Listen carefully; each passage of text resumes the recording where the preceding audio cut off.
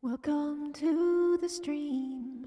Today, we're gonna be talking about the Brewdog CEO being cringe, AI, shiz, cringe, shit, and the UK economy is on fire, but also the US economy is on fire. Lucy Letby updates, and two bozos debunk me. But first, we're gonna start out with a little bit of a jam. All right, let's get into it.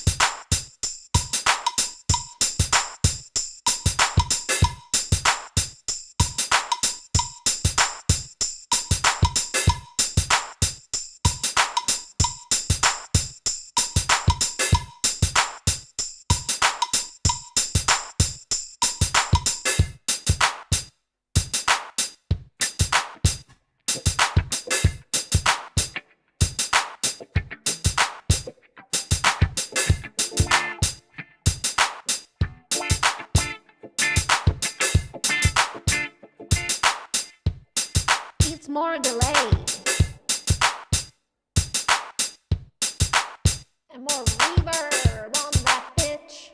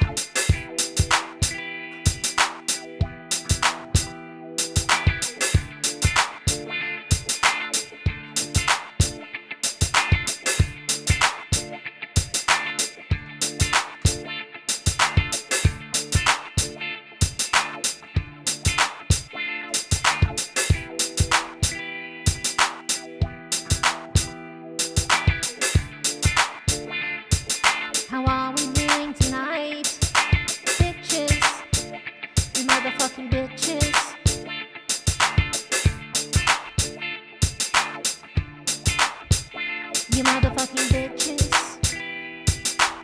Yes, it is orange! Like my orange boy, who you can see.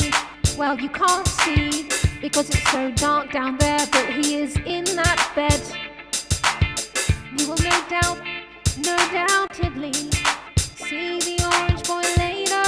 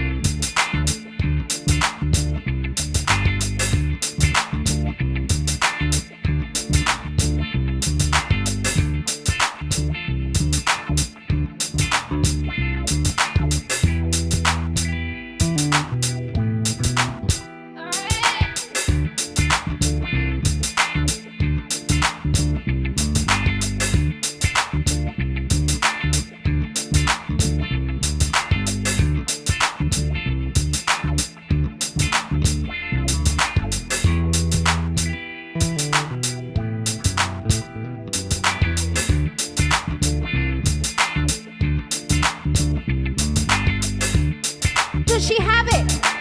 Has she fucking got it?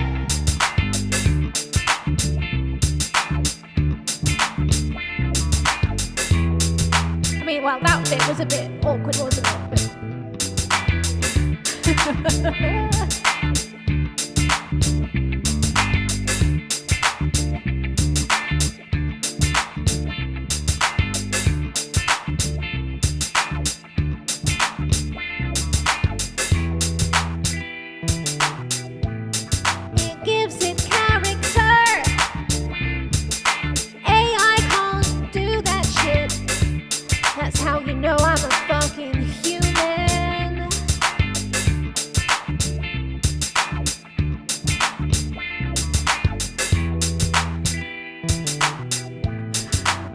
Wonder if we can fix it in post?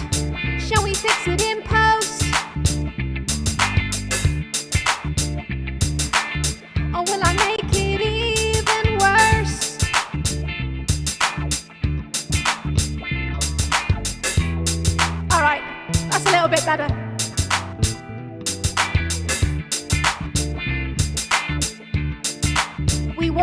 bitch. We cheated and we walked it.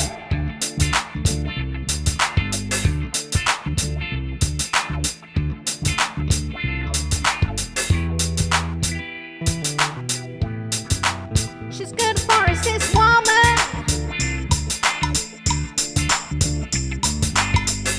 She's alright. She's alright for a cis woman. Am I in the right key? I don't think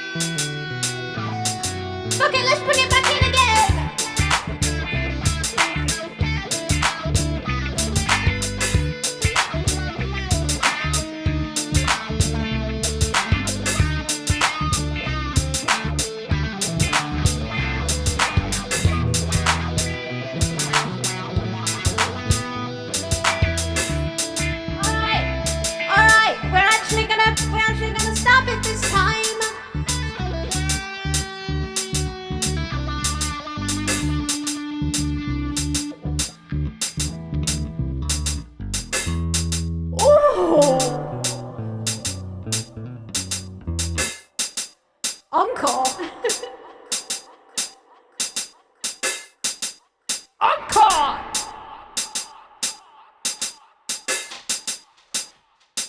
Echo!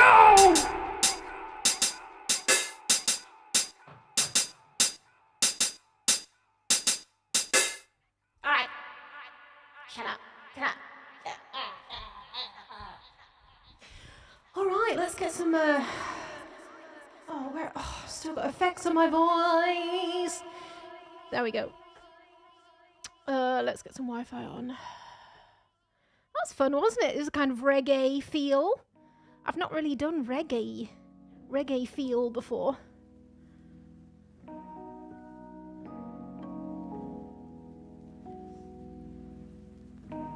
That could have ended up very offensive to an entire culture, but I think that turned out okay. Oh, that's loud. I should do reggae more often. Oh, we don't want loud lo-fi. We want low. We want low lo-fi.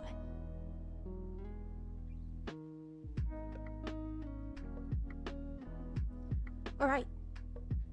Now, I need to move the camera.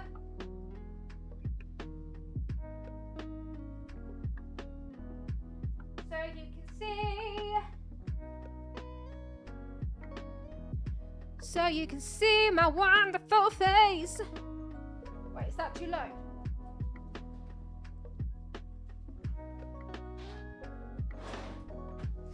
Is that too low? No, it's not. That's cool. That's perfect. Perfect.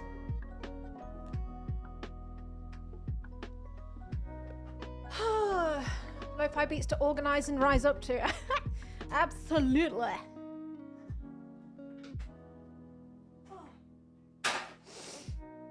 How are we doing? It's good to be back. I didn't really do a chatty stream last week. To be honest, I was feeling a bit burnt out with everything. The news was very depressing. The news is still very depressing, to be honest. But we'll talk about some shit. I've been like thinking about how to stream in a way which is good for my mental health. Because I do have to prioritize that sometimes, and yeah. The thing is with because streaming is not technically my main thing, I kind of have to try it and find a way to slot it into the rest of my life in a way that doesn't take over it, because I do need to spend most of my time working on my video essays, because that is my main thing. And sometimes it feels like streaming is taking up too much of my brain space, especially when the news is really heavy, and I kind of feel like, I know I shouldn't feel like this, but I kind of like feel obliged to like have a hot take on like awful things that are happening in the world. And sometimes that's kind of like overwhelming when you're also trying to like really delve deep into a completely different topic and write a really good like video essay on a completely different topic. So you've just like barely even been thinking about it, and then the weekend comes around and you're like, oh god, I have to have like a really good take on this really awful thing that's happening in the world. And I kind of have to, what I have to do is sort of tell myself, look, I don't have to talk about everything. I just don't. Because I also, like, I worry that, like, I'm gonna say the wrong thing or something as well, and I just need to, do this in a way that doesn't, send me insane, to be honest. So I've been thinking about that a lot.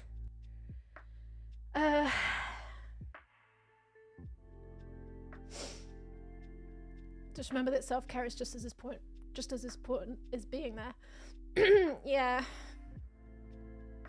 Yeah, it's like, it's been a lot. There's so many things I want to do. I want to stream, but I also want to like make video essays, and I always want to make something more amazing than the last thing that I did. I put a lot of pressure on myself, to be honest.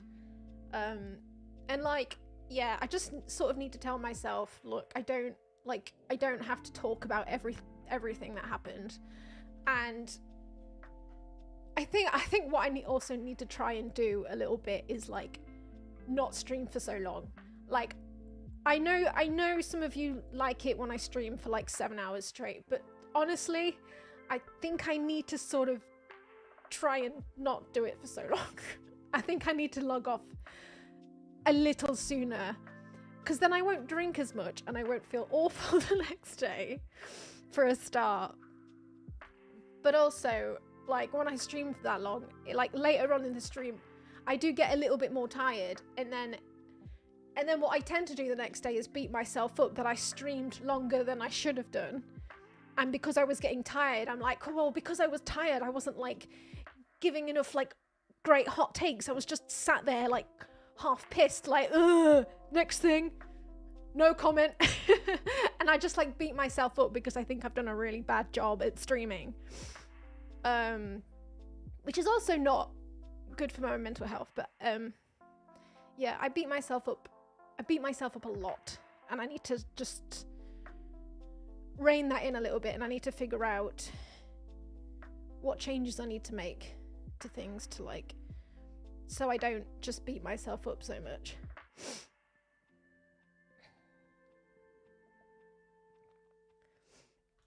Imagine Hassan or Asmongold saying any of this.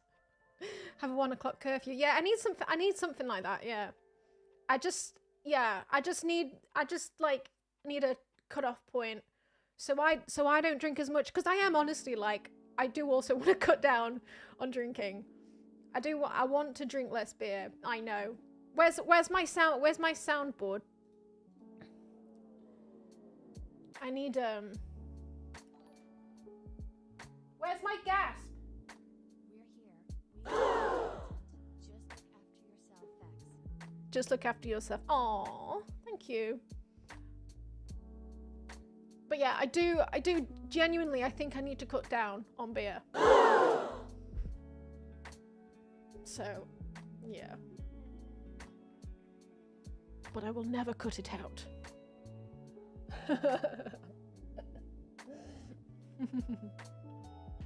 Non-alcoholic beers.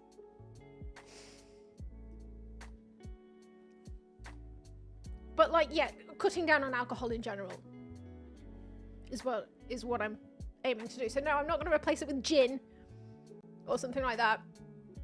I think I just kind of need to cut down in general.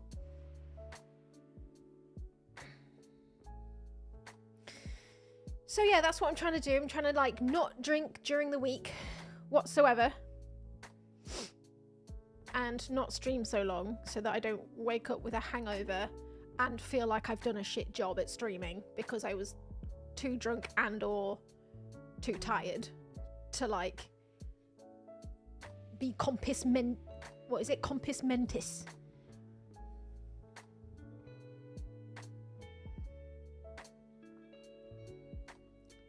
Champagne has the lowest calories out of all alcohol, does it?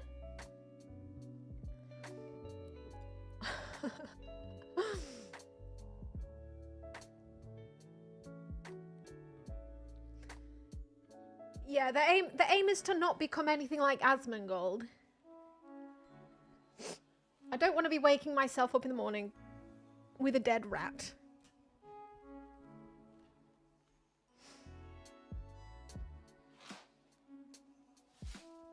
Britain is going to be the 54th state after Canada, Greenland and Panama.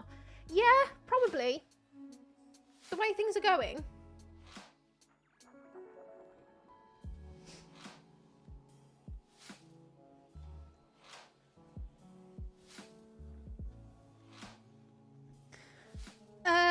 What have I been doing this week anyway?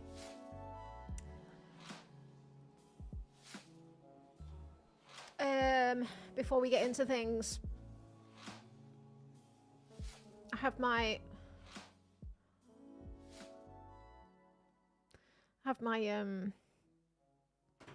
what's that thing called? Thermostat. I have my thermostat next to me just to make sure that the bloody heating doesn't turn itself off. because then I get cold. I know I'm wearing a strappy shirt. But hey, that's just me being stupid.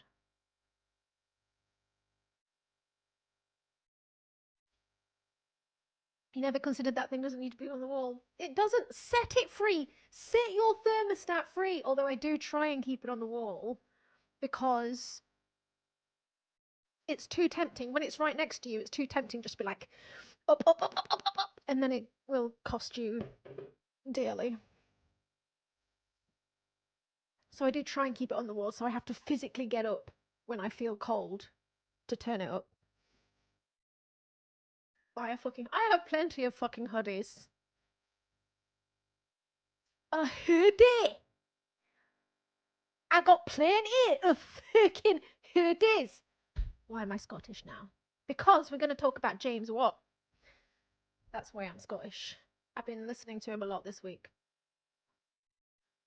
I have been doing research on him.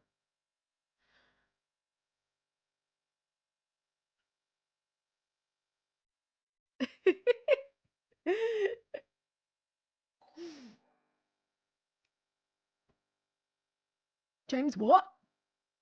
So James Watt is the is actually also the name of a famous inventor, I believe. James Watt. Who's the famous inventor guy? Scottish inventor and mechanical engineer.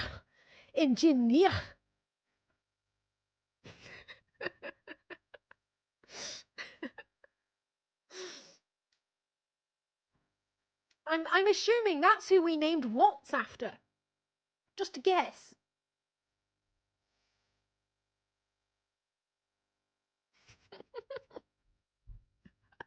It wasn't the reggae that ended up being offensive to an entire culture. It was the bad Scottish accent that ended up being offensive in the end. I'm sorry.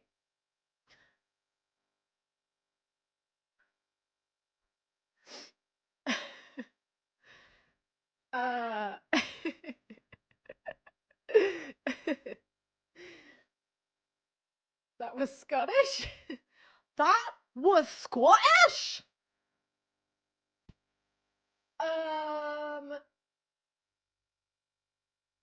So yeah, I know a lot about this guy now because I decided to. I've started doing like a little podcast for the Patreon. Patreon.com/mooncat. You can get access to the Discord there, the private Discord channels. Ooh, do I have an ooh? I always forget what.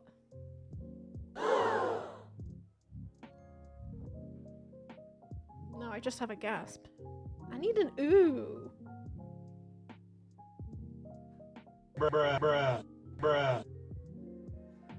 Yeah.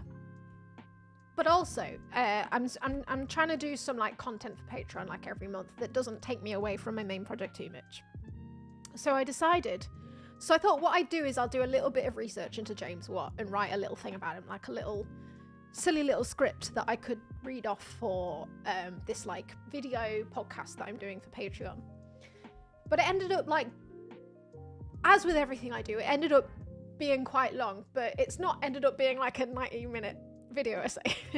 It's more like 20-25 minutes, thank God. I've written about like 2,200 words on him, and it's like, it's kind of like a fun, like it's not a deep dive, it's like a quick dip.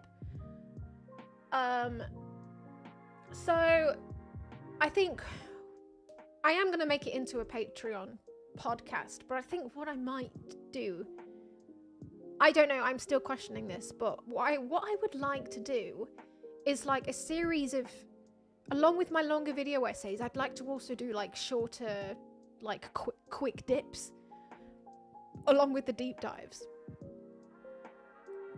Because like not everybody who sees me for the first time is gonna like want to watch a 3-hour video.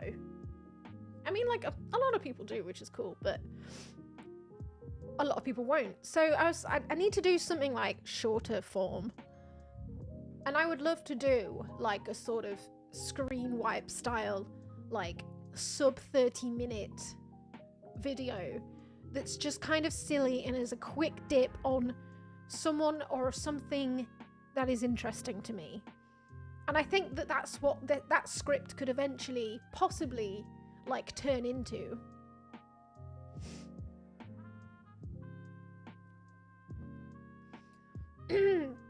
So yeah, anyway, what I'll do is I'll put that out on Patreon and you can see the script as it is, and then you Patreon guys, maybe you can give me a bit of feedback, be like, yeah, maybe this could work as a sort of screen wipey silly little episode. So yeah, anyway, that's what I'm gonna upload next on the Patreon. But other than that, I have been working on by the way, this is me being an idiot for trying to use a feature that Patreon have just added to their website. But I decided to make it like a sort of podcast that would also work as an audio only podcast that you can get on podcast apps if you're signed up to the Patreon. But that fucking didn't work, did it? It like the RSS feed thing didn't bloody work. So I'm talking to Patreon support about it, and they have their coder guys on it, and they're working on it. So hopefully eventually it will be available as like an audio only thing. And I am planning eventually on making some podcasts like just free. So eventually, hopefully, it will be like a free podcast with extra bonus episodes through Patreon. That's the plan at the minute. If we can get the bugs ironed out.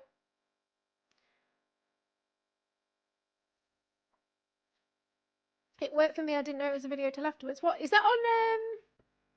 What platform? Spotify, or was it on a different one?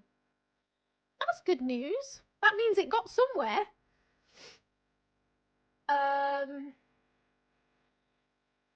What else am I talking about?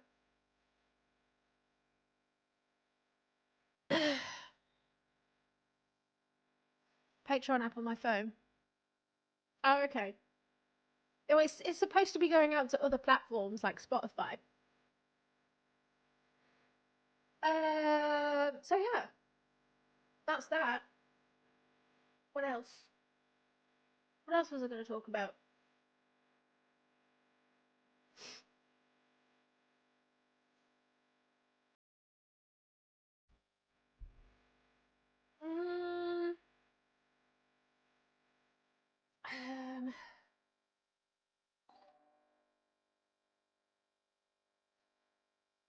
Thank you for the sub. So, what shall we get into? Like, all right, let's watch some random shit first, shall we? I don't think I've got any more personal news. Other than that, just working on lots of shit.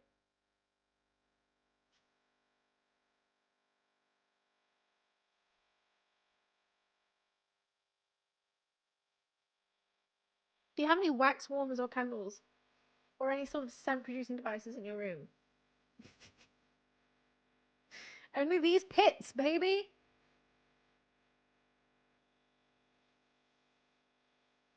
A lovely musk.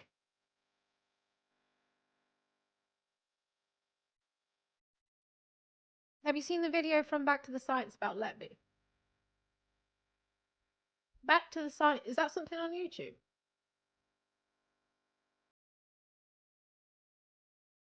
Back, is that like a YouTube channel? Let's have a look at this. Back to the Science.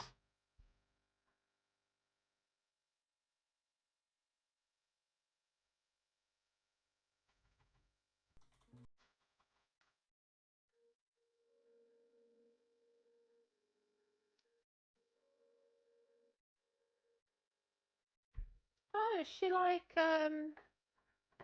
Alright, let me change the screen.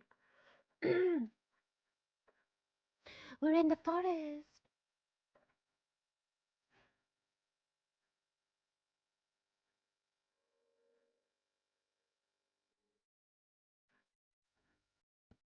I've never heard of this lady. Back to the science. Lucy, that is she like one of the people who thinks that she's guilty?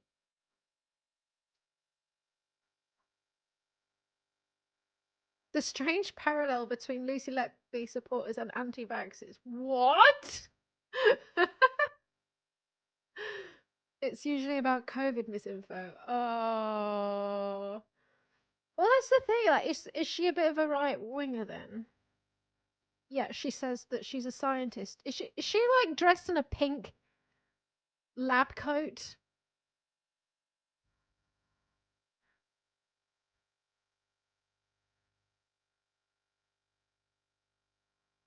Is anyone a Letby supporter? Well, that's the thing. It does get weirdly parasocial sometimes. So,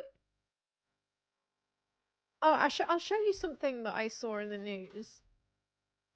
So there's a lot of people in the UK who think that she's innocent, and some of them got weirdly parasocial about it. So her birthday was on the 4th of January, about a month ago, and they threw a birthday party for her. um, Let me see if I can find a picture, which is weird. Uh, I don't. Oh, I can't really find a good news story about it. Hang on a minute. I saw it on Instagram somewhere. Metro.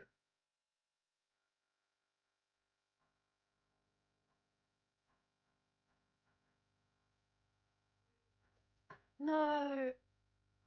Oh, maybe this is where I saw it.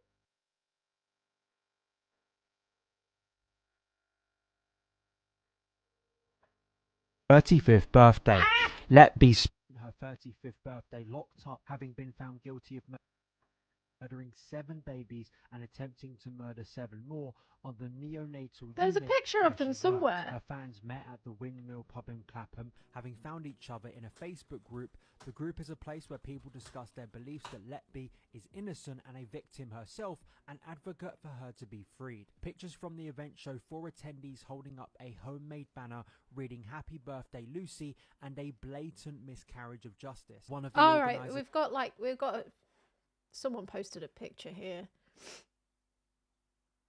It would appear that my old local in Clapham hosted a Lucy Letby birthday party.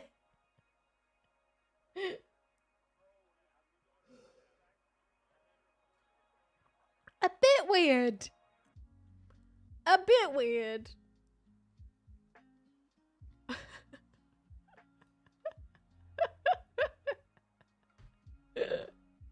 I mean,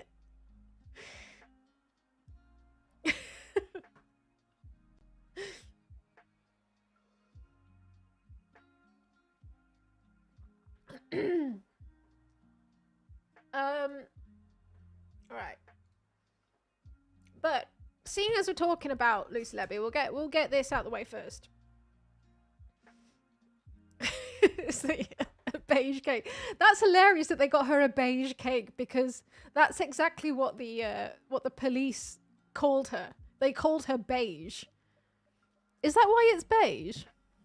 It just says Lucy 35 on it. But no, they literally called her beige.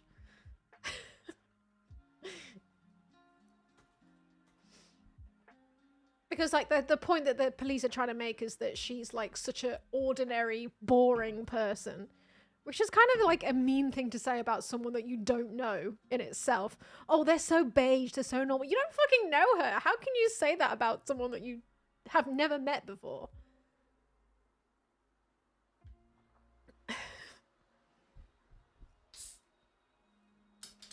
She's such a beige Becky.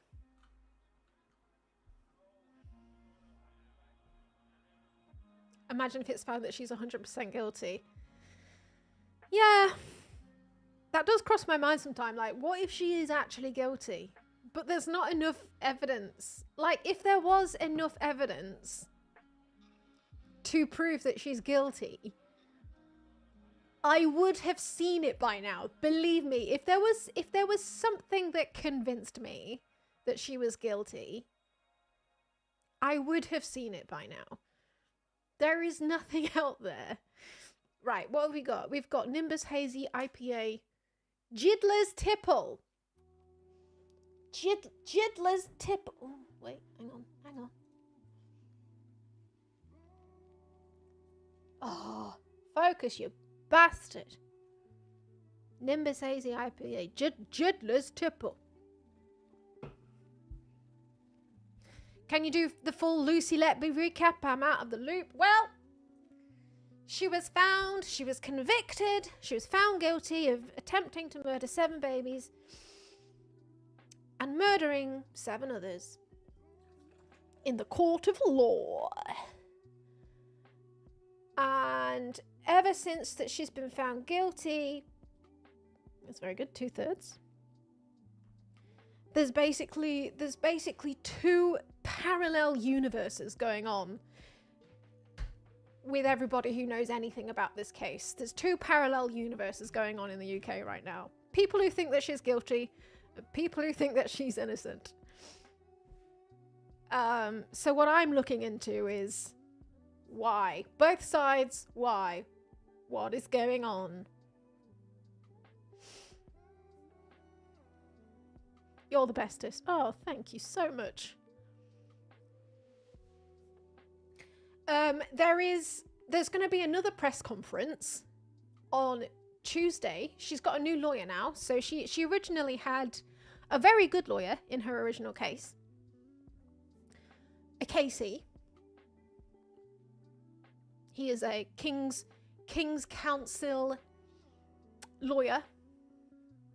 A guy with the silks and all. That just means a very good lawyer, if you're not from the UK. It just means really good lawyer. He's been a lawyer for decades, knows his shit. She had a really good lawyer originally. 10-month-long trial. She got found guilty of all of these murders. Now she's got a new lawyer, Mark McDonald. He is holding a press conference. Another press conference. He already held a press conference, which was like wild because he had a doctor come out and basically accuse one of the doctors who accused Letby. He accused that doctor of actually murdering that baby by accident. And he's looked through all of the medical notes and he was like, yep, that doctor killed that baby, not Lucy Letby. And he came out and he did a whole press conference on that. Now, there's going to be another press conference with her new counsel, Mark McDonald, on Tuesday next week. And he's apparently got even more medical evidence that she did not kill any babies. And it's probably more medical evidence that it was doctors or other nurses' fault that the baby accidentally died. It's getting wild.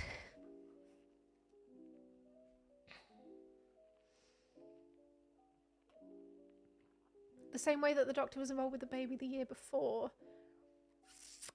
I'm not sure. All 7 of the children, all the 7 of the children that died. So one of the children that died, baby O, that's the one that they proved that a doctor actually killed that baby. It's going to take a lot of work to do it with like all 7 or all 14 instances that she got found guilty for. It's going to take a lot of work to go through all of the evidence and figure out what happened. But the thing is, like, even if like there is substantial evidence for at least like 3 of the instances that she got convicted for. There's substantial evidence that she's actually not guilty. Oh, we've got a visitor.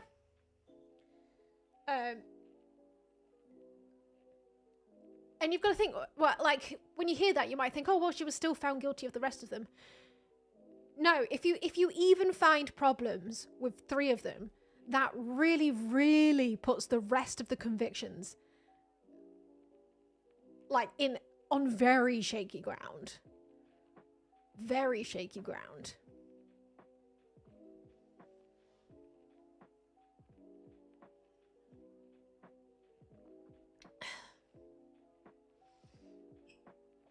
Brooklyn, say hello to the people. Oh, don't hide under the desk. There we go. Hello. Hello. Hello. Shall we full screen you? Shall we full screen you? Hello. A very letharged orange boy. You know what? He's got, like, his eyes. You see his eyes, they're getting gooier and gooier. I don't know if it just happens, like, as they get older. But, like, getting rid of Brooklyn's eye goo these days, he's nearly 8 now.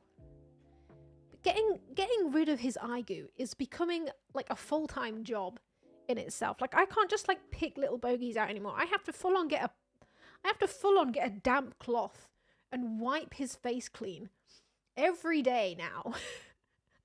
I'm trying to do it, like, backwards.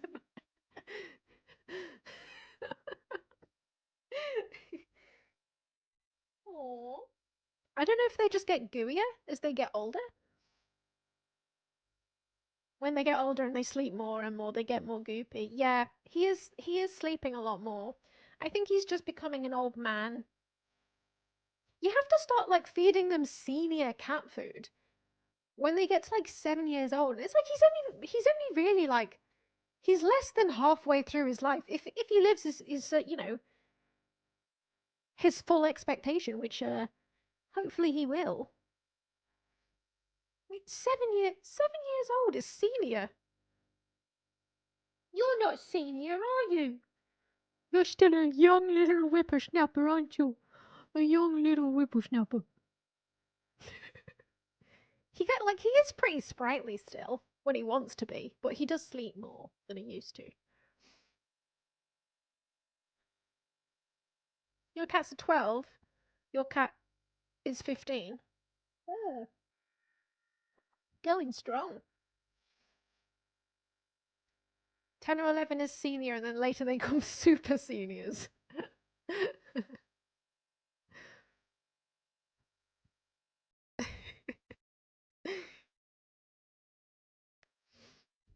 Anyway, I hope there's not an actual problem with his eyes, but he has been extra goopy recently.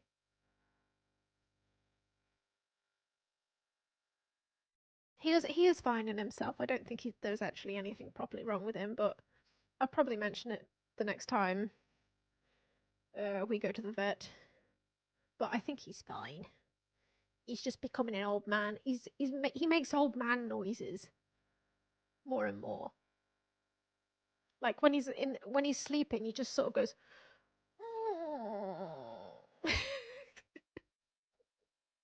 It, like, sounds like a proper old man noise. And he likes to get under a duvet. Like when I have, like, a duvet over me on the sofa, which I do normally, he likes to climb underneath it, and then he'll fall asleep underneath the duvet, and then he'll start making his old man noises. He'll start snoring. He'll be like, "Mm, mm," and he makes it sound like I'm just farting. It sounds like I'm farting just continually, but it's Brooklyn. I swear it's Brooklyn making his old man noises.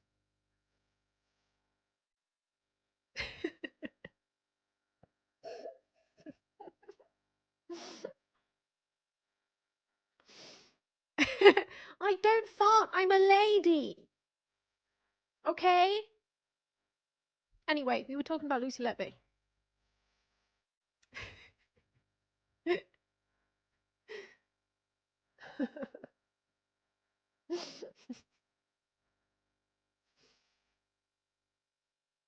um, yeah, so what came out this week is wild. Like, this is the wild thing that came out this week. So I don't know how this guy, David Rose, he's a journalist for Unheard. So Unheard is quite a Tory journalistic outlet. Like, if you go, they're kind of Tory. They reckon that they're centrist, but whenever someone says they're centrist, I mean, they're a little bit Tory, aren't they? But they're doing some good stuff on the Letby case. And like, as I look into the Letby case, like, there really is like sort of like no partisan kind of opinion on it. It's like half Tory leaning people think that she's guilty, half Tory leaning people think that she's innocent, half lefty people think that she's innocent, half lefty people think that she's guilty. So, I mean, this is an interesting one because it's not like, there's not like a sort of clear sort of like socialist angle or conservative angle to the whole thing, which is very interesting to me. But basically, they're a kind of right-wing outlet, but they've done some really good work on the Letby case. And I don't know how this journalist, David Rose, got hold of this scoop. I really want to know how journalists get hold of these things. Because this is what I want to do. This is what I want to do. I want to get these fucking scoops, man. I want to get these fucking scoops. I'm jealous. So, anyway. Somehow, this guy got hold of, like, the original police notes. The very first police notes that were wrote when Dr. Dewey Evans, Dowie, he's Welsh. You meant to pronounce it Dowie. Dowie Evans, Dr. Dowie Evans, he's the prosecution medical expert witness. And he got involved with the case very early on. He helped the police convict her. And somehow this journalist got hold of the very first notes that Dowie Evans gave to the police after the police had given him all of the medical notes of all of the babies that died in that period. He got hold of all of the notes, which they've been keeping secret for some reason. For some reason, they didn't want the public to see any of those notes. And what he found... So if you don't know anything about this case, okay, if you don't know anything about this case, the main thing that got her convicted was this shift chart. I'll show you the original one.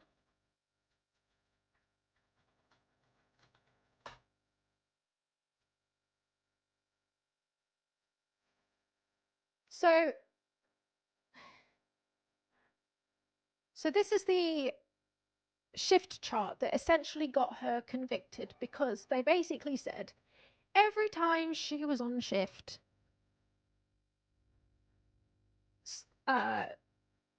every time something suspicious happened, she was on shift, whereas nobody else was there for every suspicious event. That's how they got her convicted. This guy has found the original notes, and this is what the original hang on a second. This is what the original chart looks like after he first found all of the suspicious events that occurred on the ward. This is what the chart looked like.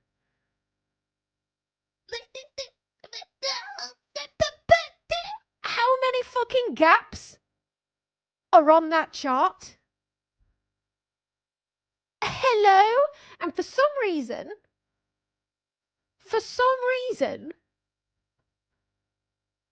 they thought, oh, well, maybe those ones aren't actually suspicious. We got it wrong. That those ones, when she wasn't there, they're actually not suspicious. And then they redid the investigation into what was suspicious or not. And surreptitiously, somehow, they managed to get rid of every row where she wasn't there. Somehow. Some people might call that confirmation bias. Maybe. So this is a big revelation in the whole thing. Because for some reason, Dowie Evans didn't want anybody to know this, and neither did the police.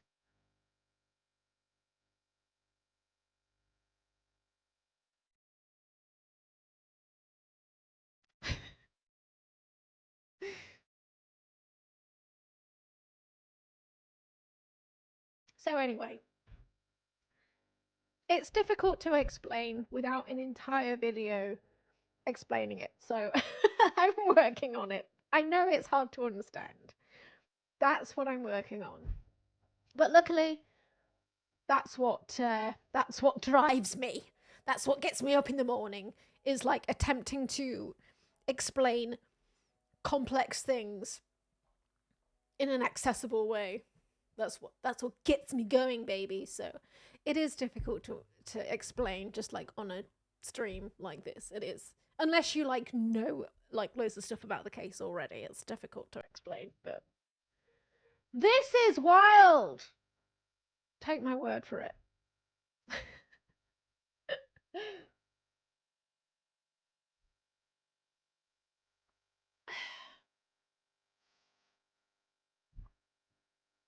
Agatha Mooncat. Most people watch EastEnders and Grey's Anatomy. Moon goes through graphs and legal notes. Absolutely. That's what gets me going. That's what gets my rocks off. What is a nurse? What is a baby? Oh, God.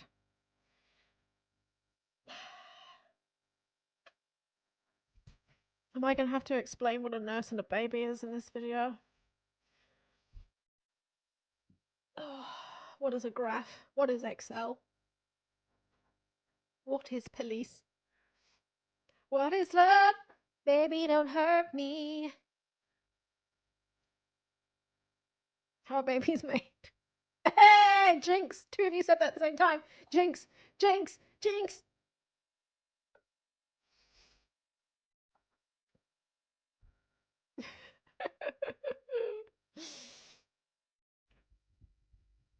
Right.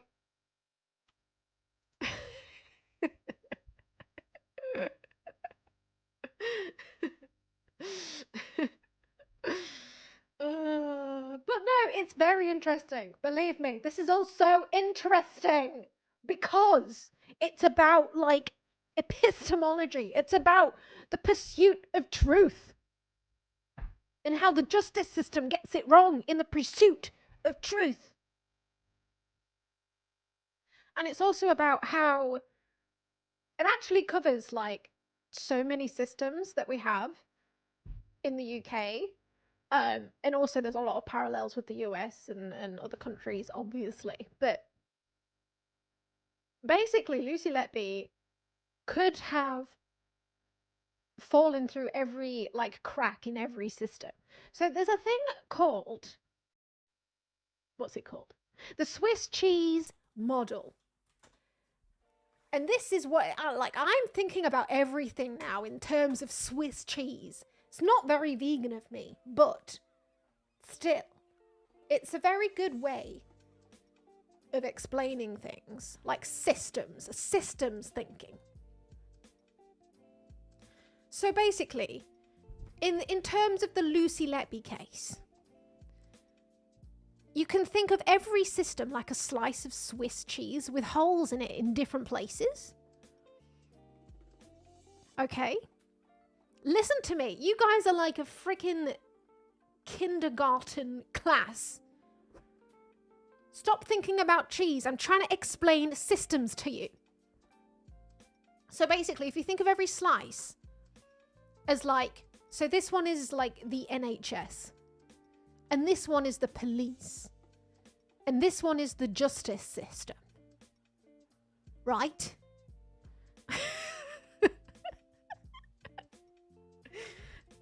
Basically, Lucy Letby has fallen. She's this red arrow here. She's literally gone through every hole in every system and ended up in prison for life and dying in prison. Because basically she worked on an NHS ward which had fallen through every systemic crack there was. It was one of the worst performing wards in the country because of like austerity, budget cuts. It was one of the oldest that had ever been built in the country. It was built in the 1970s. Therefore, they had a pretty bad death rate and collapse rate for neonates anyway. That was the first hole that she fell through. Then it was how the police did their investigation. She fell through that hole because of all of the confirmation bias that went on there. And then she's fell through various holes in the justice system. These are like different systems stacked on top of each other that are supposed to like, we're meant to be able to like, you know, plug up as many holes as possible to prevent shit like this from happening, basically. And she's fallen through every crack in the system. And the thing is, the more austerity you have in systems, the more cracks you're going to have, the more holes you're going to have in systems. The more austerity there is, the more holes you're going to end up with. So that's what happens. More and more people fall through the cracks. And you could also apply this to like people with addiction problems, and you know, the way that they can fall through cracks if they don't get a job, and then they get like depressed, and then they can fall back into their addiction problems and stuff like that. There'll be problems with like, you know, the job seekers system, and there'll be problems with the systems that are supposed to be in place to like take care of people who have addiction problems, and they can fall through these cracks. But then what happens is when they fall through all of those cracks and they end up on the street somewhere having an overdose, the more and more cracks there are, they end up on the street having an overdose, then it makes it really easy for someone like Tyler Oliveira to rock up to them on the street with a camera, being like, whoa, look at this guy having an overdose on the street. Guys, he's having an overdose on the street. Wow, what's happening to society? Why can't people just fucking not take drugs? Why is that so difficult, man? You know what I mean? It makes it like so much easier for people to blame things on individuals and their flaws, rather than looking at all of the systems that person has obviously fallen through, all of the cracks, all of the Swiss cheese holes that person has obviously fallen through, that they've ended up in that situation.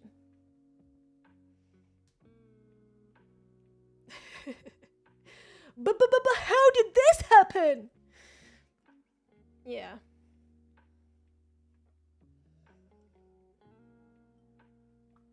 So, essentially, Lucy Letby, teaching the world about this Lucy Letby case is a little bit like teaching people about systems and how systems work and how systems are supposed to, you know, be safety nets for people. So that they can, you know, they can catch these people before they fall down onto the next Swiss cheese slice. It's a bit like socialism, but not really socialism. It's socialism in disguise. That's what it is, really. Shh. So yeah, anyway. It's interesting.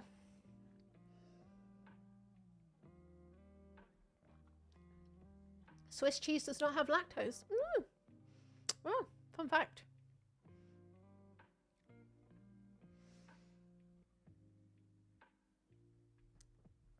But yeah, apparently, like, people in engineering, this is quite big in engineering.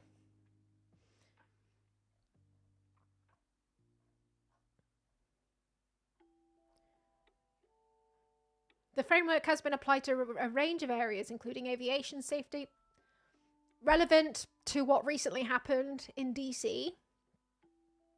when that crash happened. So like, basically, those kinds of accidents, realistically, they don't happen very often.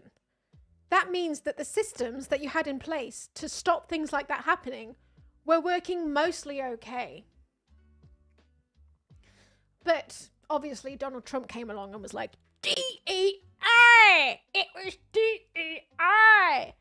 But in reality, because it actually doesn't happen that often, like those kinds of accidents in the US don't happen that often, it means that the systems were actually mostly working okay, but somehow something slipped through the holes in the Swiss cheese to make that happen. And there needs to be an inquiry to work out what holes were in the slices of Swiss cheese that made it happen. And we don't know yet, but it definitely wasn't a black lesbian woman, probably. Probably wasn't that. Probably was more likely to be funding cuts somewhere. And that policy that cut funds somewhere was probably put in by a Republican and not a Democrat, but you can't figure this shit out until you've done an entire inquiry. And by the time you've done an entire inquiry, the event is not politicized anymore. So you can't benefit from it.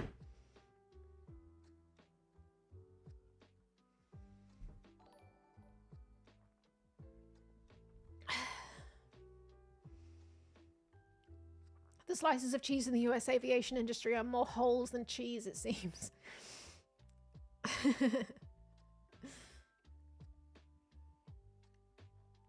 Yeah.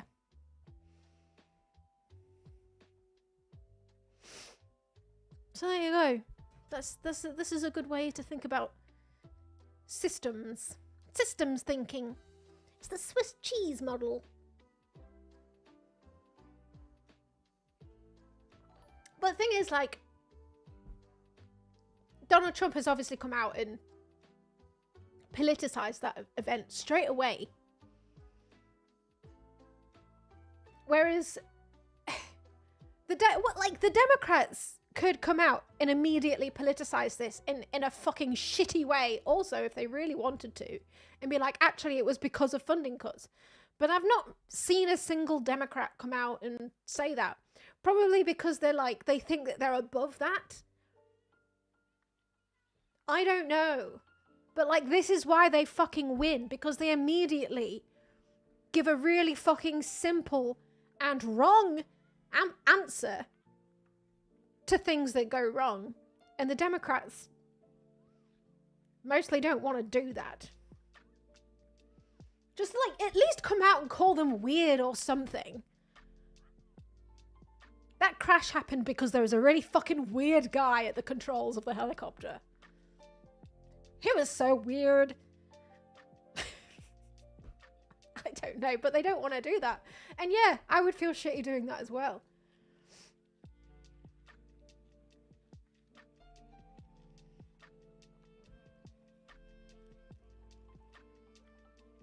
Anyway, seeing as we're talking about the helicopter, why don't we carry on talking about the helicopter plane crash?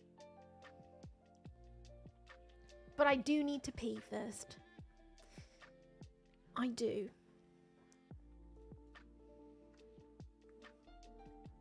I know your favourite part of the stream is when I leave to stream out of my bladder and play you this song.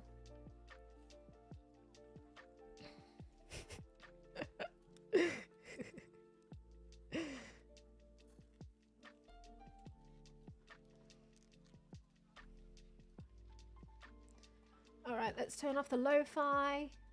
Thank you, lo-fi. It's been great. Let's go.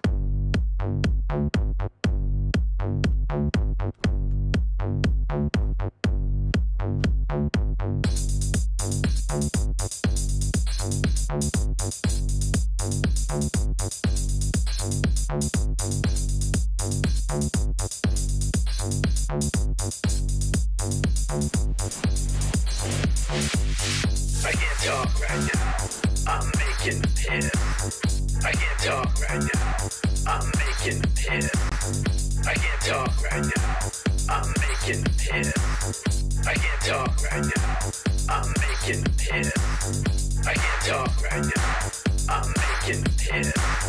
I can't talk right now. I'm making hits. I can't talk right now. I'm making hits. I can't talk right now. I'm making hits. I can't talk right now. I'm making hits. I can't talk right now. I'm making hits. I can't talk right now. I'm making hits. I can't talk right now. I'm making hits. I can't talk right now. I'm making hits. I can't talk right now. I'm making hits. I can't talk right now. I'm making hits. I can't talk right now. I'm making hits. I can't talk right now. I'm making hits. I can't talk right now. I'm making hits. I can't talk right now. I'm making hits. I can't talk right now. I'm making hits. I can't talk right now. I'm making hits. I like to move it. You like to move. I can't talk right now. I'm making hits. I can't talk right now. I'm making hits.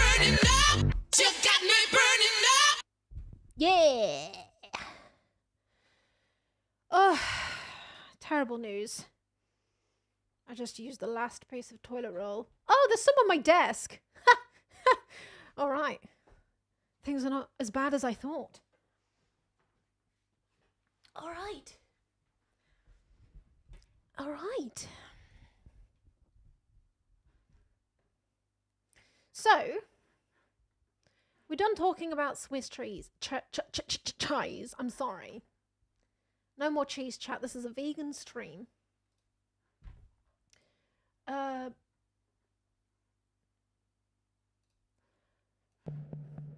25, get the CRJ in sight. Pass 25, pass line is CRJ. At 8:47 p.m., an Army Black Hawk helicopter collided with a regional jet in the nation's capital. The crash occurred over the Potomac River near Reagan National Airport, killing 67 people. It's one of the most restricted airspaces in the country, but this particular area has long worried pilots like retired Army officer Daryl Feller. That's probably the most dangerous spot on all those routes in D.C. So here's everything we know about why that area is so precarious. The 33-mile radius around Washington, D.C. is considered a special flight rules area. Pilots have to have advanced clearance from the FAA to fly here, and aircraft must have altitude encoding. I heard that was like that's a really complex area of airspace to do air traffic control around, isn't it? Because you have so much aircraft going in every direction all the time. It's like spaghetti junction for flying things. Transponders, among other things. But apparently that what they were flying through at the time wasn't like a particularly busy area, from what I heard. Transponders, among other things. Within that, there's a 17-mile flight-restricted zone around Reagan Airport, with even stricter rules. And then there are prohibited areas around the White House, National Mall, and the Vice President's residence. But even with the restrictions, it's still one of the most congested airspaces in the country, with civilian, military, police, and other government aircraft constantly operating. To help manage this, DC has designated helicopter corridors, as well as altitude restrictions to keep everyone safe. So what happened during the crash? Flight data shows the Black Hawk helicopter flying south down a helicopter corridor over the Potomac River. Military officials say the pilots were experienced and were conducting an annual night training mission known as a check ride. Meanwhile, American Airlines Flight 5342 was traveling north toward Reagan National. It was originally supposed to land on runway 1, with a flight path that goes up the river. But at approximately 8:42 p.m., minutes before landing, the jet was told to use a different, shorter runway. Check runway 33. Yeah, we can do 33 for Blue 6342. Change the turn for runway 33, clear to land.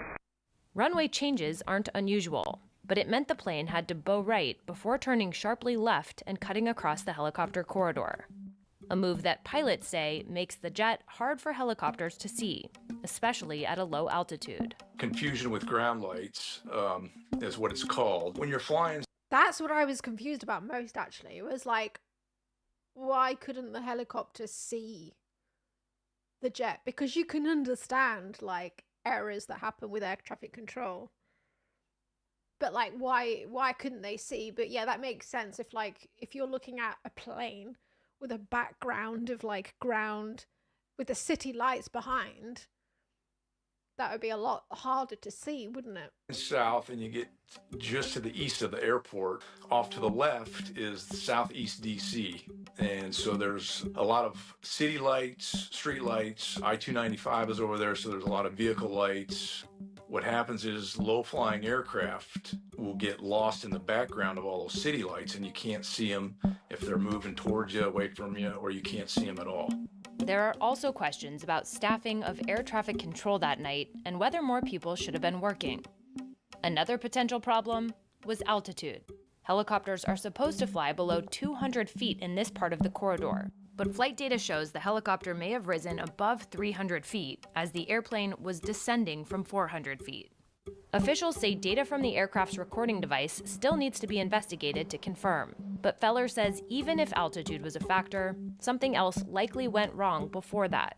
A professional Army aviator Holes in the cheese! is not going to fly within 100 feet of a passenger jet. He's just not going to do that. I would suspect that he didn't see the jet. During a press briefing, Defense Secretary Pete Hegseth said this. There was some sort of an elevation issue that we have immediately begun investigating at the DoD and Army level.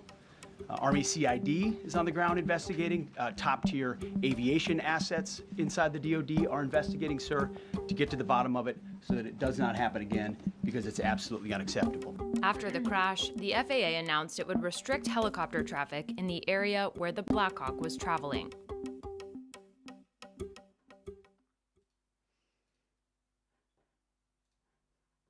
For family.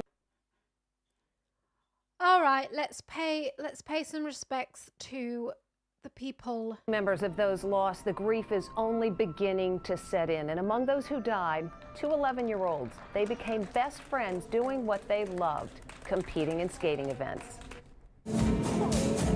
It's the ice dance routine that won over the judges. It like literally amazes me. Whenever I see people do this kind of shit on ice, I'm like, I can't even go in a straight fucking line, guys. It's just amazing to me seeing people do this.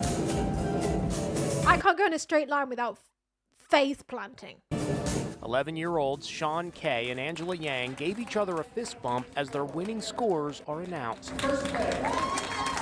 Sean smiles broadly as he also fist bumps his coach. All three perished on Flight 5342. Sean and Angela were both on the plane with their mothers. The youngsters had been skating together for about 2 years. It's a very strong personal bond. We spoke to Sean's heartbroken father, Vitaly. It's just what they do. This is their life. Rising star Brielle Byer is a cancer survivor and turned 12 just 2 weeks ago. She was on the flight with her mom, Justina, who created this elaborate balloon backdrop for Brielle's birthday party. Justina made all this by hand. Every birthday, every event for the kids had to be special. Brielle's dad, Andy, is inconsolable. I'm in shock right now. Everything is really numb for me right now.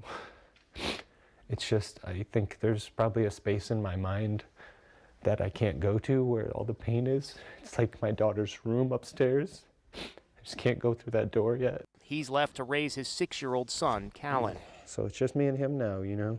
There's a growing memorial on the steps of the Virginia home of the Livingstons, where 11-year-old Lydia and her 14-year-old sister Everly lived. 2 years ago, Everly was featured on local TV. My goals are to actually be a part of Team USA and travel around the world. The sisters and their parents were on the doomed flight. Now, they're all gone. This video was posted by 16-year-old Spencer Lane. It is his last performance on the ice. He lands a perfect triple toe loop at the development camp in Wichita. My name is Ian, everybody. Today, flight attendant Ian Epstein is trending after former passengers started sharing videos of his charming in-flight announcements, calling him the best flight host ever. There is absolutely positively no, and I mean no, frowning at all on this airplane. Christina Stovall's son Mikey was on the flight with 6 buddies. I've never had a flight attendant with as much personality as that, I don't think, ever. All heading home from a hunting trip. They reassured me none of those guys knew what happened. It was so instant that there was no time to fear or anything. It was instantaneous. I guess that's a blessing. American Airlines announced today that it'll be retiring the number of that doomed flight. There will never, ever again be a flight 5342.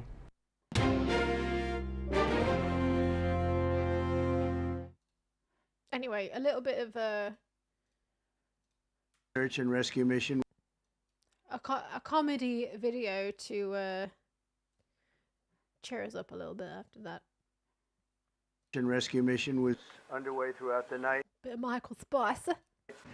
Leveraging every asset at our disposal. Yep, that's it. Just keep to the facts. Just tell them the facts. We do not know what led to this crash, but we have some very strong opinions. No, we don't. We don't have opinions. Not now, just facts. And I think we'll probably state those opinions now. No, we won't. I changed the Obama standards from very mediocre at best to extraordinary.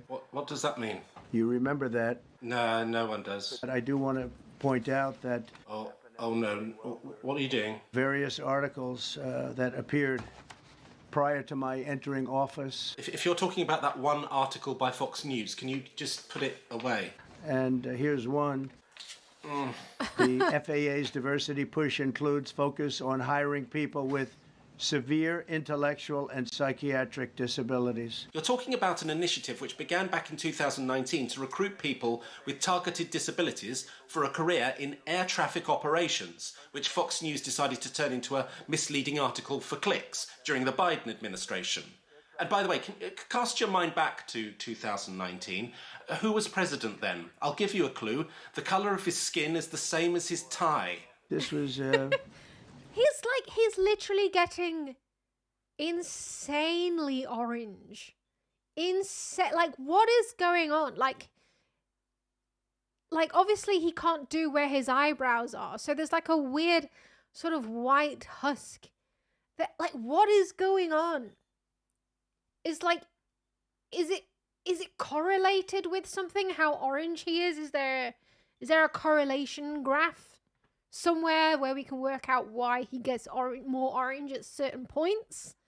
On January 14th, so that was a week before I entered office. No, it was January 14th, 2024, actually, but it doesn't matter because everything you've said up to this point has been a complete lie anyway, so just make up the date. Why not make up a brand new date? How about that? What about March Tobury the 50 plinth? Then another article, the Federal Aviation Administration.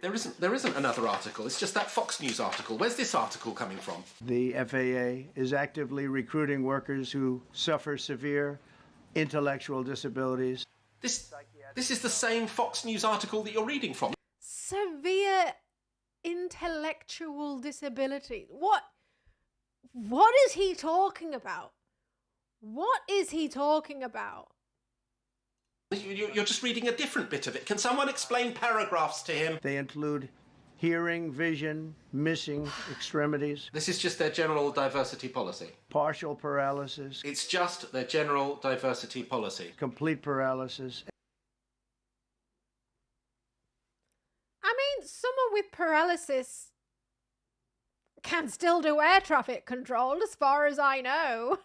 Epilepsy. It's just a general diversity policy across all operations. It's got nothing to do with the specific... Is he, like, suggesting that someone had an epileptic fit and that's why this happened? Specifics of air which traffic is overseen control by Secretary Pete Buttigieg. Oh, no. He's a disaster. He was a disaster as a mayor. Can we just skip the insults? Because I've got something in my slow cooker. And he's a disaster now. He's just got a good line of bullshit. The plane only crashed 12 hours ago. Do you really think mudslinging is appropriate at this time? You know, just on a scale of 1 to disgusting. Should not have happened. Please, sir. What? Who's this? Well, thank you, Mr. President, for your leadership. Oh, here we go, the bearded dog whistle. But I just want to re-emphasize something the President said. Yeah, absolutely, why not? I really want to hear everything said the all Care over again, Bear. but this time by a baby Nazi with a crayon beard. If you go back to just some of the headlines over the past 10 years... What headlines? You have many hundreds of people... What people? ...suing the government because they would like to be air traffic controllers, but they were turned away because of the color of their skin. Okay, how about an example? Just let's hear an example. Just one example. Thank you, Mr. President. No, he's gone. Okay, well, that was a completely necessary interjection directly after a plane crash where nothing has been proven yet. Thanks for that, Cabbage Patch Satan. I've had the honor of hearing tapes. Tapes are scary, very scary tapes. Scary tapes. He's coming in the path, and for some reason, he had a helicopter. You don't need to describe all this. And going at an angle that was... That was what? Unbelievably bad. Oh, I see. You had a helicopter that had the ability to stop. Unbelievably bad degrees. I have helicopters. Exactly. Please don't brag about having helicopters during a national tragedy. I mean, I don't know why I should have to say that, but... It had the ability to go up or down. It had the ability to turn. Yes, we know what helicopters can do. And the turn it made was not the correct turn, obviously. This is certainly clearing up a lot of things. So. You could have slowed down the helicopter substantially. You could have stopped the helicopter. You've said all this. You could have gone up. You could have gone down. Said all this. And you could have gone... Could have done an emergency stop. He could have put the brakes on. Why didn't he do that? Straight up, straight down. You've said it again. You could have turned. You could have done a million different maneuvers. I see. Could you name them all? Because, you know, I'm having the time of my life here. They shouldn't have been at the same height. Because if it wasn't the same height... Do tell. You could have gone under it or over it. Me, really? Some really bad things happened. Did they? And some things happened that shouldn't have happened. Really? You had a helicopter going in an identical direction. You had a helicopter that was at the exact same height as somebody going in essentially the opposite direction. I mean, like, that's exactly how I feel. I'm so fucking tired of having to watch this man do things. Anything.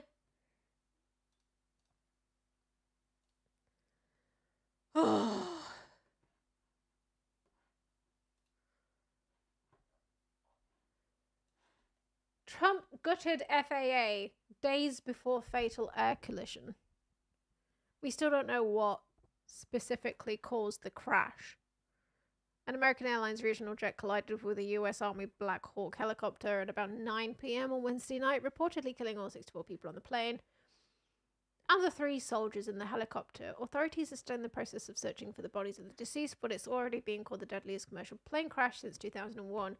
So it sure as hell isn't a great time to hear that Trump eliminated the Aviation Security Advisory Committee and ran off the guy in charge, as well as that the Federal Aviation Administration says air traffic control was understaffed at the time of the crash. Oh, the new old president wasted no time throwing the federal government into chaos, including eliminating the Aviation Security Advisory Committee on January 22nd. The Trump administration reportedly told them the Department of Homeland Security was getting rid of everyone who was on an advisory committee at the time, saying it was part of a commitment to eliminating the misuse of resources and ensuring that DHS activities prioritize our national security. The administration appears to be betting it can get away with the technicality since it only fired the people on the committee, but didn't go as far as to eliminate the committee. It still exists, but has no members.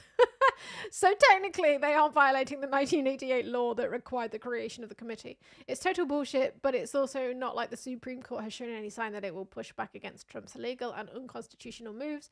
So that's fun. We also learned that Michael Whitaker, who had served as the head of the Federal Aviation Administration under Biden, resigned, with the Daily Beast reporting that he was run out of DC by Trump's new favorite lapdog, Tesla CEO Elon Musk. or rather, that should be SpaceX CEO Elon Musk. Witter wanted to fine SpaceX for breaking the law, and Musk didn't like that. As we've seen, SpaceX doesn't have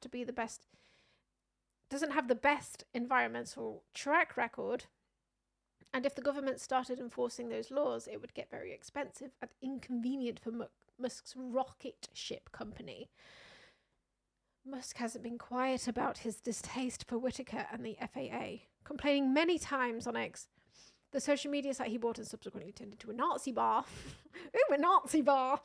Calling for Whitaker to resign, saying the FAA needed to be reformed, and responding positively to a user whose post said the FAA should not exist. While FAA administrators usually serve a 5-year term, Whitaker resigned after about a year. What's perhaps most concerning, though, is a report that the air traffic control tower at Ronald Reagan National Airport was understaffed at the time of the collision. According to a preliminary Federal Aviation Administration safety report seen by the New York Times, staffing was not normal at the time of day and volume of traffic. That meant the controller in charge of helicopters was also in charge of planes, something the FAA doesn't normally do. Among other reasons, planes and helicopters typically communicate on different frequencies, requiring controllers to split their attention. This isn't new, though. The Reagan ATC tower has reportedly had staffing issues for years. While they have 19 fully certified controllers as of September 2023, the union and FAA want at least 30. Because of staffing issues, controllers often work 6 days a week on shifts that run for at least 6 hours. So, of course, the Trump administration also included air traffic controllers in its buyout offer. Because one thing you need when ATC is understaffed is fewer controllers. The next however many years is just going to be wonderful, isn't it? Yeah, I mean, that's what I was saying before, the whole sort of like, the slices of Swiss cheese. You're going to get really annoyed at me talking about Swiss cheese. But the more funding cuts you make to, like, government departments, the more holes are going to be in the slices of Swiss cheese. Okay? The more holes are going to turn up. And when shit happens, when shit hits the fan, it's so easy for people to come along and just blame all of those fucking holes that you've cut in the cheese slices on the people, whoever was literally closest to the disaster that happened, i.e., whoever, made that decision in air traffic control, or whoever was flying that plane or flying that helicopter. It's like so easy for someone like Donald Trump to come along and be like, oh, well, it's their fault because they were right next to the disaster that happened. And it's so easy to like completely disregard all of the extra holes that you've punched in the slices of cheese. So easy to disregard that because all of that shit is like so difficult to explain. Anyway, like, no one's going to understand that shit. No one's going to understand that because you put a hole in this system, and then a hole in this system, and then a hole in this system, that means it was, therefore, statistically more likely for something to happen. That's a really, really boring way of explaining why things happen. But that's why things happen. It's so boring. To explain it like that. But that's why things happen. The exciting way to explain why things happen is to come along and be like, oh, it's women. It's black, female lesbians who are gay. Lesbians who are gay. That's a much easier way of saying it.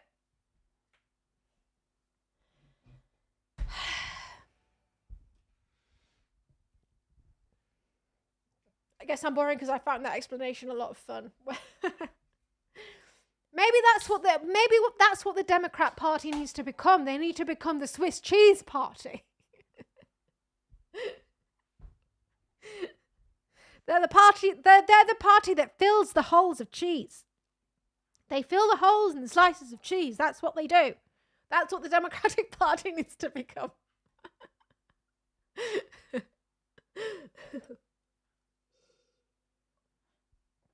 Anyway.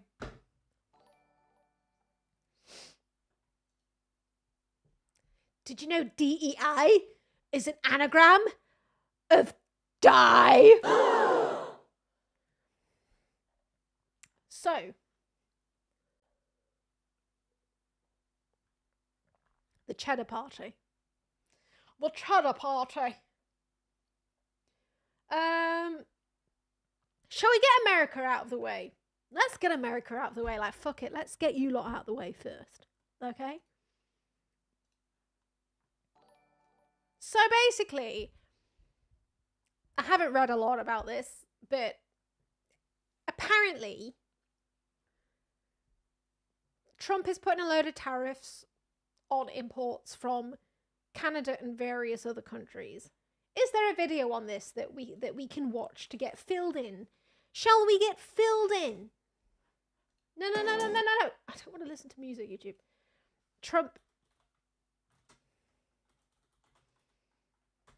Very quick filling in. Who shall we be filled in by? Who do we want to fill us in? Sky News? Channel 4? Pardon me. Oh, no! Oh my god. I didn't click on that. Alright, let's go for the BBC. Let's go for the BBC. Let's go for the Beeb. Alright. I'm Helena Humphrey. Good to have you with us. We begin with breaking news out of the White House, where US President Donald Trump has signed tariffs on imports from Canada, Mexico and China, America's top trading partners. Now, a 25% tariff is imposed on Canadian goods, with a 10% levy placed on Canadian oil exports. Mexico has been slapped with a similar 25% tax. I am filling you in with the BBC. President Trump has also placed a 10% tariff on all Chinese goods coming into the United States. Well, the White House says that the tariffs are meant to, quote, hold China, Mexico and Canada accountable for the flow of undocumented immigrants and fentanyl into the United States. The tariffs are set to come into effect on Tuesday. That's according to the administration. Two-thirds. Canadian officials are decrying the Trump administration's move in statements online. Ontario's Premier Doug Ford. I don't understand why he's doing this. Like what? Didn't everybody in America vote him back in because they were like, yeah, he's gonna make shit cheaper again? And now he's immediately making everything more expensive, as far as I can tell. Said that the tariffs will, quote, hurt America, writing that Canada now has no choice but to hit back and hit back hard. Meanwhile, China's Ministry of Commerce repeated its earlier message of caution that there would be no winner in a trade war. And Mexican President Claudia Sheinbaum has yet to issue an updated statement, but she has previously said that she would approach tariffs with a, quote, cool head. Well, joining me live now to talk about all of this is Arturo Saracan, who formerly served as ambassador of Mexico to the United States from 2007 to 2013. Welcome to you, Ambassador. Thank you for being with us. Mexico, of course, one of the United States' closest trading partners. So what impact do you think 25% tariffs would have on that relationship? Well, Helen, it's actually the first trading partner now of the United States for almost 2 years in a row. This is in soccer terms, it's an own goal, but if you want it in American parlance, it's a self-inflicted wound, because these countries, Canada, Mexico, and the United States, these supply chains that have become so integrated, vertebrated. Do you not say that in America? Do you not say it's an own goal? Will have a profound impact on inflation, on the well-being of U.S. households. There's an estimate that these tariffs, if they remain in place for over a month or so, will start costing each U.S. household. Oh, he's just wrong. You do know what own goal means. $830 in extra taxes. So do you think there is a way back from this? We know that the Mexican president, Claudia Sheinbaum, has said that she's essentially got a plan up her sleeve. What is soccer? What is soccer? It's called football. But she will act with a cool head. So what do you think could come next from Mexico? Well, I think it's hard for either Canada or Mexico not to respond in kind with some form of countervailing duties. I think that a generalized countervailing duty or tariff from Mexico would not be a good idea, again, because what you want to prevent is by disrupting your own supply chains, elevating inflation costs, cost of living for Mexicans. But I think some form of countervailing duties will be levied on the U.S. The big question mark here, obviously, is whether this is a negotiating tactic. There are some, included yours truly, that believe that some of this is to force an early renegotiation of the USMCA, which is up for a review in 2026. Canada, Mexico, and the United States governments need to sit down in July of 2026 to review how USMCA has been working. And the sense some of us have is that this may be beyond the linkage to fentanyl, immigration, the bluster and the threat, and be able to prove to his constituents that he has kept his promise. There may be an attempt to force an early renegotiation of USMCA. So how effective or not do you think that could be as somebody with your diplomatic hat on when it comes to immigration, but also beyond that, as you've just outlined with that trade pact? Well, the problem is that if you look at the numbers in terms of immigration flows on the US-Mexico border, they've been the lowest even since when Donald Trump was in the White House in the first time around. Mexico has been accepting the outsourcing of enforcement-driven policies by the U.S., first with Trump, then with Biden. Numbers are at the lowest since the pandemic. And so there's a bit of a disconnect between the rationale for using tariffs to put pressure on Mexico on this specific issue. The fentanyl and organized crime issue, that's a completely different can of worms. I think this is in part Mexico's fault because the previous Mexican government of Andrés Manuel López Obrador completely gutted and eviscerated collaboration with the United States in the fight against organized crime.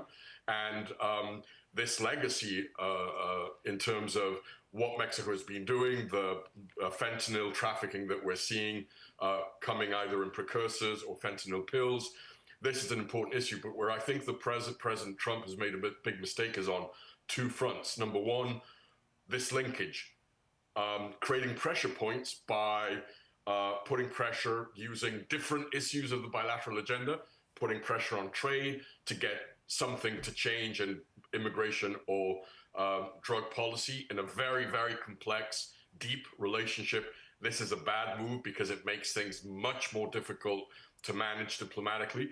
The second part is that Washington, the US, is immersed in what I think is the most important recalibration of its foreign policy since the end of the Cold War, which is its relationship with China. And if that recalibration is going to be successful, particularly when it comes to the economy, to trade flows, it needs Canada and Mexico. Okay. And so by slapping on these tariffs, Beijing must be rubbing its hands right now. Ambassador, briefly, if you don't mind, is there any way back from the brink for either side here?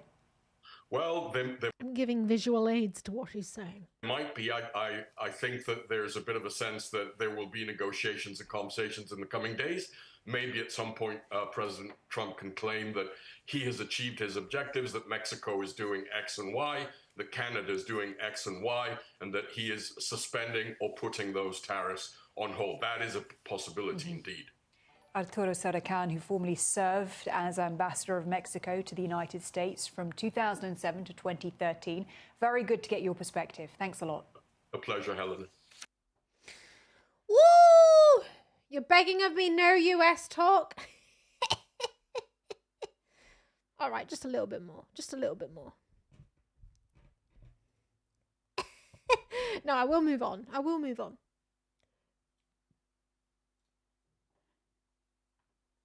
But just so you know, just so you know, hedge funds are shorting America. This is great. This is great. Hedge funds bet millions on market crash in Trump's America. I mean, when there's a crisis, Rich people make money, don't they? I think that's all you need to know. Rich people make money in a crisis. And Donald Trump may be just trying to create a crisis because rich people make money out of crises. It's what happened during the pandemic. Rich people made a lot of money out of the pandemic. And if you artificially create a crisis like the pandemic, a lot of very rich people are going to make money. So maybe that's what he's trying to do.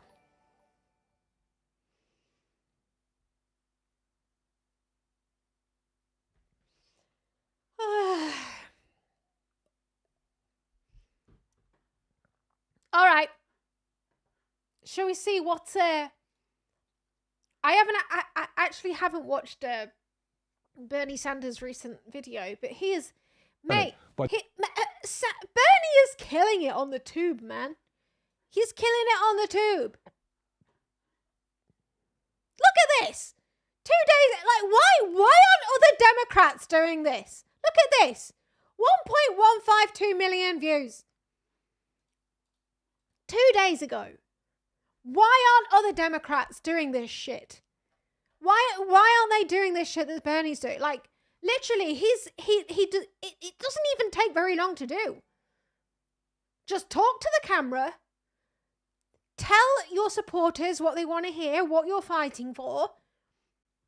Just literally less than 8 minutes to camera. Talk to them like you're their leader, like you're already their leader. That you're fighting to make things better, and people will fucking watch it, obviously. Why is no one out, why isn't even AOC doing it? I think AOC would crush this kind of shit. AOC would crush this content, man. Thanks very much for joining me. We are living in a dangerous and unprecedented moment in American history. And I'm getting a lot of calls from people who are not only upset about what's happening, but are wondering how we best go forward. Well, let me tell you, we've got to be smart, we've got to be organized, and we've got to fight back. This is not a time for wallowing in despair and hiding under the covers. The stakes. That's exactly what Brooklyn does all the time. You're always hiding under the covers, aren't you? From the other orange boy. This orange boy constantly hiding under covers from the other orange boy. Are just too high. We're not just fighting for ourselves. We're fighting for our kids, for future generations. We're fighting for the future of this planet. In the first 2 weeks of his presidency, Donald Trump defied the Constitution by ending birthright citizenship. Yeah, I am following AOC on Instagram. She does kind of kill it on Instagram, but she needs to get on the tube. She needs to get on the tube. All right, she's getting on a tube as well. Citizenship, fired government watchdogs, allowed drilling along our coastlines, pardoned violence. I say that like she's probably got a popping YouTube channel that I've not even seen. Let's look at it. Let's look it up. No, I don't want to watch that YouTube. AOC. Alexandria. Okay. 146K. I mean, the cynics will tell you. I mean, how many has Bernie got? 784. She needs to get on the YouTube game, man. I mean, her last video was a month ago, and it was 39 minutes. She needs to do this short popping off, talk to camera. Let's fucking rise up, bitches. Yeah, she should do more of that. Island insurrectionists, suspended all foreign aid, and tried to cut off virtually all federal funding. So, how do we go forward?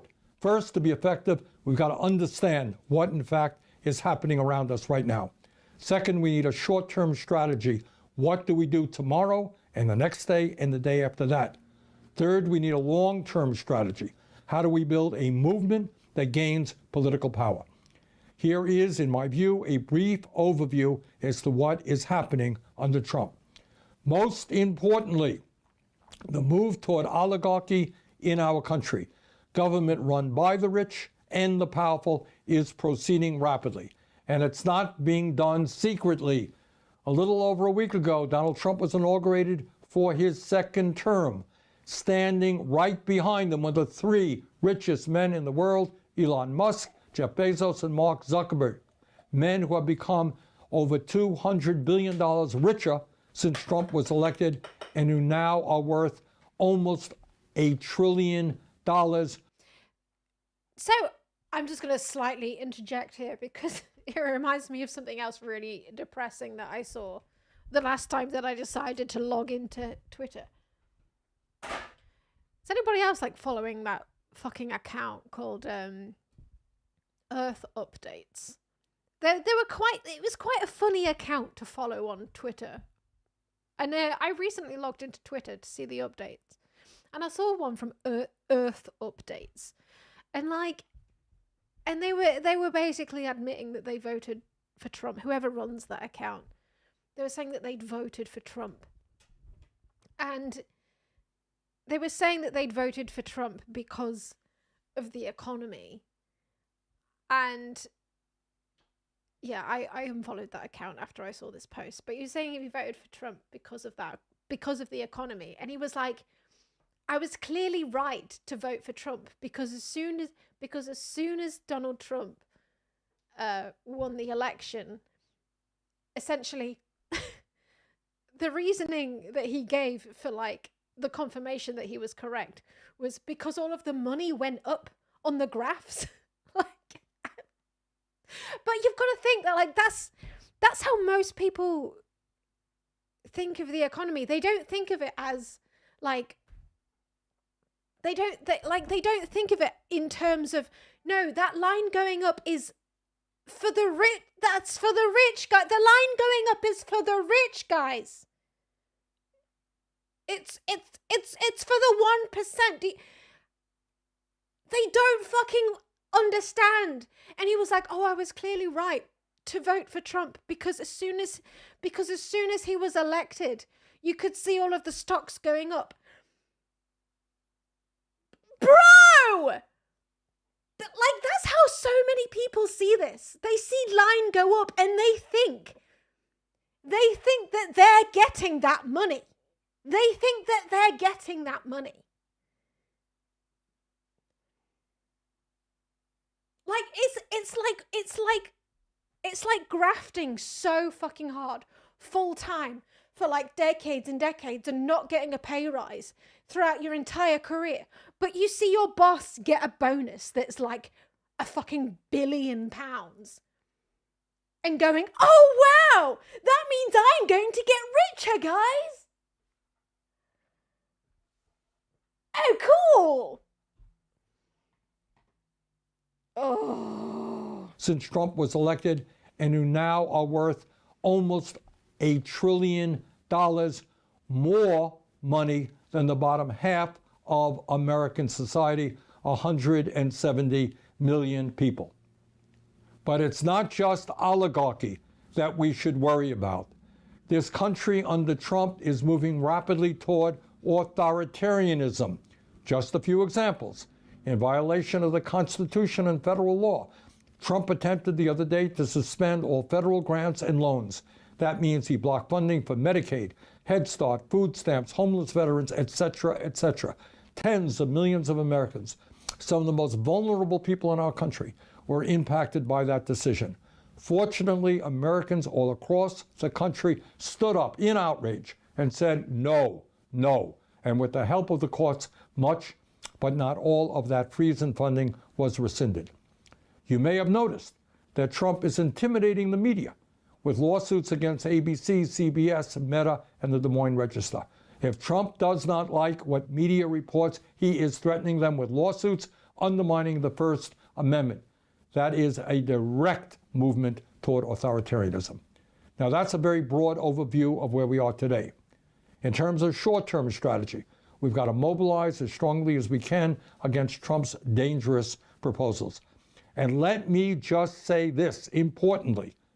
Yes, the Republicans control the House and the Senate, but do not forget their majorities are small. In the House, a body of 435 members, they have a 4-vote majority.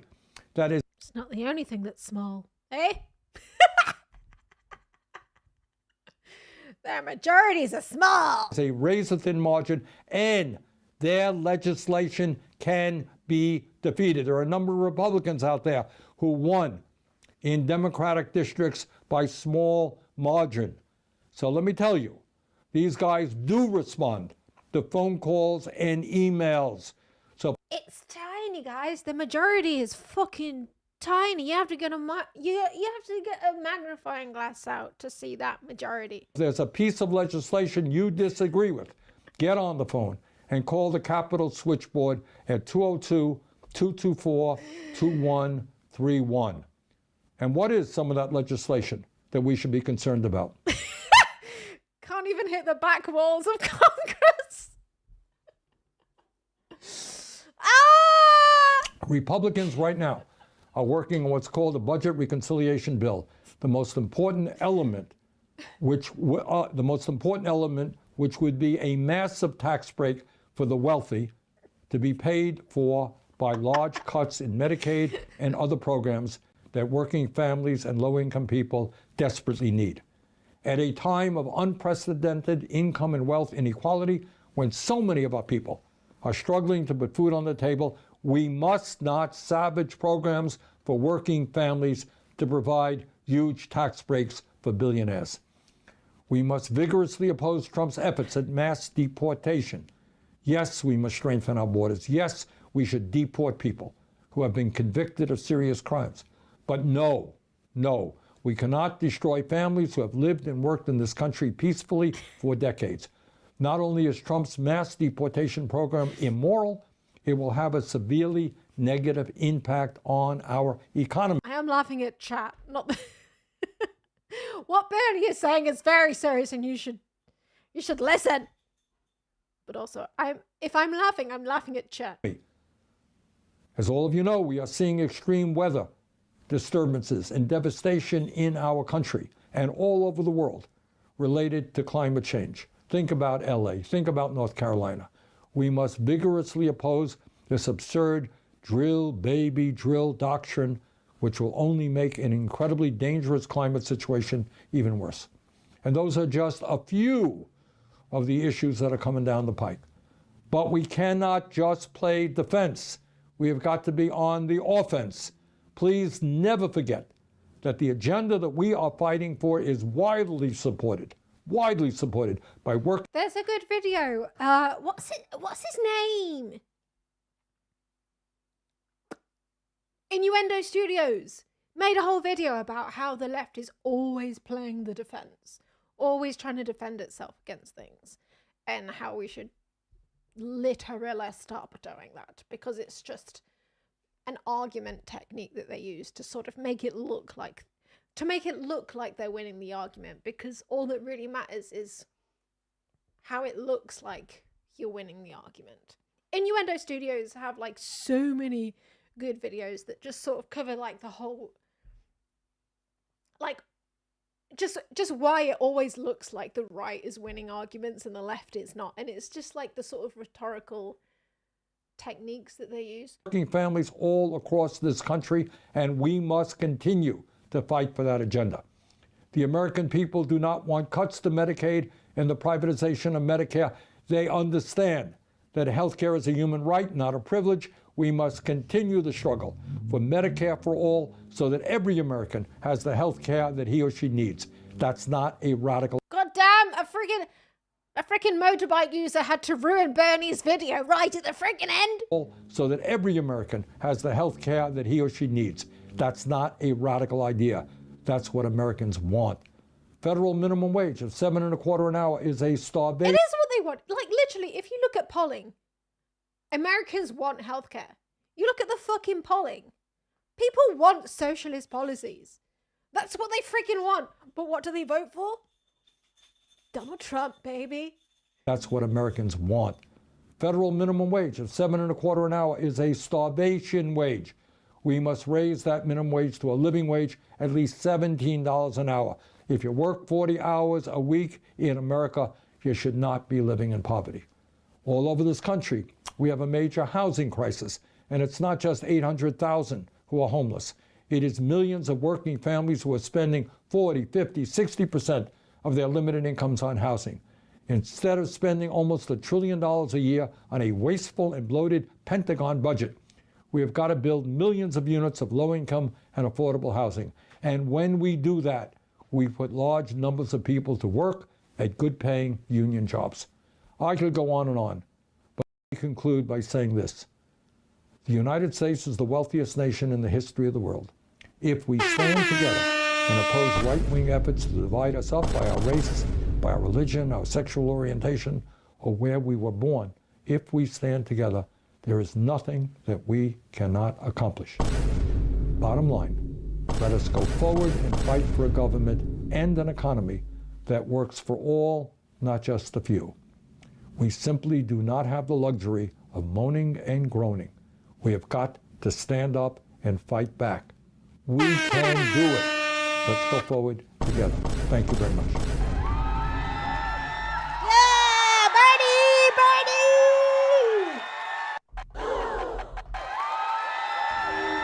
This is Today with Justin Webb in Washington. All right, I was going to watch that in the UK section. No. Yeah, we love Bernie.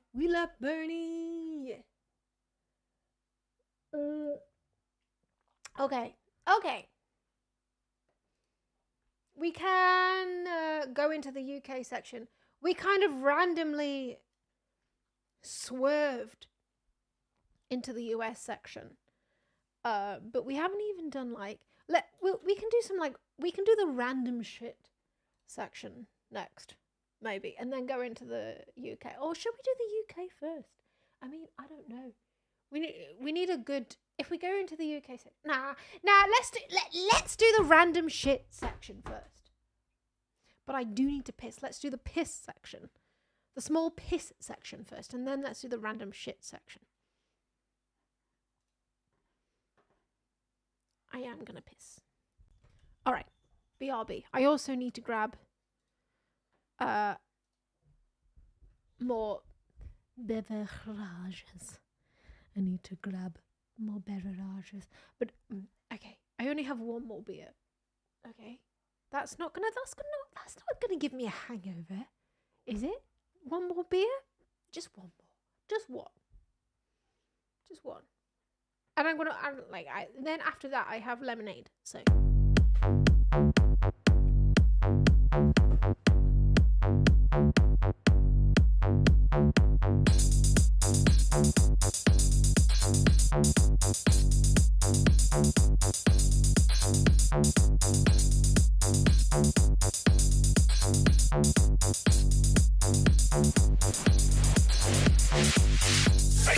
We got this small bit of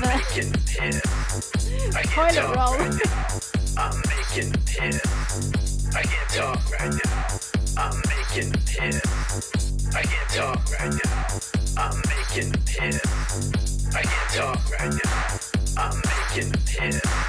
I can't talk right now. I'm making a piss. I can't talk right now. I'm making a piss. I can't talk right now. I'm making a piss. I can't talk right now. I'm making a piss. I can't talk right now. I'm making a piss. I can't talk right now. I'm making a piss. I can't talk right now. I'm making a piss. I can't talk right now. I'm making a piss. I can't talk right now. I'm making a piss. I can't talk right now. I'm making a piss. I can't talk right now. I'm making a piss. I can't talk right now. I'm making a piss. I can't talk right now. I'm making a piss. I can't talk right now. I'm making a piss. I can't talk right now. I'm making a piss. I can't talk right now. I'm making a piss. I can't talk right now. I'm making a piss. I can't talk right now. I'm making a piss. I can't talk right now. I'm making a piss.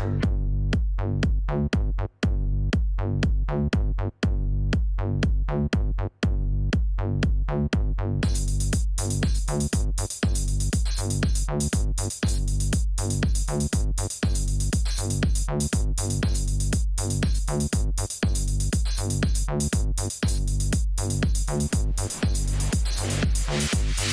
can't talk right now. I'm making a piss. I can't talk right now. I'm making a piss. I can't talk right now. I'm making a piss. I can't talk right now. I'm making a piss. I can't talk right now. I'm making a piss. I can't talk right now. I'm making a piss. I can't talk right now. I'm making a piss. I can't talk right now. I'm making a piss. I can't It's talk right lemonade now. time. I can't talk right now. I'm making a piss. I can't talk right now. I'm making a piss. I can't talk right now. I'm making a piss. I can't talk right now. I'm making a piss. I can't talk right now. I'm making a piss. I can't talk right now. You only get one shot. I can't talk right now. I'm making a piss. I can't talk right now. What the hell are we gonna do without men? What the hell are we gonna do without men? What the hell are we gonna do without men? What rules, you sons of bitches? What rules, you sons of bitches? What rules, you sons of bitches? What rules, you sons of bitches? You brave little cis boy. You brave little cis boy. I'm making a piss. Okay.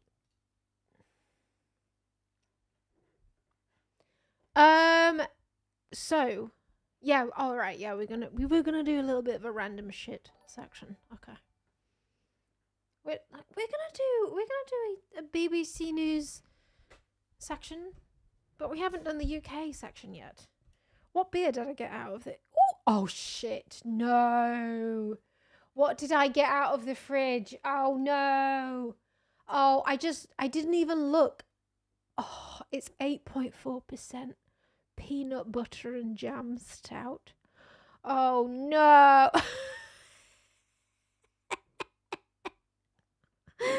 No, this is a bad idea. I will have some, you know what? I'll have some lemonade first. I won't dive straight into it.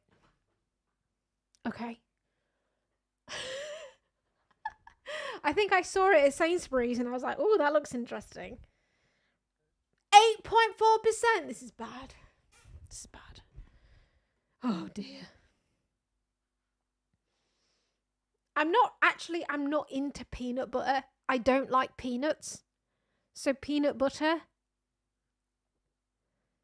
I might not even like it. I just saw the can and I thought it looked interesting in Sainsbury's, but you know what? Later on in the stream, we'll do a little taste test, shall we?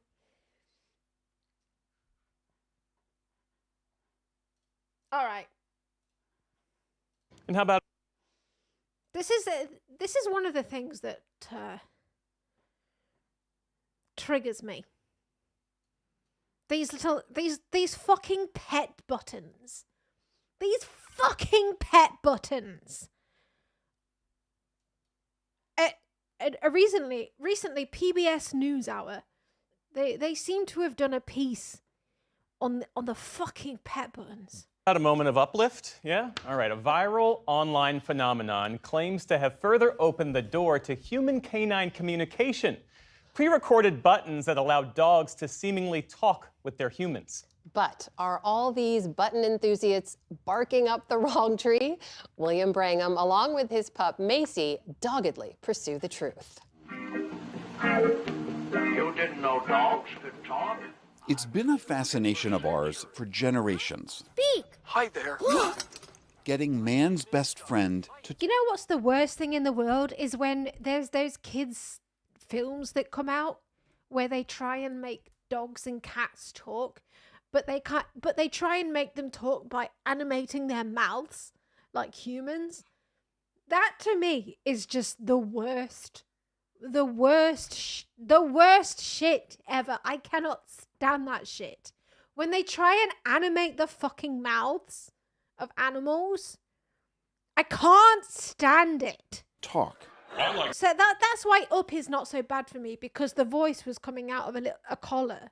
So at least they weren't trying to make the animal talk. But Hi there. Getting man's best friend to talk. I like to play ball. I like Purple Bird in the window. And for good reason. okay, that's... I don't know where they got this clip from, but that's extremely fake. I like to play ball. I like Purple Bird in the window. And for good reason. Tens of millions of us live with and love the dogs in our lives, including me. And we want to know what they're thinking. We love dogs and we love bonding with them. But I think while we know that they understand us pretty well, many of us still struggle making sense of what they want. Federico Rossano studies animal communication. He's a cognitive scientist at the University of California, San Diego. When you see your dog scratching at the door, you might know they want to get out, but you don't know why they want to get out. But our furry friends have remained frustratingly mum. Because they want to go for a shit? I mean, I love dogs. I love dogs. But their brains are pretty simple. They want to go for a shit / look at squirrels. Run around a bit.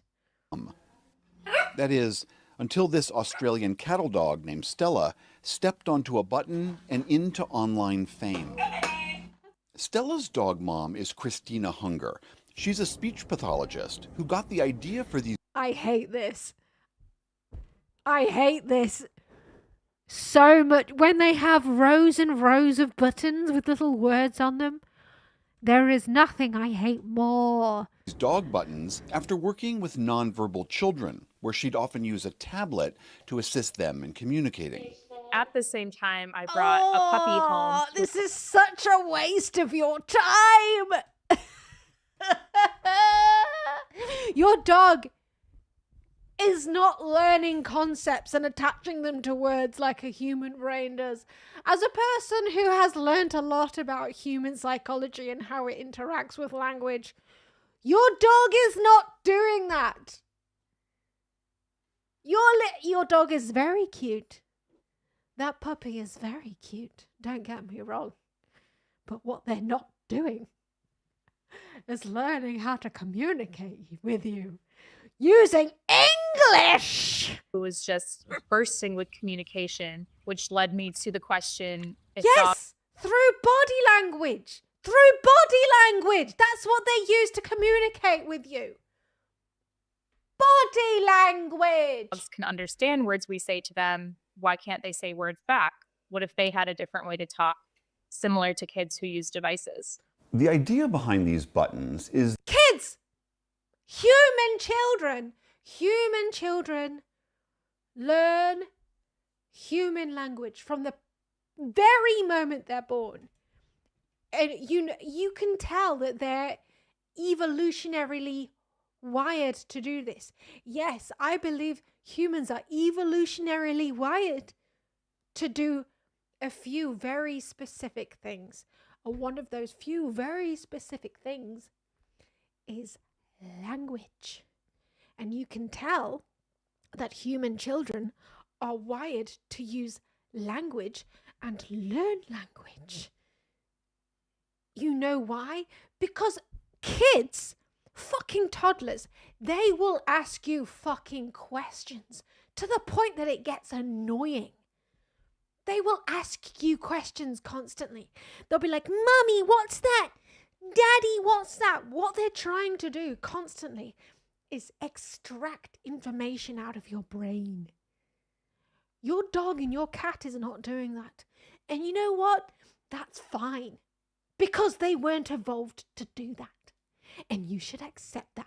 Your dog and your cat is not your human child. And they never will be. That you record onto the button a word or a phrase that you use all the time with your dog. For my dog Macy, that could be go for a walk, or want a treat. And then every time I do that action in the course of a day, I press the button. And with enough repetition, the hope is that someday Macy would push that button to communicate back with me. We can. That never happens, right? So like if your dog, granted, your dog will hear you say a word and it will associate that word with a thing. That happens. That happens. What they cannot do is associate words with concepts in the same way that you do. They'll never be able to do that. The only way in which they'll ever associate words is associating a sound of a word with a thing that will get them something that they want from you, i.e. food, or like if it's a treat that they want and it's like a sort of trick that they have to perform in order to get a treat from you, they will learn that, but they will never understand what a word actually means within context, or like within the context of other things. Like, you know, you might tell your dog to roll over, but your dog won't understand what rolling over actually fucking means within context of other things. Like, it might understand in some very, very reductive way that if it goes on its back and then twists over, that's like a thing that will get it a treat. But it won't understand that, like, say you put a sausage on the ground and then roll it over. It won't understand the concept of rolling in the same way. It won't understand in the same way that that sausage is rolling over in the same way that the dog rolled over. That is what human children can do. They can eventually understand the concept of rolling. A dog cannot understand the concept of rolling. It will understand the sound of the word roll, and if it does this thing when it hears the sound of roll, and then it does the thing and then gets a treat. Thank you for the cheer. And if it does the thing and then gets a treat, it will understand that concept. It will understand that action. I shouldn't call it a concept. It will understand that action in relation to that sound of that word. What a child will eventually be able to do is understand the concept of rolling, i.e.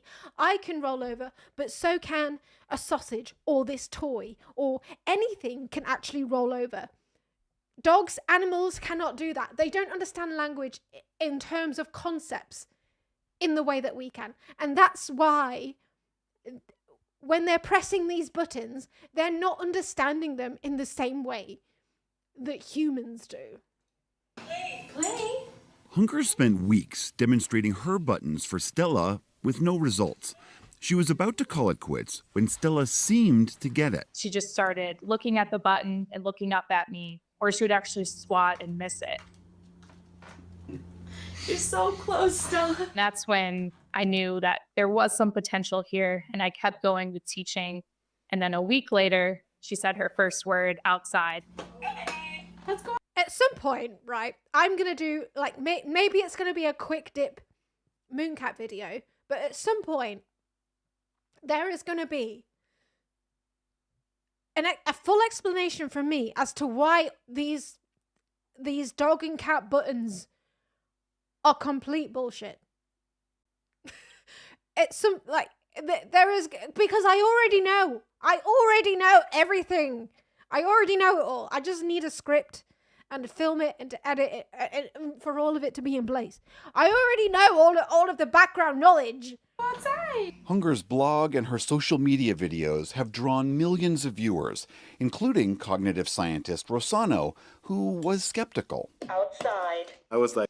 Thing is, like, when you watch these videos, though, they're always pressing some button which just happens to be close to where their paw was anyway, or it's close to where their human is.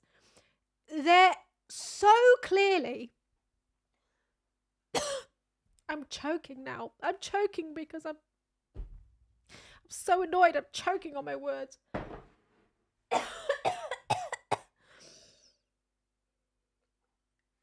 They're so clearly only pressing these buttons because they're trying to get attention from their owners.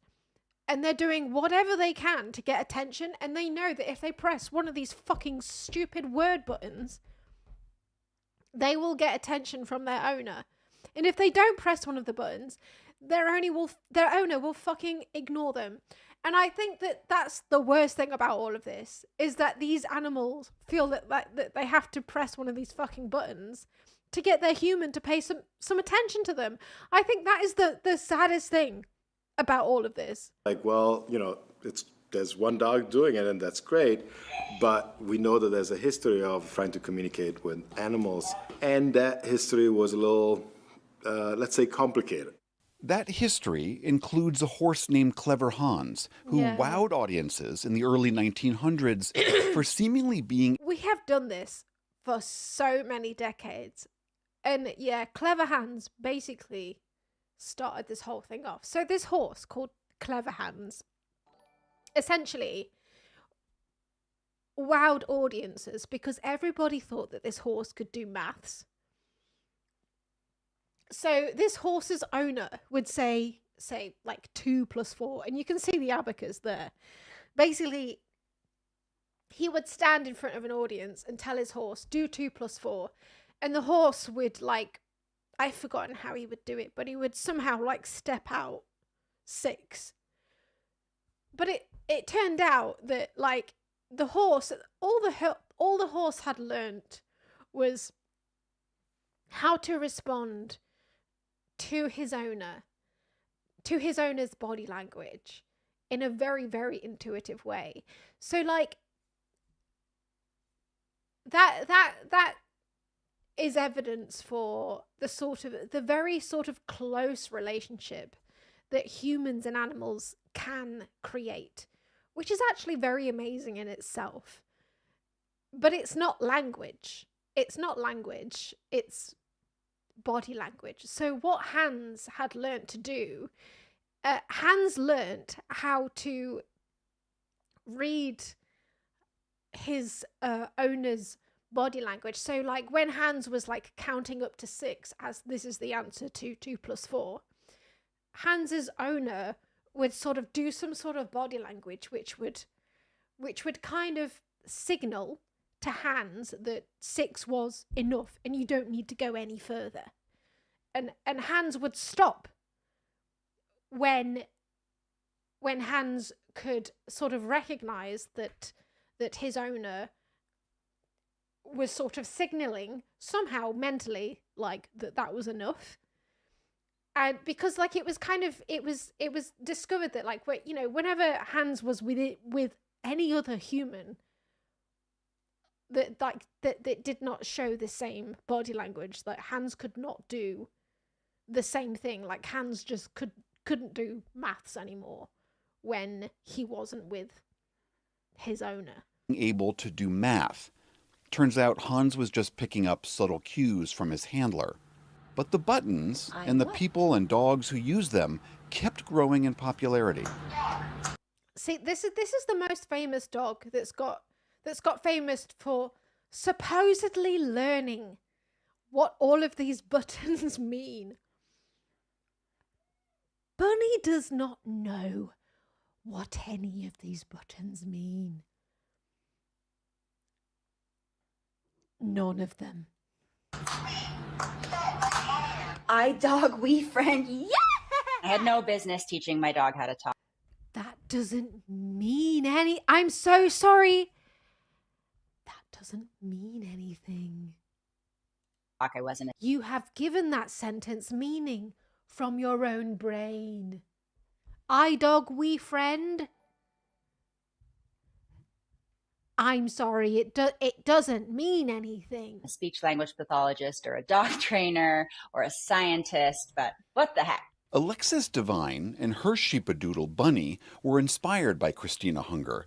She started posting Bunny's progress online. No. She says after 6 years of steady work, Bunny now knows over 100 words, and she claims uses them in novel ways. I think one of the most powerful moments was when she had a foxtail embedded in the webbing between I've heard this story before, and I hate it. Her paws. So she went over to her board and she pressed mad ouch. And I said, where is your ouch? And she pressed stranger paw. So she had used stranger in a way that I had never modeled it. Stranger being something foreign. So basically her dog Bunny pressed "Ow, poor stranger, poor." And she found out later that Bunny had a thorn stuck in her paw. And she understood that as an amazing revelation that Bunny could speak English, because Bunny could understand the concept of paw, object, and stranger, as in like the thorn was a stranger that ended up embedded in the paw.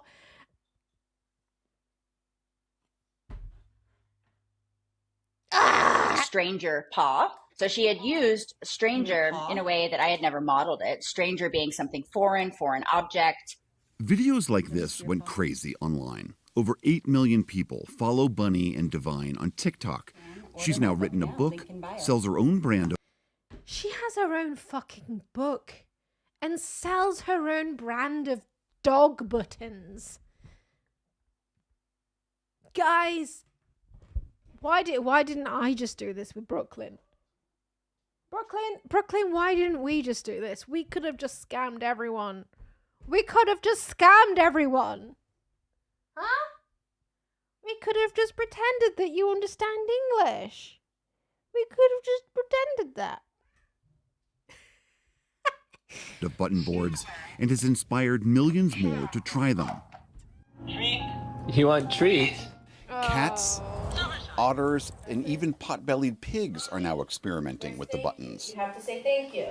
Why? This sudden growth in button users gave Rosanna. It's honestly though, like some of this, it's amazing how confirmation bias, like what amazes me is the confirmation bias of the whole thing.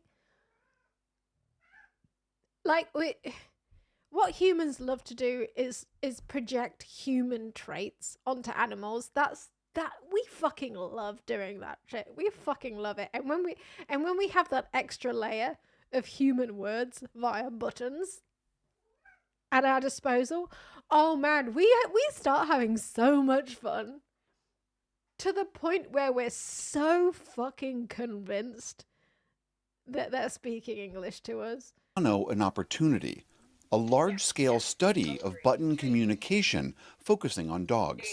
Our plan of having maybe 100, 200 participants turned into more than 10,000 participants from 47 countries, and is the largest animal communication studies ever attempted. And you know what? You know what you're gonna find in the end of this really expensive study? No hypothesis was true. For several months, Rossano and his team collected and analyzed millions of button pushes and hundreds of hours of video of dogs using them. They also conducted controlled behavioral studies. A first finding from their research, published in August, concludes that dogs can comprehend specific words and can... Okay, so yeah, there was a study published. How do soundboard trained dogs respond to human button presses? So this is very specific. This is very specific. How do soundboard trained dogs respond to human button presses? This is essentially the same as how do they respond when a human says, lie down, roll over. It's basically the same thing. They don't understand language until they respond back in a specific way. So this study is only really telling us what we already fucking know. Offer contextually appropriate responses. But Rossano says that's still a far cry from proving they can use actual... Yeah, human-like responses because of the way that we perceive them. Human-like language. I don't see the evidence that the dogs are really understanding language in anything close to the way that you and I are as we talk together here. Clive Wynne studies dog psychology. He directs the Canine Science Collaboratory at Arizona State University. He says dogs using those buttons is fine, But don't get carried away with what is really going on. I don't think that inside the mind of a dog, there is a human mind desperate to get out. I think inside a dog's head, there's a dog's mind, and a dog's mind has its own ways of communicating. Yeah, when my dog wants to communicate that she's hungry, she does two things. She nudges my elbow with her snout, or she stands by her food bowl. And it's crystal clear what she wants, that she's hungry. So that's a beautiful example, William, of how you have learned your dog's language. Your dog has a way of communicating with you about... Exactly. That's another thing that pisses me off. Our pets, they already have ways of communicating with us. They already have ways. Don't you, Brooklyn? You already know how to tell me how you're hungry. Or if you want cuddles. Don't you? You already know how to tell me that. And I don't force you into pressing stupid little plastic buttons, do I? Because you know what? I let you be a cat.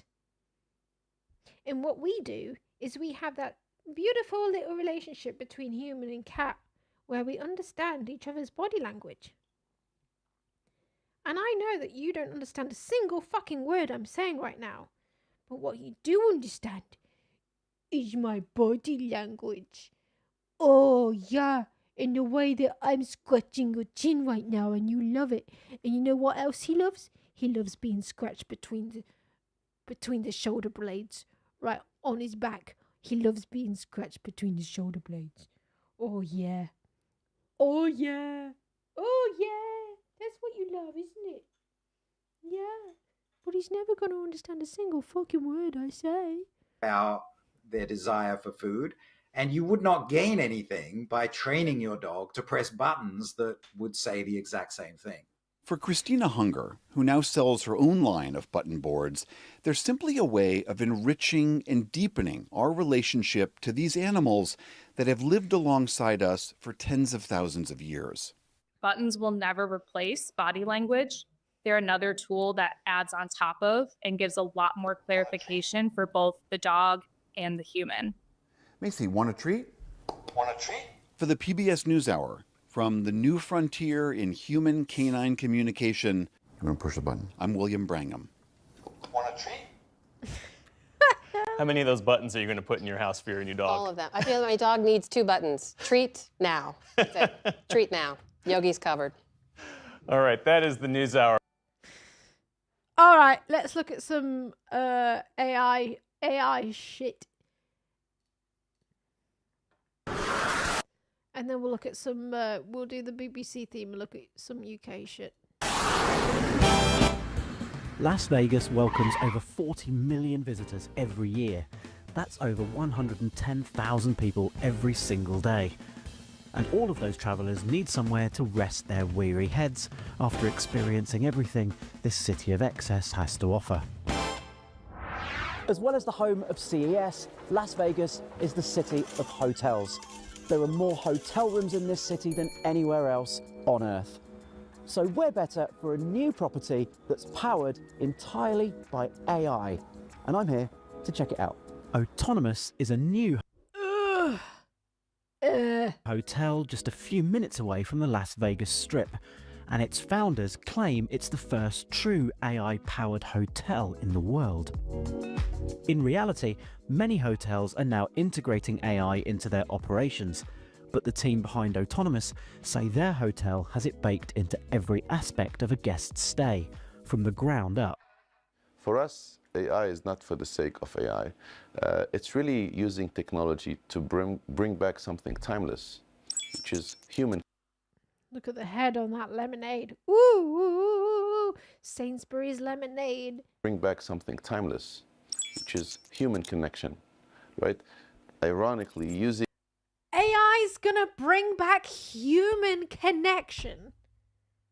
I'm sorry, what? advanced systems to provide the simplest, most beautiful feeling, which is feeling that somebody truly understands you, right? And that's the power of AI for us. Once your reservation is made... Spoken like a true AI tech bro that just really, really wants this to work. really wants this to work. The hotel will begin gathering as much information about you as it can. It will ask a series of questions about your preferences and will also scrape the internet and social media sites for information on you, using that data to personalize That sounds safe and normal. your stay and build a digital avatar. As with many modern hotels, What are they gonna find out of it? So I'm gonna check into a hotel, and they're gonna look through my YouTube channel and my Instagram profile and try and figure out what I want. What changes are they gonna make to my hotel room? What changes would they give me free beer? I doubt it. They're not gonna give me free beer, are they? Would they give me some free channels on the TV? Not porn channels. guests will be able to check in and access their rooms without any human interaction. So this is the check-in process, and it's all handled through the phone. So I just need to complete it on here and do a little bit of identification verification first, which I'm just filling in now. And from there, I just need to scan my face to prove that it's me. There we go. And we're done. Okay. And I'm in.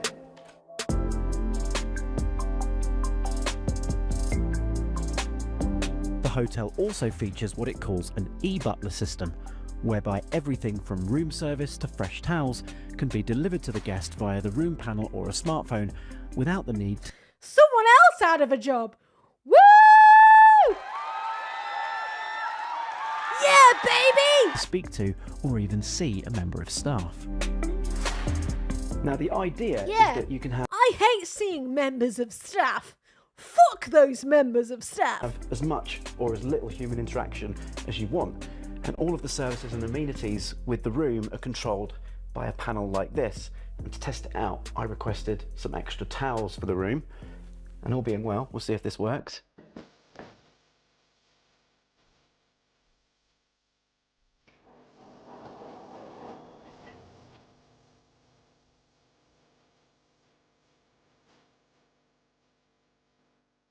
Oh, I just heard that's unlocked.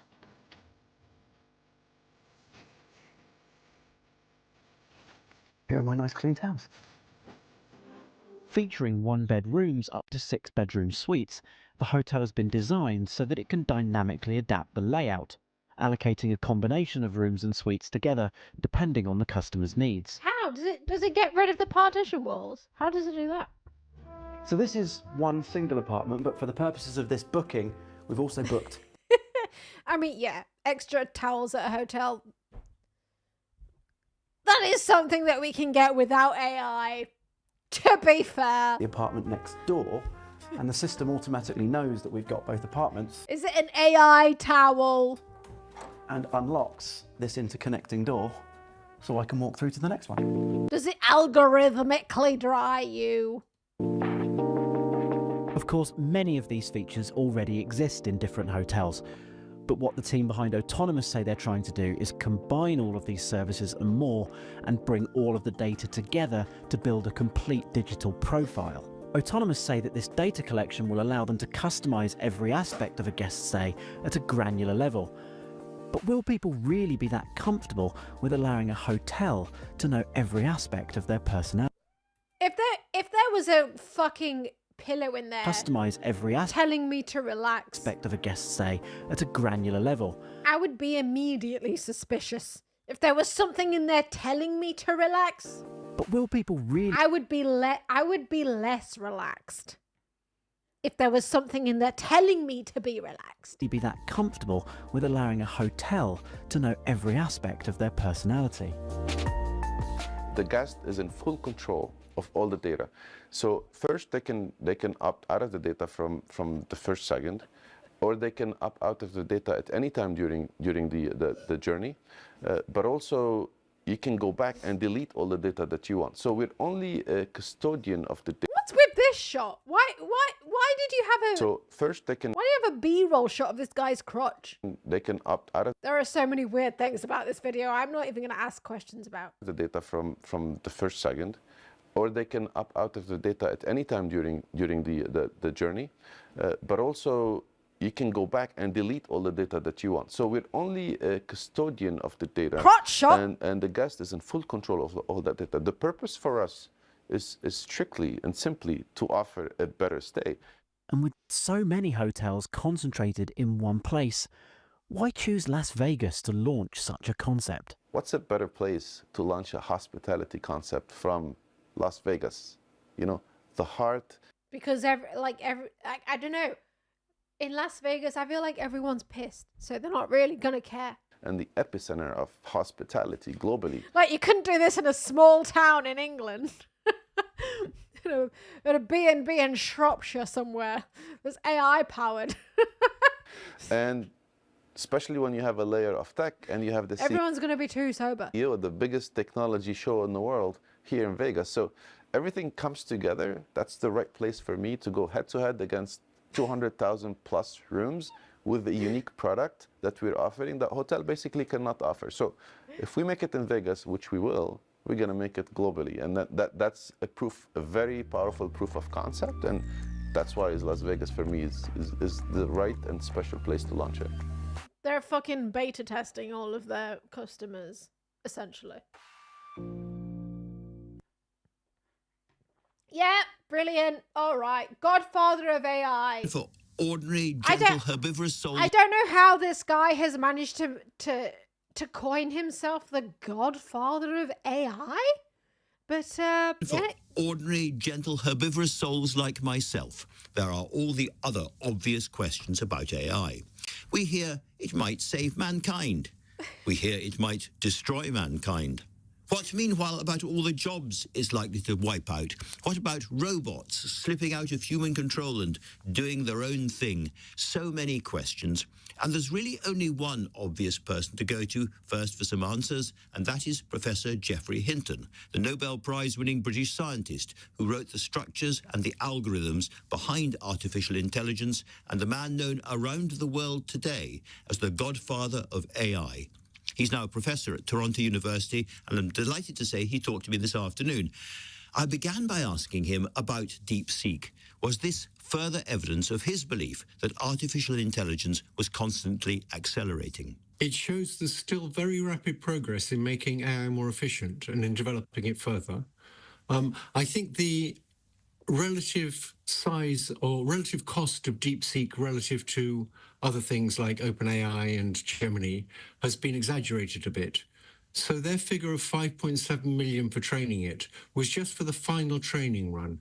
If you compare that with things from I did wonder how they managed to spend so little on training their AI, DeepSeek. I was wondering what man-made horrors beyond our comprehension there were behind such a figure. But he's saying that's not the real figure. OpenAI, their final training runs were probably only $100 million or something like that.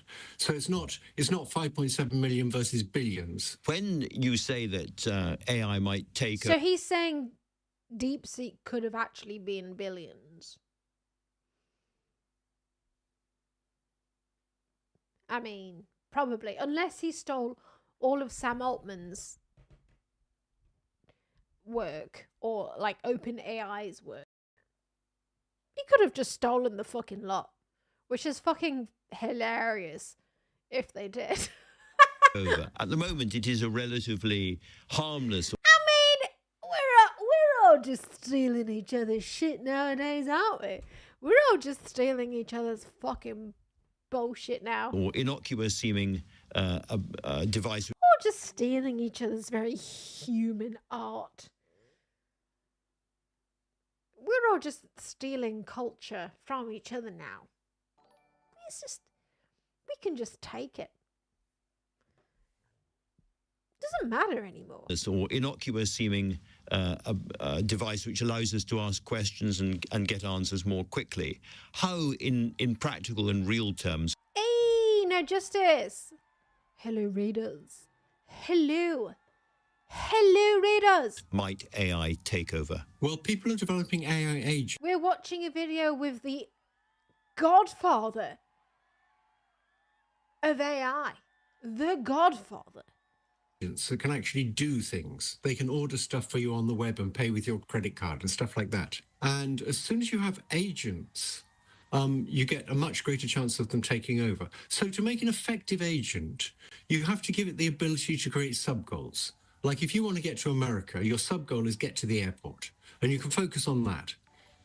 Now, if you have an AI agent that can create its own sub-goals, it'll very quickly realize a very good sub-goal is to get more control. Because if you get more control, you're better at achieving all those goals people have set you.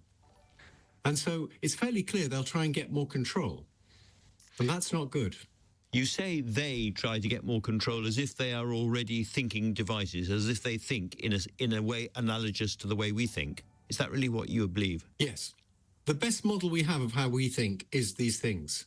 There was an old model for a long time in AI where the idea was that thought was applying rules to symbolic expressions in your head. And most people in AI thought it has to be like that. That's the only way it could work. There were a few crazy people who said, no, it's a big neural network and it works by all these neurons interacting. It turns out that's been much better at doing reasoning than anything these symbolic AI people could produce. And now it's doing reasoning using neural networks. Okay, and of course you are one of the crazy people proved right. And yet, you've taken me to the... But I'm going to have to make an entire video on this to explain it. airport. You've given it agency up to a point, and you've said that it wants to control a little bit more power, take power from me, and presumably it will be... Because it ties in with what I'm sort of looking at now, with the sort of whole justice system, and with epistemology, and with what truth is. That's what AI tries to do, but it's never going to be able to do. AI is going to try and find truth. AI is obviously full of bugs and shit right now. AI is telling you to put glue on your pizza right now. Obviously it's shit, but I think eventually it's going to get to a point where it will at least be passable. It will pass as humans. I think it could eventually get to that point and it will stop telling us to put glue on pizza. But it will never fully get there because of, you have to get very philosophical in the discussion and talk about the sort of concept of truth and how truth is kind of decided on by humans and entire societies. There's cultural truths, but there's not only cultural truths, there's truths that we agree on. There's scientific truths and then there's cultural truths, and we sort of decide on different truths. And AI can't really do that without being an actual human. And it gets so philosophical when you actually consider what AI is trying to be in the grand scheme of things. If you actually consider what it's trying to be, it can never get there. It can't. Persuasive in that, but I still don't understand how it's going to take over from me or take over from us. If there's ever evolutionary competition between superintelligences, imagine that they're much cleverer than us, like an adult versus a 3-year-old. And suppose the 3-year-olds were in charge, and you got fed up with that, and you decided you could just make things more efficient if you took over. It wouldn't be very difficult for you to persuade a bunch of 3-year-olds to cede power to you. You just tell them you get free candy for a week, and there you be. So they would, as AI, I'm talking about they as if they're in some kind of alien intelligence, but AI would persuade us to give it more and more power, over our bank accounts, over our military systems, over our economies. Is that what you fear? That could well happen, yes. And they Mate, it's already fucking happening because hedge funds use AI. They use AI to decide what they're going to invest in. AI is already fucking doing this shit. They are alien intelligences. Gosh, so you've got these alien intelligences working their way into our economy and the way we think, and as I say, our military systems. But why and at what point would they actually want to replace us? Surely they are, in the end, very, very clever tools for us. They're they do ultimately what we want them to do. If we want them to go to war with Russia or whatever, that's what they will do. Okay, that's what we would like.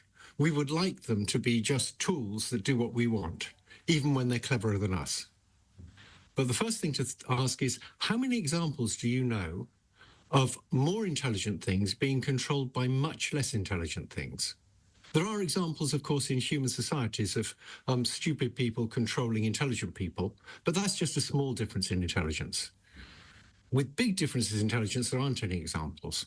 The only one I can think of is a mother and baby, and evolution put a lot of work into allowing the baby to control the mother. So as soon as you get evolution happening between superintelligences, suppose there's several different superintelligences, and they all realize that the more data centers they control, the smarter they'll get, because the more data they can process. Suppose one of them just has a slight desire to have more copies of itself. You can see what's going to happen next. They're going to end up competing, and we're going to end up with superintelligences with all the nasty properties that people have that depended on us having evolved from small bands of warring chimpanzees, or our common ancestors with chimpanzees. And that leads to intense loyalty within the group, desires for strong leaders, willingness to do in people outside the group.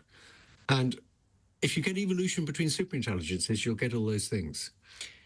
You're talking about them, Professor Hinton, as if they have full consciousness. Now, all the way through the development of computers and AI, people have talked about consciousness. Do you think that consciousness has perhaps already arrived inside AI? Yes, I do. So let me give you a little test. No! Suppose I take one neuron in your brain, one brain cell, and I replace it by a little piece of nanotechnology that behaves exactly the same way. So it's getting pings coming in from other neurons, and it's responding to those by sending out pings, and it responds in exactly the same way as the brain cell responded. I just replaced one brain cell. Are you still conscious? I think you say you were. Absolutely, yes. I don't suppose I'd notice. And I think you can see where this argument's going. I can, yes. I absolutely can. So when you talk, they want to do this or they want to do that, there is a real they there, as it were. There might well be. Yes. So there's all sorts of things we have only the dimmest understanding of at present about the nature of people and what it means to be a being and what it means to have a self. We don't understand those. This is what I'm saying. This whole fucking subject gets so philosophical so quickly. And it's like, that's what scares me. It's like people are going to have to learn about philosophy to understand the implications of AI. They're gonna have to learn all philosophical sub studies. They're gonna have to learn it all. Maybe that's a good thing. But will people do it? Well, I don't know. People seem to be refusing to understand even how the economy works. So that's kind of scary. Maybe people aren't going to learn philosophy. These things very well. And they're becoming crucial to understand because we're now creating beings. So this is a kind of philosophical, perhaps even spiritual crisis as well as a practical one. Absolutely, yes. And in terms of, as it were, the lower order problems, what's your current feeling about the number of people around the world who are going to suddenly lose their jobs because of AI? Lose the reason for their existence as they see it? So in the past, new technologies haven't caused massive job losses. So when ATMs came in, bank tellers didn't all lose their jobs. They just started doing more complicated things, and they had many smaller branches of banks and so on. Or you know what? You know what? We could allow AI to take some people's jobs, but what we could do, is do a little bit of socialism and allow those people to live comfortable lives without working 24/7. Maybe. But for this technology, this is more like the Industrial Revolution. In the Industrial Revolution, machines made human strength more or less irrelevant. You didn't have people digging ditches anymore because machines are just better at it. I think these are going to make sort of mundane intelligence more or less irrelevant. People doing clerical jobs are going to just be replaced by machines that do it cheaper and better. So I am worried that there's going to be massive job losses. And that would be good if the increase in productivity made us all better off. Big increase. It will though, but where's the fucking profit gonna go, mate? Increases in productivity ought to be good for people. But in our society, they make the rich richer and the poor poorer. You see, I mean, I live and work in the world of politics, and politicians both want the great increases in productivity you've just mentioned for the state and elsewhere, and they reassure people like me and anybody else listening that these things will be, quotes, regulated, and there will be, quotes, safeguards. And you're suggesting to me there can't be a regulation, really, and there can't be safeguards at all. People don't yet know how to do effective regulation and effective safeguards. There's lots of research now showing these things can get around safeguards. There's recent research showing that if you give them a goal and you say you really need to achieve this goal, they will pretend to do things during training. So during training, they'll pretend not to be as smart as they are so that you will allow them to be that smart. So it's scary already. We don't know how to regulate them. Obviously, we need to. I think the best we can do at present is say we ought to put a lot of resources into investigating how we can keep them safe. So what I advocate is that the government forces the big companies to put lots more resources into safety research. So this story isn't over. You said earlier on that you didn't want to put a percentage on the likelihood of AI taking over from humanity on the planet, but it was more than 1%, less than 99%. In that spirit, can I ask you whether you yourself are optimistic or pessimistic about what AI is going to do for us now? I think in the short term, it's going to do wonderful things. And that's the reason people are not going to stop developing it. If it wasn't for the wonderful things, it would make sense to just stop now.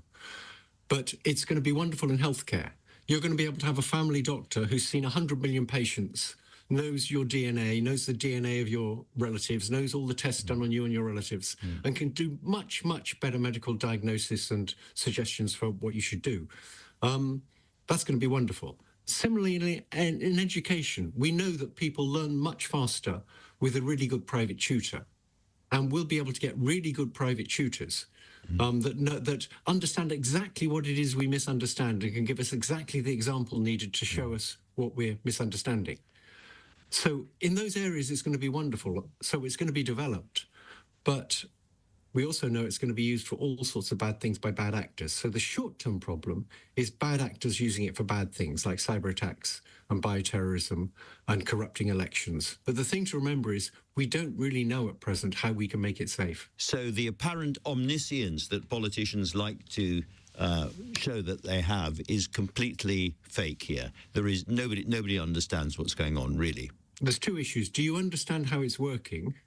And do you understand how to make it safe? We understand quite a bit about how it's working, but not nearly enough. So it can still do lots of things that surprise us, and we don't understand how to make it safe. Any woman. Next subject. No, I'm not watching that yet. Yeah, like, honestly, what worries me the most about this is, like,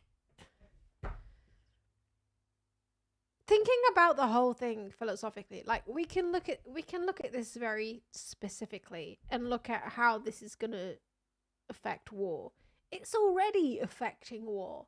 AI is already making decisions about who to kill and who to not kill. And that's already fucked up. But like when this spreads even wider than it's already spread, it's gonna essentially just be deciding what the future of culture, what the future of human culture is. And what is like the what sort of like kickstarts human cultural progression? If you see yourself as like a progressive person, you know, what's at the heart of human progression is new ideas that are put forward by humans. And if we sort of get to a point in culture where AI is basically deciding on every new idea that we have, that's pretty fucking scary. I feel like a lot of the resistance against AI is very focused on the fact that it currently looks bad, which it does. Of course it fucking looks bad. It makes shit pictures and it writes shit articles and it's shit. But honestly, I fully believe that AI will get better, and it will get better to the point where we will fully believe that whatever the AI did, it was made by a human. I think it will get to that point eventually. It's obviously not there right now. I think what it's capable of doing right now is making like corporate slop. And it's not really capable of making anything more convincing than corporate slop right now. But you know what? I think it will get there. But what worries me is that like we will eventually just accept that. We will accept that as art. And it will sort of shift our cultural frame as to what we consider is art, as opposed to what we currently consider what art is, which is a new idea which has been generated by a real human being. What worries me is that AI doesn't know how to generate a new idea. And that, because that's what humans do. Humans generate new ideas, and that's how progression happens. And I don't think a lot of like leftist people realize that that's why they're actually so against it. Because like I see a lot of leftist people argue against AI. And the reasons that they sort of like outwardly give is normally, oh, it looks shit. It looks shit. It writes shit. Yeah, it does, but that will get better. But I think what progressive people are really worried about deep down is the fact that AI is training itself off of past human creations that have come in the past. So they're not actually, it's like AI is not really creating anything new. It never is. So therefore, if we really, really become reliant on AI culturally and philosophically, I don't think people realize how much art and how much journalism and the way people write things really reinforce culture, but it really does. And if we normalize computers writing that shit, or computers generating that shit, like the artistic works or the journalistic works, or even like the novels that we read, or everything, thank you, Finder, then like the thing is, it's not real progression. It's a kind of weird Hasberg interpretation of progression. Like, it could feel like progression, but it's not real progression. It's not real human progression. What you're really doing is you're sort of inbreeding the current culture. You're inbreeding the current culture into itself. I'm speaking very philosophically right now. Like, very sort of overarching culturally. Because, like, you have to understand that culture reinforces itself. It very much enforces itself. Like, down to the, you know, the TikToks and the reels that you see. When you're scrolling through TikToks and you get, you know, and you get a TikTok that's like, haha, girls do this and boys do this. It seems like it's a harmless joke, but it's not. It's actually very harmful gender stereotypes reinforcing themselves. And that's why people believe that girls act in a certain way and boys act in a certain way. And that's the kind of shit that AI is learning from, and it's gonna just reinterpret that shit from the past and churn out some slop that gives you the same feeling. But real human progression is it's women coming out and being like, I'm not happy. I'm not emotionally happy with what this is.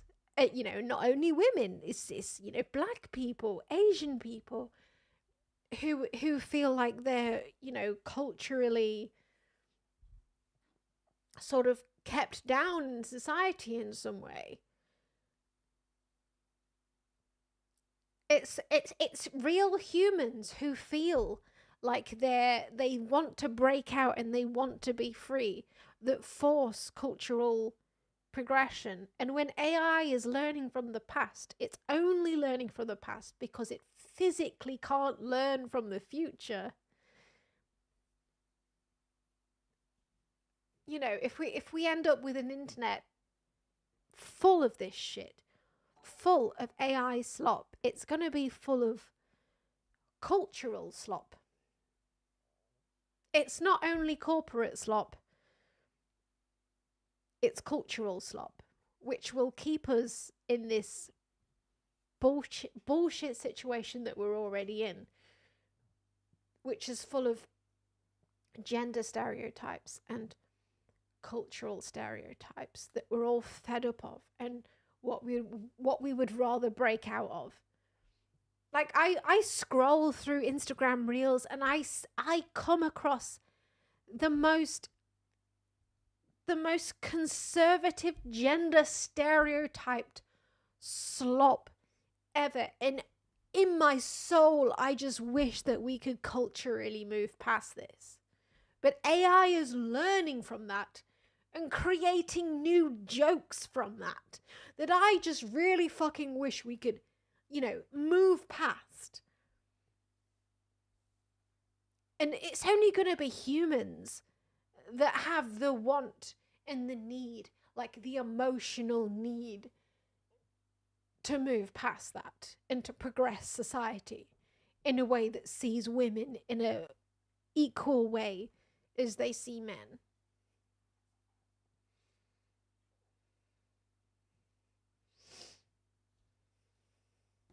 Anyway, let's go on to let's get on to the UK news section, shall we?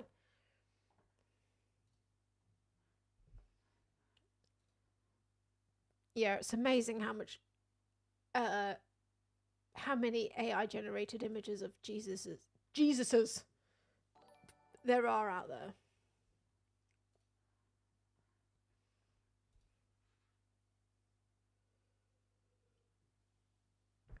Shrimp Jesus. I guess the the Christians who really, really wanted the second coming never got what they were waiting for. So AI delivered it for them. What have we got on the Genitals or hidden genitals or hidden genitals or hidden genitals or hidden... hidden genitals? Hidden genitals is what we have. What should we put on there today? Give me an idea.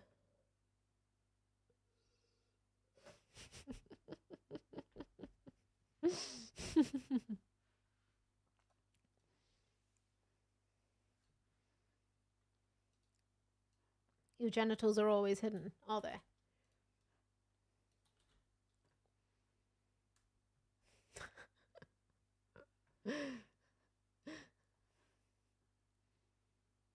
Small dick? What do you mean small dick men sample? What's that? Shrimp Jesus? What do you mean shrimp Jesus? I don't have a sample unless I sample me saying shrimp Jesus.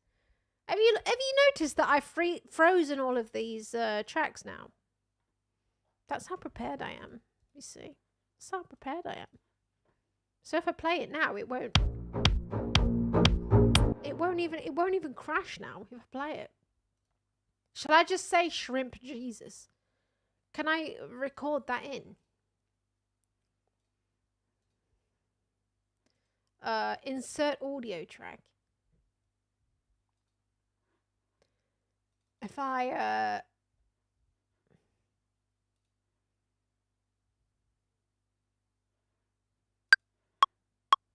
shrimp Jesus.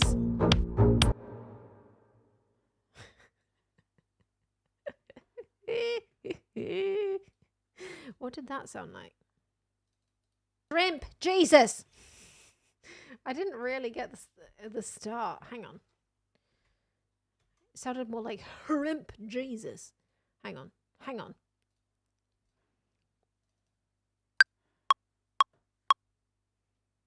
Oh.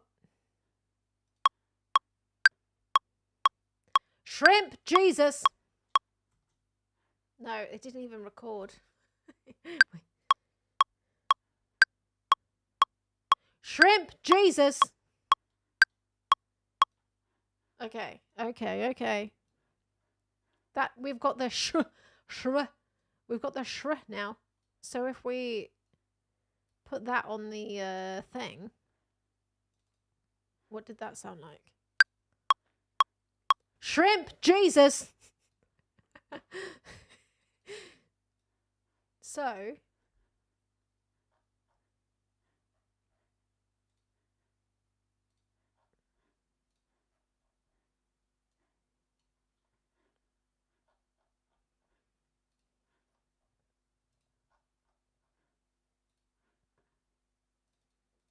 shrimp cheese, shrimp cheese, shrimp cheese, shrimp cheese, shrimp cheese. Why wouldn't it play the whole thing? Shrimp cheese, shrimp cheese. We're just getting shrimp G. I'm gonna have to say shrimp Jesus. Like I'm gonna have to like not leave a gap, right?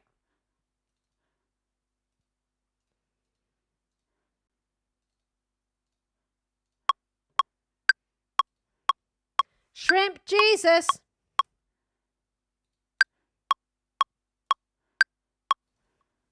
Shrimp Jesus. So what if I put that?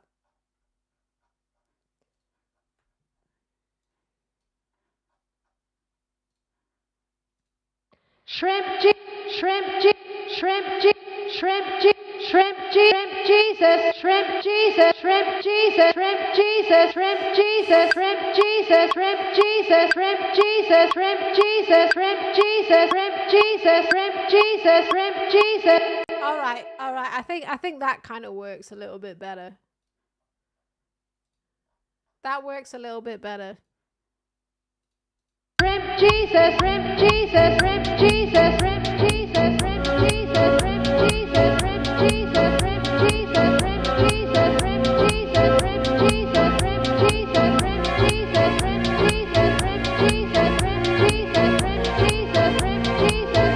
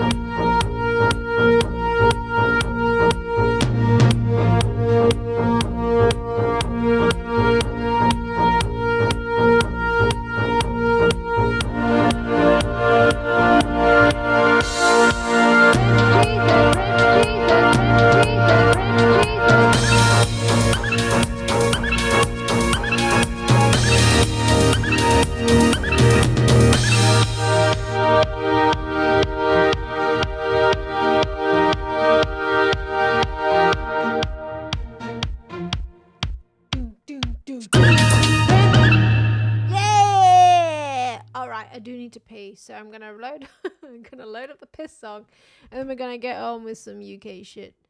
Piss. Save the shrimp. Jesus.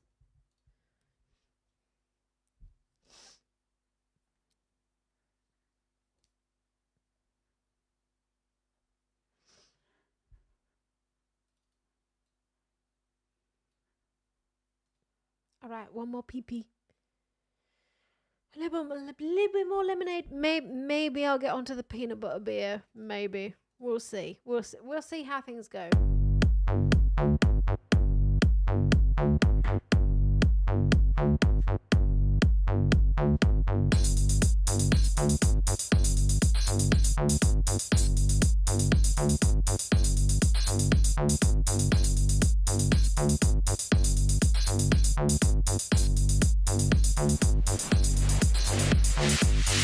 I can't talk right now. I'm making piss. I can't talk right now. I'm making piss. I can't talk right now. I'm making piss. I can't talk right now. I'm making piss. I can't talk right now. I'm making piss. I can't talk right now. I'm making piss.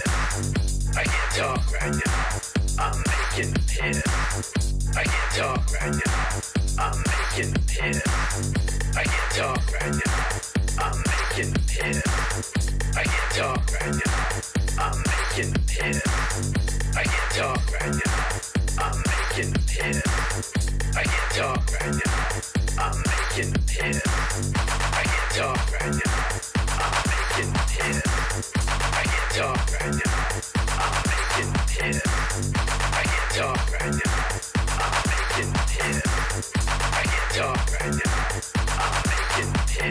I can't talk right now. I'm making piss.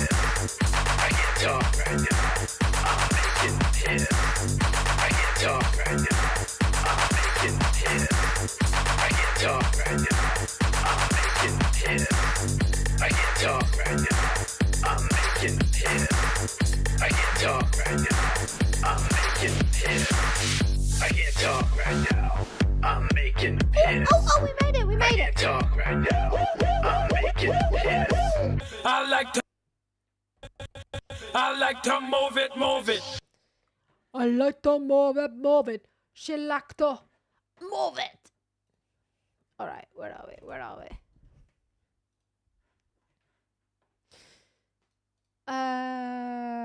Okay. This is today with The Trump's politics connect in these English towns. On the front of that shop. Now you know what people. If you want it, here it is. Come and get it. Visit us at clairesemporium.com. The shoe must go on. And Webb's Hardware. I'm so confused.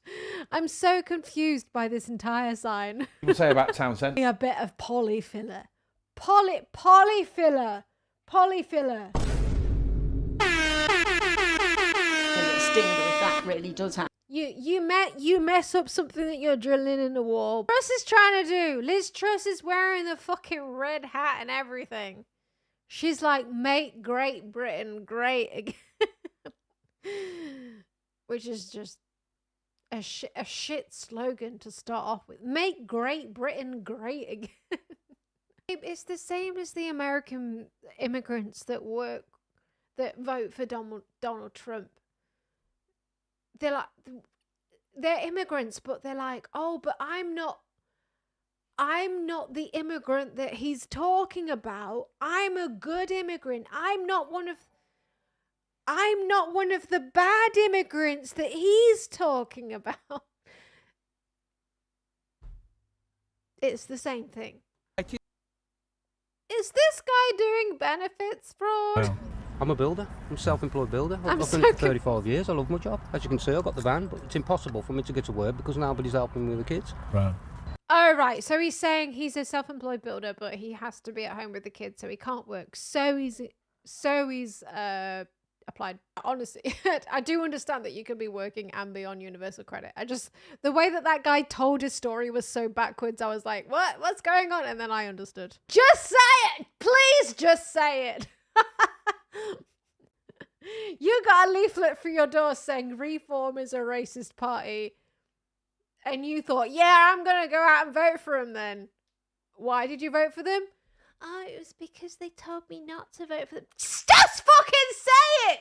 Say it's because you're racist! He voted for the only person who came out and knocked on his door. They're just so depressing compared to what happens in America. They're all in like local town halls. just in the sort of cheapest little buildings ever. Just like people sat on like PDF chairs. What am I saying? PDF chairs.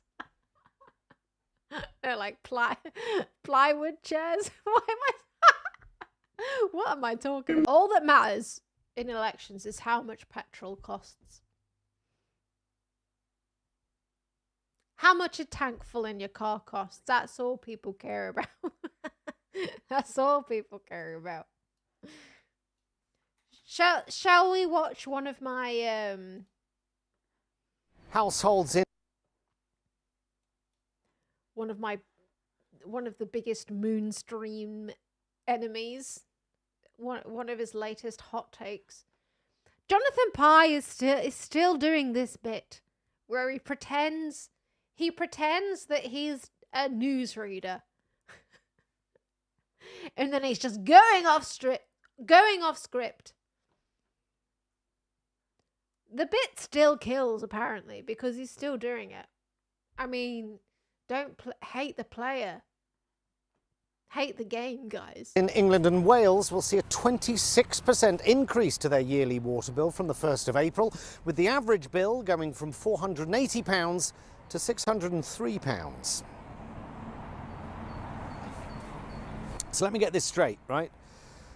This is where he goes from newsreader into guy who's just doing a rant, but like it's completely scripted and there's a whole auto cue in front of him. Government fines. And it probably took him a million takes. The water companies for gross mismanagement, and the consumer foots the bill with a little bit extra on top because, they've got to keep their shareholders happy with big fat dividends. I mean, he does say a lot of good things a lot of the time, but sometimes he says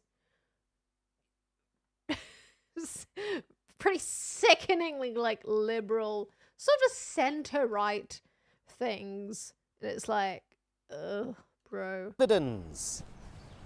600 quid a year for it's water. It sounds like this one might actually be quite good. He might be on it with this one. It comes in rain for its fucking water.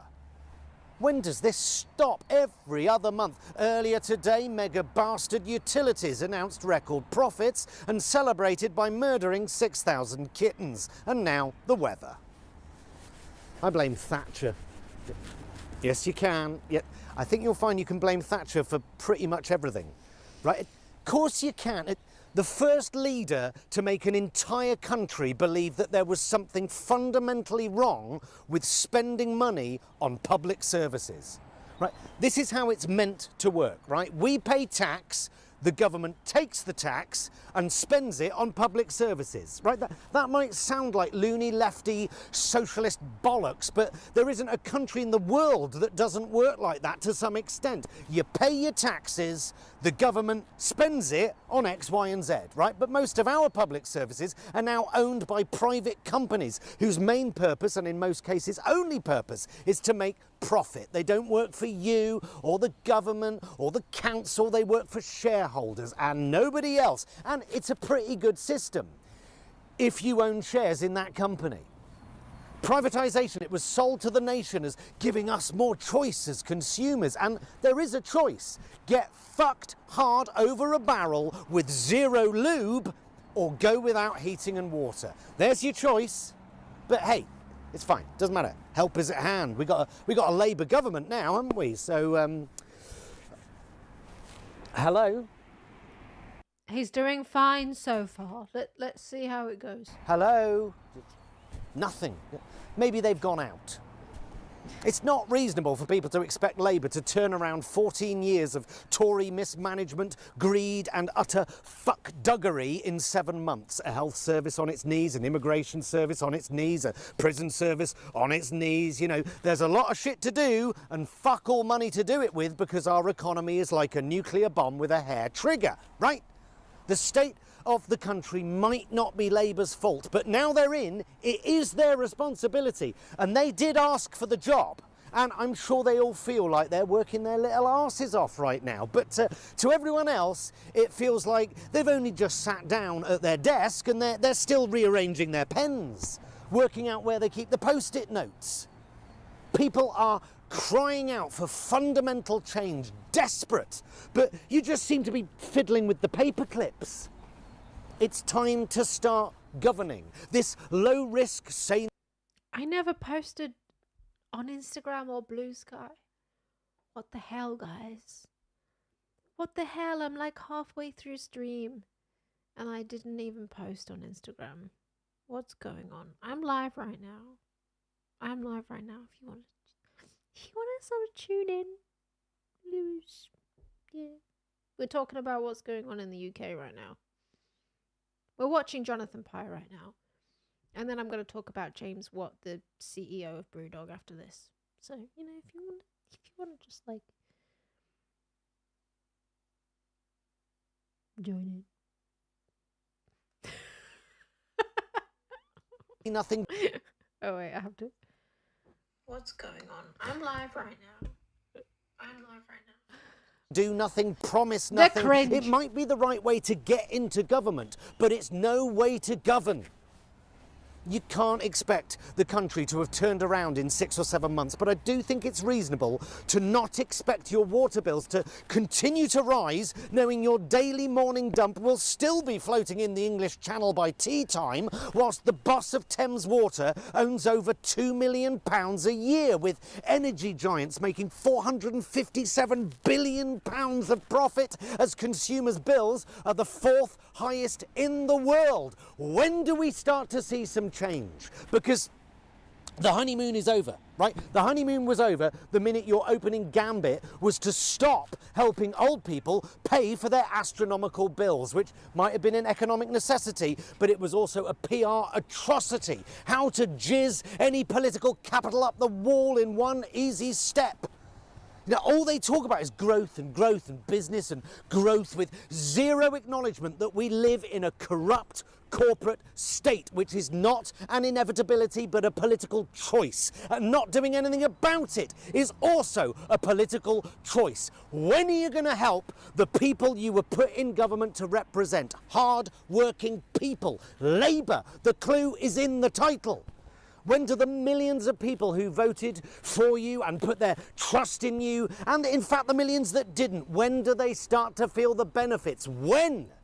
When do you put a stop to the energy and utility companies conning people who are struggling but also require things like water, gas and electricity? When you are already over 10% through your term in office and you appear to have achieved next to nothing? What do you stand for? What do you believe in? What's your moral mission? And if your answer to those questions is growth, then you're fucked. Yes, there's no money. You can't... GDP, baby. It's the GDP. That's all we care about. It's the GDP.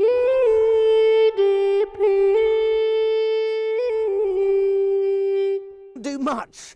But you better do something about this unbridled corporate greed and do it fast, because there's a dead-eyed, populist, GB News lopsided minge just one election away. Oh, and fuck Sainsbury's. £1 billion in profit last year, and yet it's cutting 3,000 jobs. Why? Rising national insurance contributions. Now, that's not Labour's fault. That's just greedy corporate weasels blackmailing the country. If you make us pay our fair share, then we're going to fire everyone. Fuck you. I'm buying my bog roll from Morrison's from now on. Yes. Well, the Liberal Democrats' environment spokesperson, Tim Farron, said the increase was absolutely scandalous. He went on to say that energy companies... Let's start with the show itself. GDP, GDP, GDP, GDP, GDP.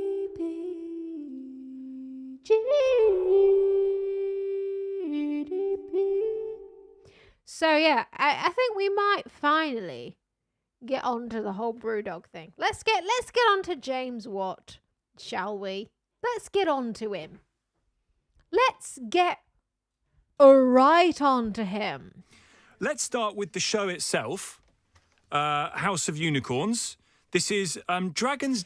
This man is the reason that I refuse to drink a Brewdog beer ever again in my life. Also, this is the worst pause. I'm sorry that I gave you this pause. Den-ish, but with a twist. What's the twist?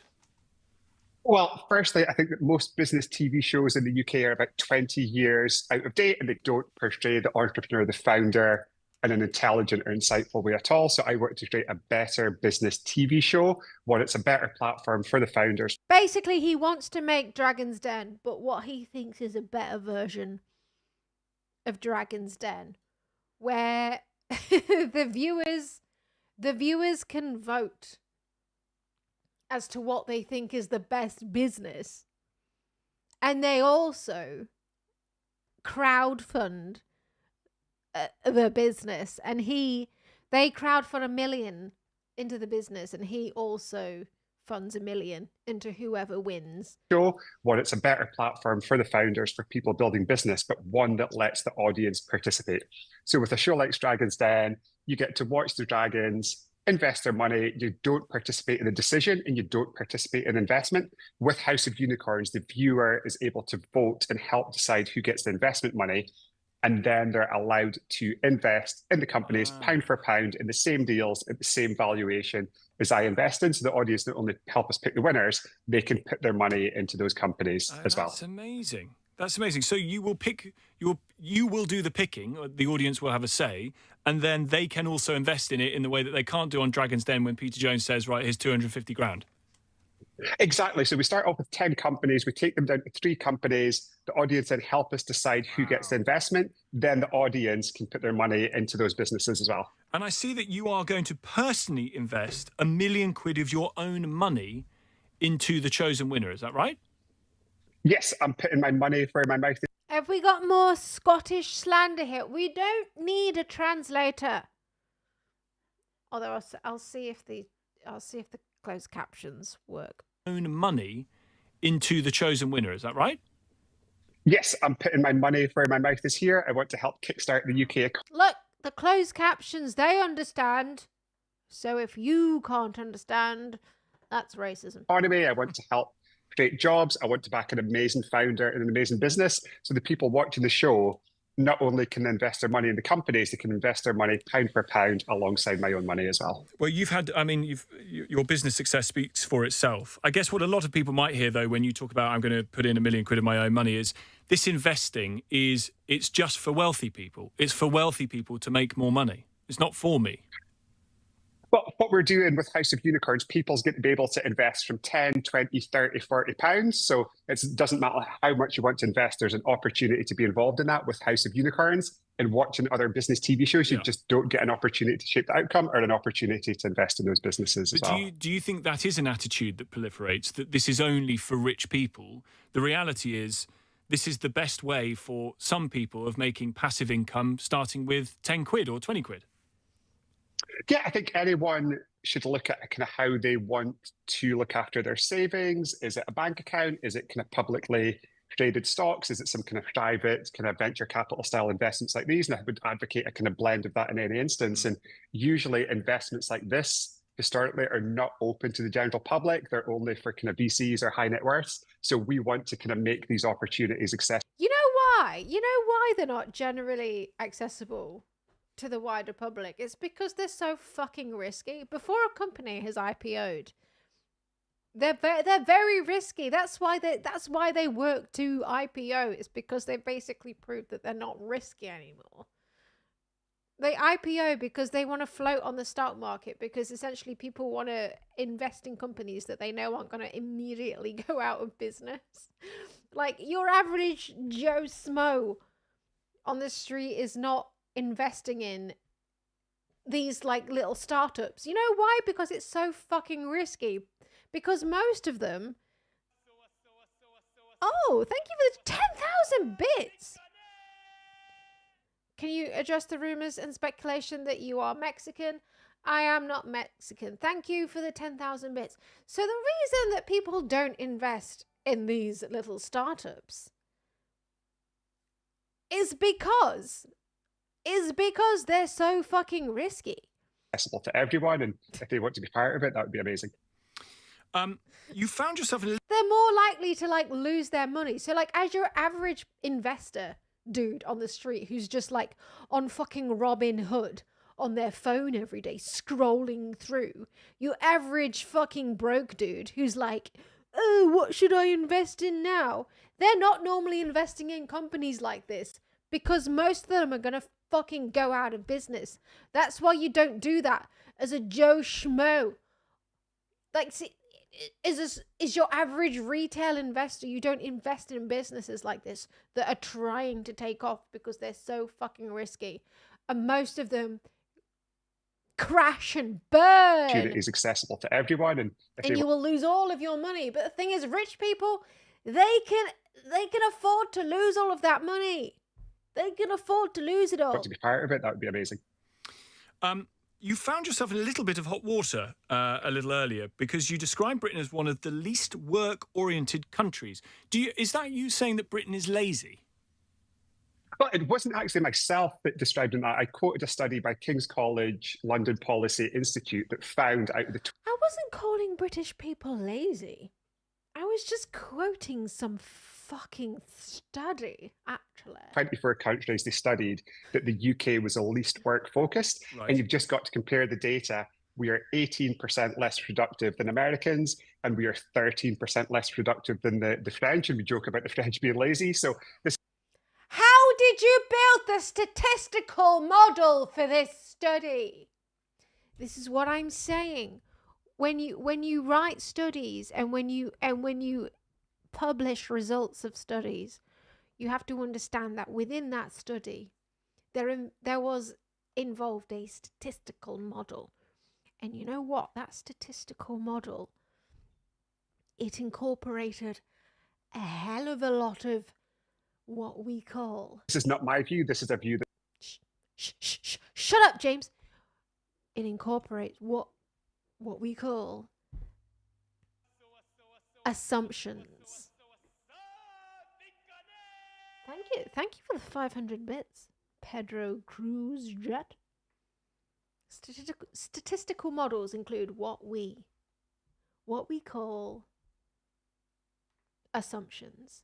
They are like the baseline. We assume these things, and therefore we build our data models on top of these assumptions, because that's all you can do when you're doing a study. You have to have assumptions, but what you really have to look at is the underlying assumptions that study was built on top of. That's what you have to look at. It's backed up by data. But is that your experience? It's backed up by data. I work across businesses across the UK and the US, and I definitely find there's a bit... Like, especially if you're talking about a study which makes such a bold claim as British people are like whatever % less likely to say that they want to work hard. That's so fucking subjective and cultural. There are so many underlying assumptions under that question that you are asking people. Like, there are so many opportunities in a study like that, which is so cultural, for you to be able to manipulate that data in a way that says what you want it to say. A bit more hunger, a bit more tenacity, a bit more drive in the US work ethic today compared to that of the UK. And why do you think that is? It's a great question, and Like, we want to live in a fantastic society with fantastic services, and that comes from taxes.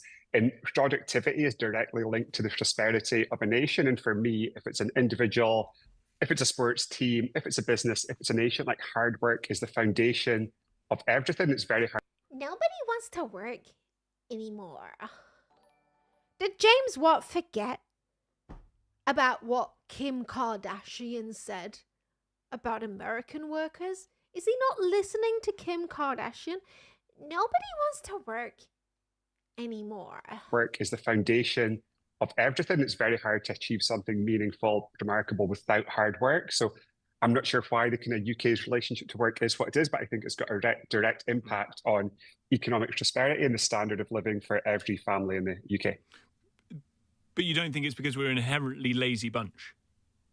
No, and there's millions and millions of people in the UK who work incredibly hard, and like I see that firsthand every single day. But if you kind of take a step back and look at the data, we're not working as hard as other nations, and that's going to mean we don't have the same ability to invest in our future, in our public services, and in building the society that we want to have in the UK. There are other bosses. I mean, I look at the former boss of M&S and Asda, Stuart Rose, who say perhaps that part of the reason for that is working from home. As a Scottish person, this guy has the worst Scottish accent. Does he have the worst kind of Scottish accent? He's from Aberdeen. Are you saying Aberdonians have the worst of the Scottish accents? He describes it as not proper work. Yeah. What's your view? I'm going to start a Scottish civil war. My view on this is quite nuanced. So I think there's some teams, some companies where working from home is fantastic. I've actually got a business of my own, Social Tech. We've got a team of 12 and that team works from home.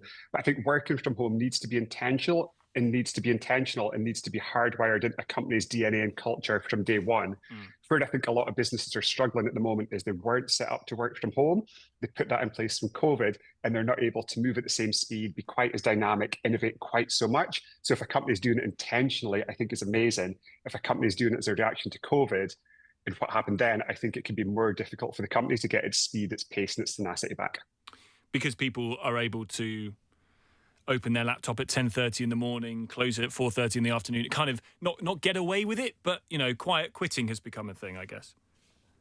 I mean, for me, it's not so much that. And like I said, I've got a team of 12 people who work in a business, and we work from home. So it's not about when people start work and when people stop work. It's just some companies, the value of face-to-face collaboration when it comes to innovating, when it comes to disrupting, the value of having people in a shared space every single day for some companies is so fundamental to what they do and kind of being able to move at pace that I think it's difficult for them to adjust to remote work. And it's more about that connection, that conversation. You think that they're wanking all day, don't you? Just say you think that they're wanking all day. People working together towards a common goal as opposed to when somebody starts and stops working. Do you think... Look, I'm self-employed. That's all I do all day. That's fine. I'm joking. Also, how do I always give this guy the worst pauses ever? I give him the worst pause every time. Part of the lack of hard work compared to other countries in this country is because people don't see an end goal. They see people like yourself who have made a business and you're now a very wealthy person who say, just work harder, everybody, work harder. And they say, well, just because you're a millionaire or whatever, you don't get to tell us what to do. We're working in a job that doesn't pay very well, and that's all we're ever going to be able to do. Yeah, and I mean, I've had this work ethic when I was living in my dad's spare room, not paying myself when I was kind of 29 years old, when I was working in fishing boats. I've just always kind of believed in the value of hard work, but like everyone gets to decide what is best for them. So I kind of shared my perspective on hard work, work-life balance. But the beauty of the thing here is like people can decide what's important for them, what their objectives are, and then build the life that they want. But there's something about the phrase work-life balance that I don't love. And that implies that it's kind of good and bad to be balanced out. And you've got to... He did inherit some wealth. It's unclear how much he actually inherited, but let's just say his father was... a multi-millionaire. But he quite conveniently avoids disclosing this bit of information in any of the interviews that he gives. That it's kind of good and bad to be balanced out, and you've got to balance out the bad, which is work, with the good, which is life. For me, regardless of what you do, the more fulfilling you can find your work, the deeper connections you can foster, the kind of more that plays into your human experience. It can just enrich your life overall. So I think work-life balance, a phrase, makes us think that, well, the work part of that is inherently bad, but why can't both parts be good? And then you can just kind of use that to kind of build the life that you want. Do you think there's a bit of an attitude in this country, rather more so than... Yeah, he calls his dad a fisherman. Yeah, and he's more of a fishing magnate. So his father is a lobster fisherman. He fishes in the north, in the Atlantic Sea. And I had to watch his interview on Diary of a CEO to do research about him. I know. But that's what I had to do.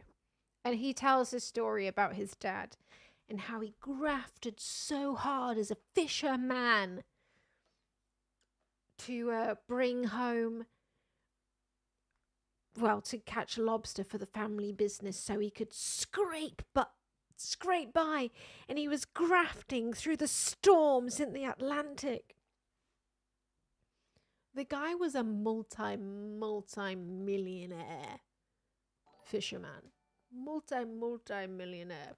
And the only reason I found this out was because I looked up his dad's name, which is Jim Watt. I looked up his dad's name, and the article that came up about his dad was it was because I think it was the Daily Express. They'd reported that his dad had divorced from his mum, and he tried to get out of paying her £3.3 million in this divorce settlement by lying to her. He tried to lie to her. He tried to tell her that he'd signed some sort of document that meant that he didn't have to give her any of his fortune if they divorced. And the Daily Express reported on it that the court found that he had to pay his ex-wife £3.3 million in the divorce settlement.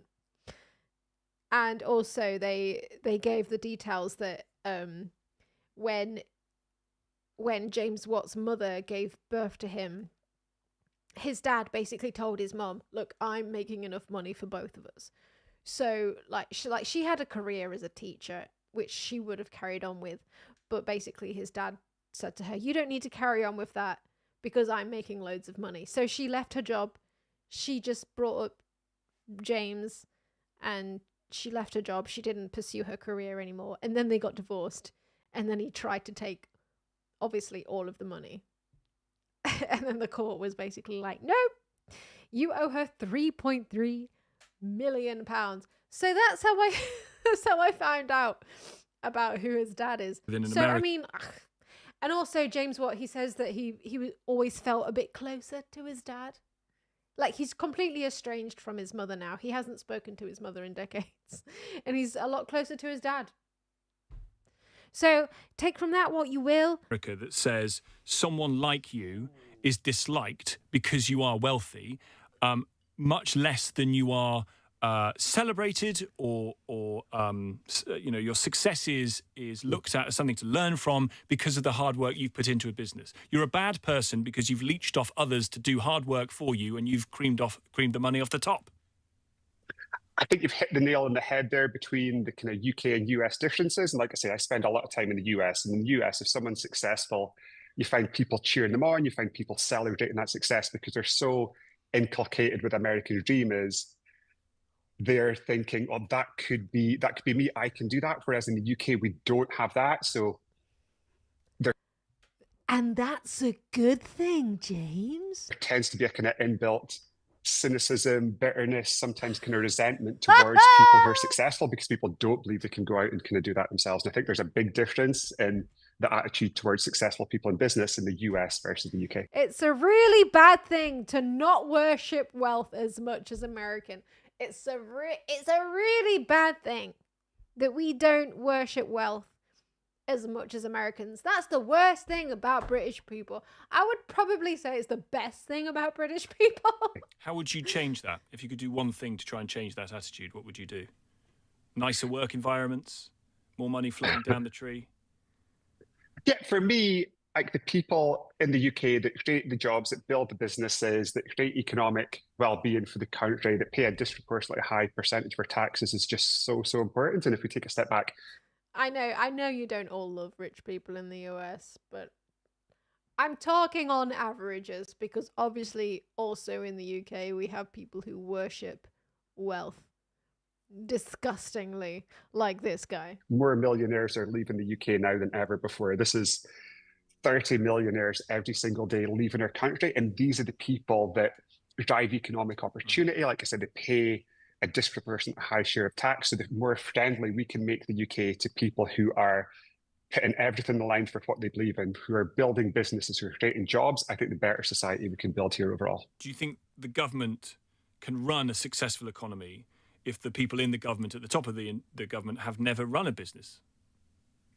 I think it's a massive failing in the UK. If you look at the UK Secretary for Business, he's never worked in a business, let alone ran a business. And if you look at the Secretary for Commerce in the US, they've got a huge amount of business experience. I definitely think it's an issue with the current government, the lack of business experience they've got. And I think we're seeing that in some of the decisions they're making, which are tough for business, tough for job creation, and tough for us trying to build our economy.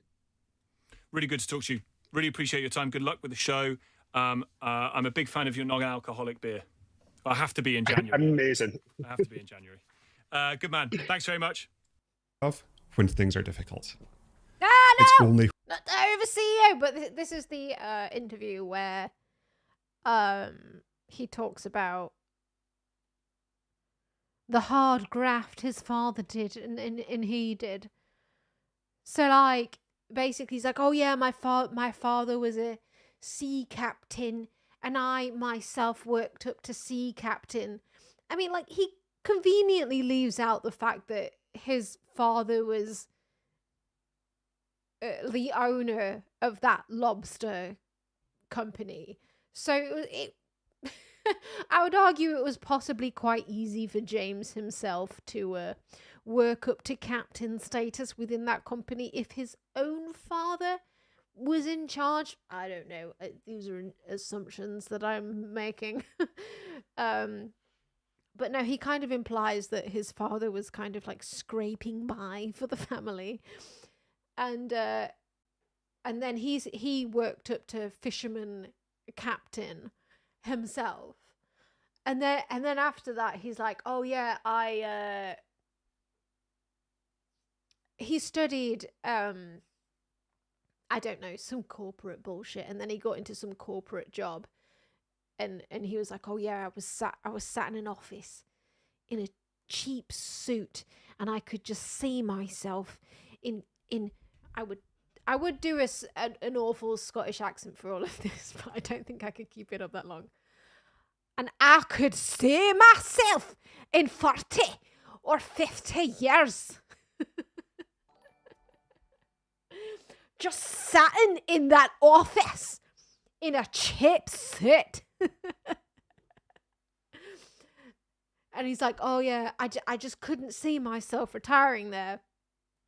Like, every fucking cliche of a LinkedIn dude, that is what he is.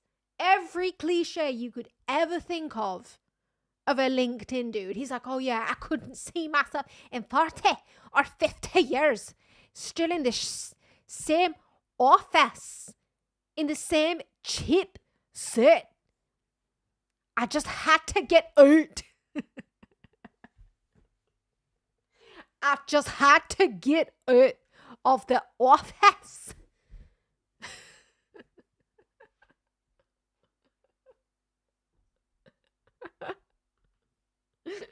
I had to start something new.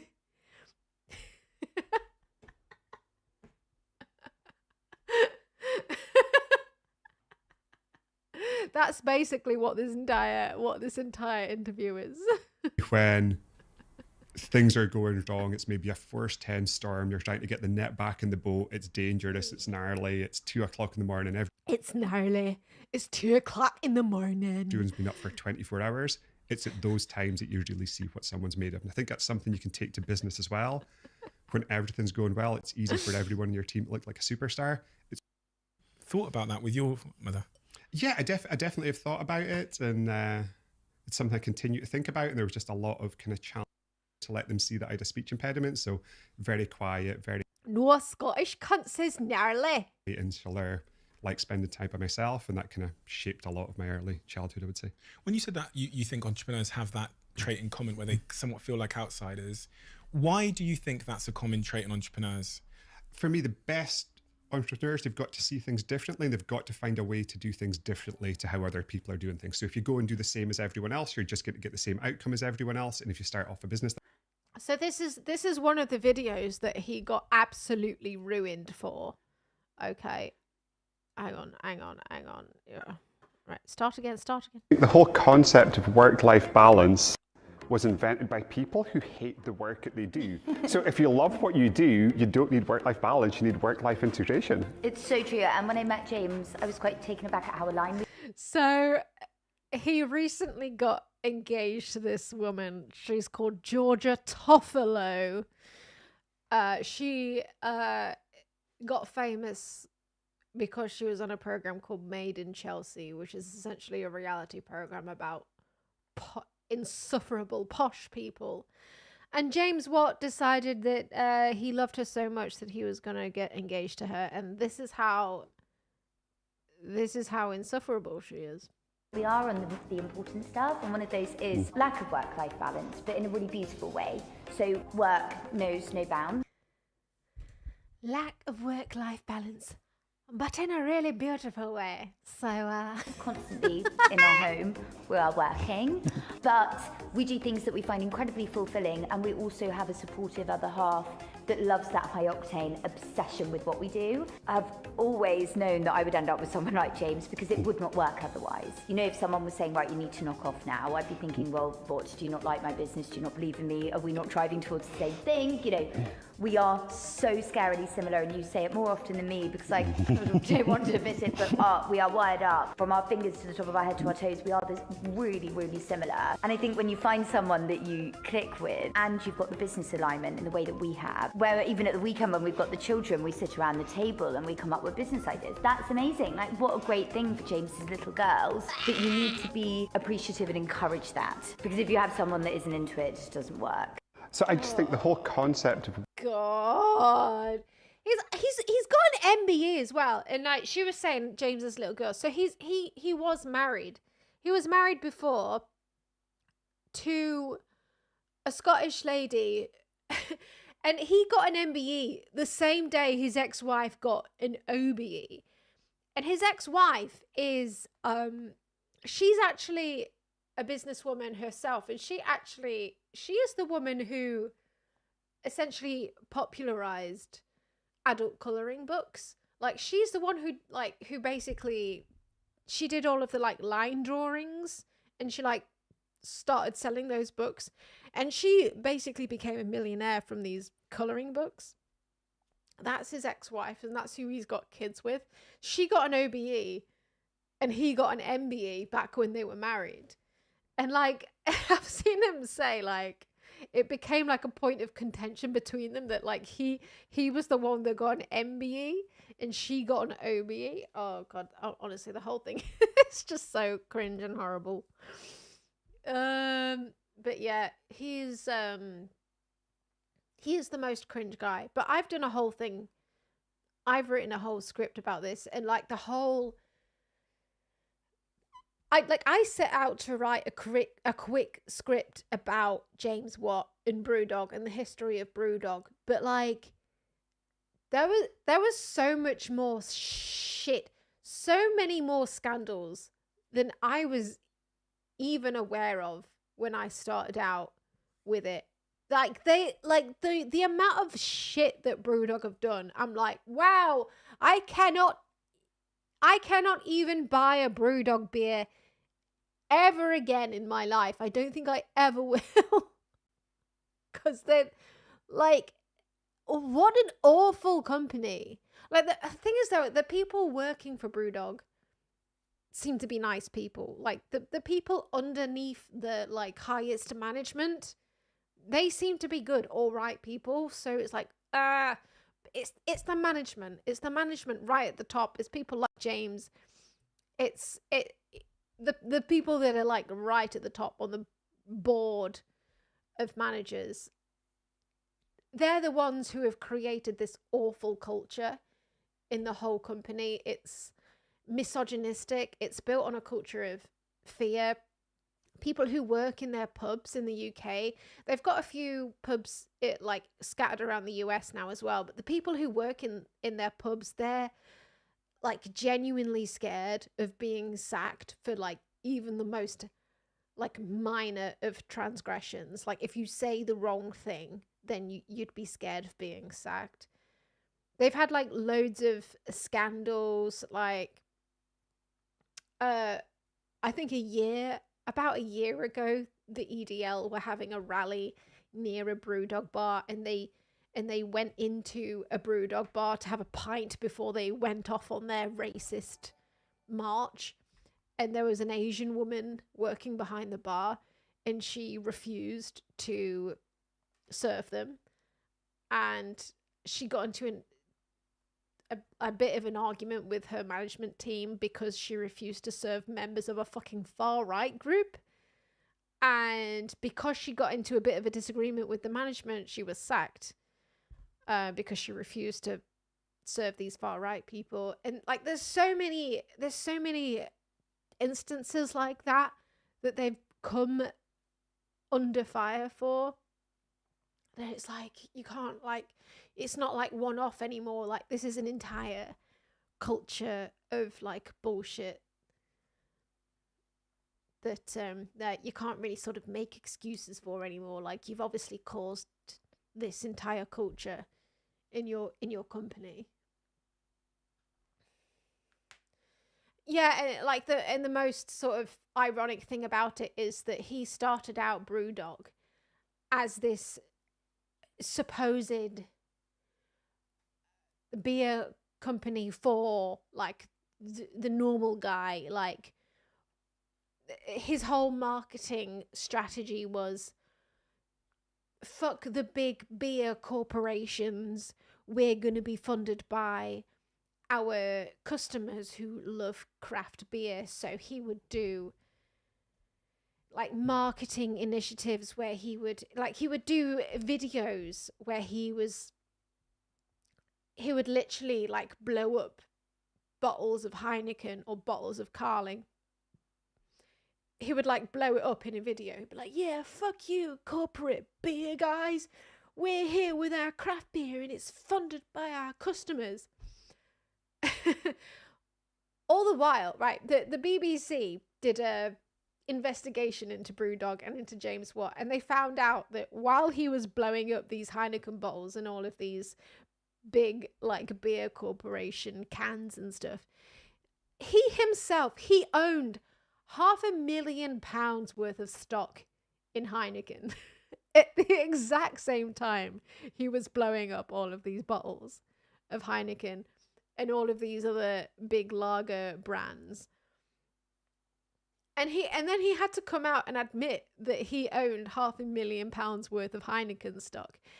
And he had to admit that what he owned them because he was trying to woo them into a distribution deal. So like it literally came out that he was literally no different from any of the other beer companies out there. It like no different, but it was all a facade. So when he first set up Brewdog, he set up this thing called equity for punks. And like the whole sort of premise behind it was, we're not getting the big fat cats to invest in our beer brand. It's going to be you guys. It's going to be the people who love craft beer. And so people invested in it. They were like, yeah, we own stocks in this company. Yeah, woo. And then so like loads of craft beer lovers invested into Brewdog and invested into equity for punks. And essentially, like, it's a bit of a glorified entry fee into a membership club for Brewdog bars, because you get, dependent on how much you invest, you get between like 5 to 10% discount on a beer in Brewdog bars if you're an equity for punk. But if you're a, what do they call them, equity punk, you get a 5 to 10% discount in one of their bars, and you also get a free beer on your birthday, guys. So there was all of that, and they got loads of investors. It actually did really fucking well. They actually did really well out of it. And then eventually, what James did, along with his co-founder, a guy called Martin Dickey, who is his mate from uni, what they did was they basically got all of this crowdfunding together. And then what they went and did is they sold 22% of Brewdog. They went behind everybody's back and they sold 22% of Brewdog to a huge corporate investor from America. They sold it to private equity, American private equity, because they wanted to expand. And everyone was so fucking pissed off at them because they essentially went behind their back and they ended up selling 22% of the company to private equity in America. And James and his co-founder Martin, they took away between them £100 million out of that deal. They just walked home with like £100 million between them. And the equity punks were like, what the fuck, bro? I thought you weren't going to sell any of the shares to these big fat cats. I thought that was what the whole brand was about. So anyway. So after they did that, after they fucked them over once, they started up a whole new Equity for Punks initiative after they'd sold off 22% to these American guys. They set up a new Equity for Punks initiative. They were like, yo guys, you know what you can do again? You can invest in us again. And somehow it went even better than the original Equity for Punks scheme. It went, like, they got even more investors than they did the first time. Even more investors.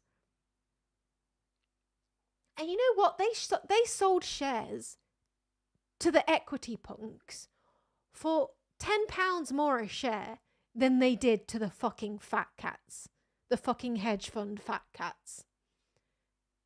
The normal guy on the street was paying £10 more per share this time. And that's not where it ends. That's not where it fucking ends. So, when you have people buying shares in a company, what you can have, apparently, I didn't even know this until I read about this. What you can have is, you can sell some people, you can sell certain shareholders preference shares. There's a certain type of share called a preference share, right? Do you want to guess whether it was the equity punks or the big fat cats who ended up with the preference shares? Do you want to know what the difference is between the preference shares and the usual Joe Schmo shares? So basically, for a start, the equity punks, they'd already paid £10 more per share than the fat cats had. On top of that, you see, right, when you have a private company, people own private shares in that private company. And the whole idea is one day you're going to float on the stock market. You're going to IPO, right? And at that point, what you're going to have to do is tell the market how much you're worth. they still haven't IPO'd yet. So we don't know what's going to happen. They haven't IPO'd. They keep threatening it. They keep saying, yeah, we're going to IPO so soon, guys. And that's when all of the equity punks think that they're going to make money back on their shares. Like, yeah, it's going to happen so fucking soon, guys. But the thing is, the people that own the shares right now. So basically, okay, I'm trying to explain this from memory. So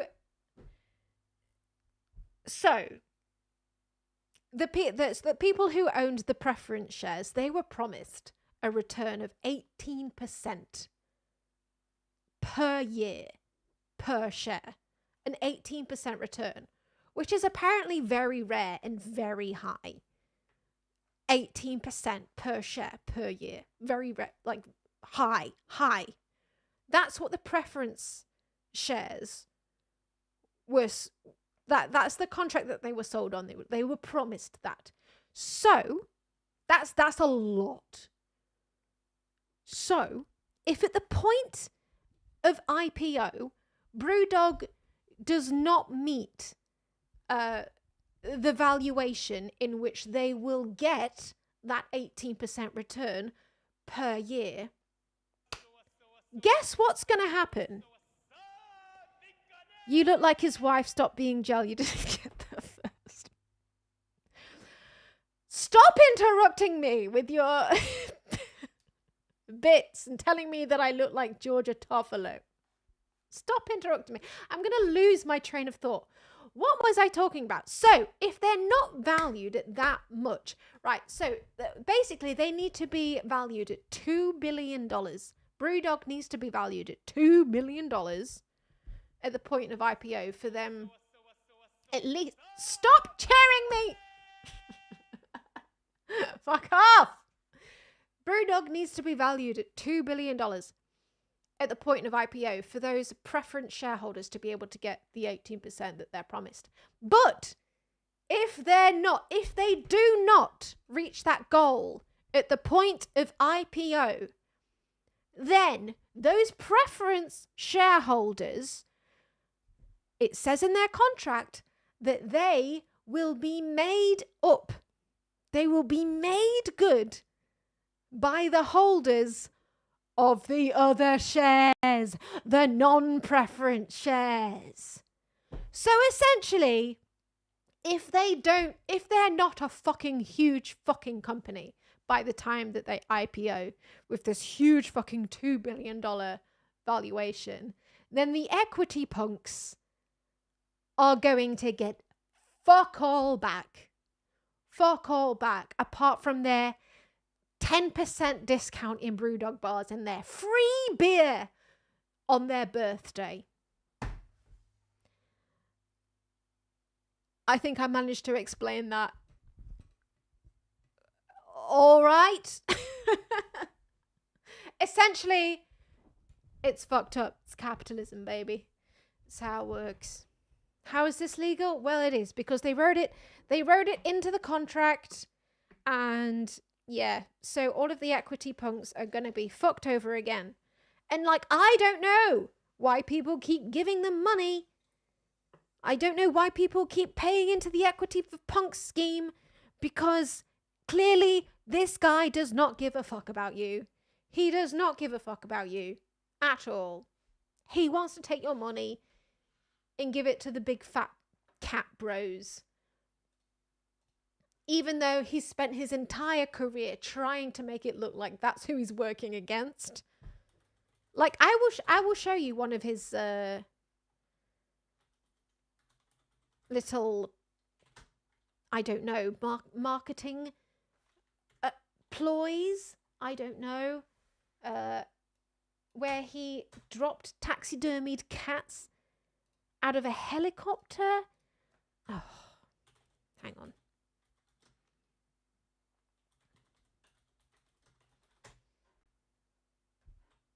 Like, this is one of the stupid things.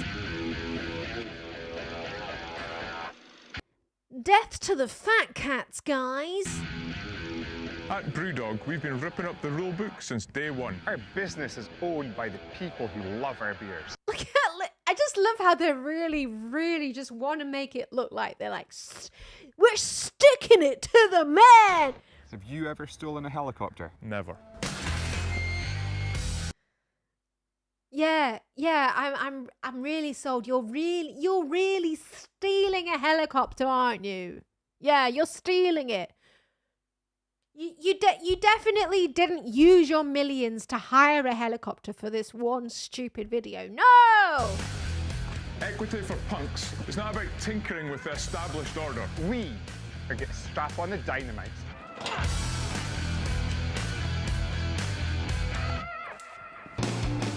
We're pioneering a new generation of business model. One that keeps... They at least look like fake taxidermy cats. I would be more troubled if they looked like real taxidermied cats. The passion and integrity in the beer glass and puts the people who really care in control.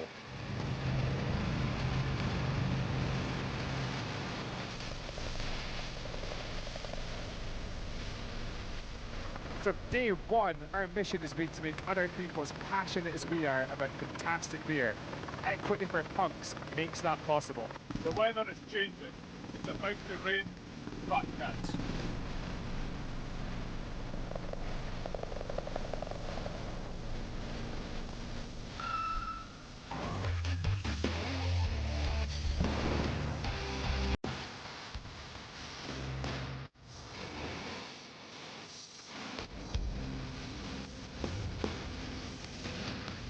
I also love how they clearly planted all of these shots. Like you never would have had a camera near where they happened to land.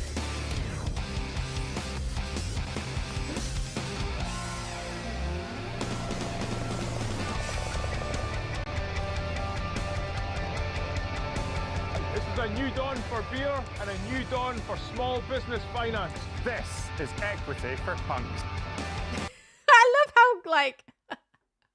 I just love how awkward he is though. Like on the one hand, he wants to be famous. He really wants to be.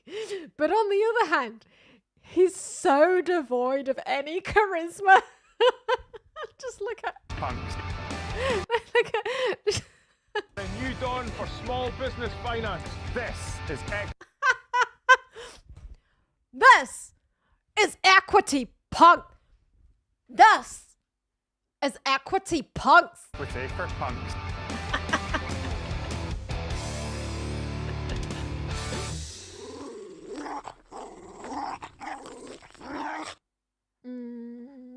Yeah, bit cringe. Yeah, and this is the other one that they did where they were blowing up the bottles while I'm fake. While at the same time owning 500,000 of stock in Heineken. James. And I'm fake Martin. Welcome to our dystopian fake universe where blandness and cheapness are undying pinnacles and corporate beer whores are gods among men. I don't like this place much. Me neither. This is fake lager, 4.7% classic Bohemian Pilsner, 100% malt and noble hops. How strong is it? 4.5. 4.7. You should know that, you made it. Sloppy. Fake lager is everything a good lager should be. To be fair to them, right, I'm gonna be very fair to them. They've made some very tasty beers. Elvis juice. A very tasty beer, although the Elvis estate tried to sue them for calling it Elvis juice. So in retaliation, what James and his mate Martin did was they supposedly changed their own names by deed poll to Elvis, but but the BBC did an investigation into that as part of their big program about it.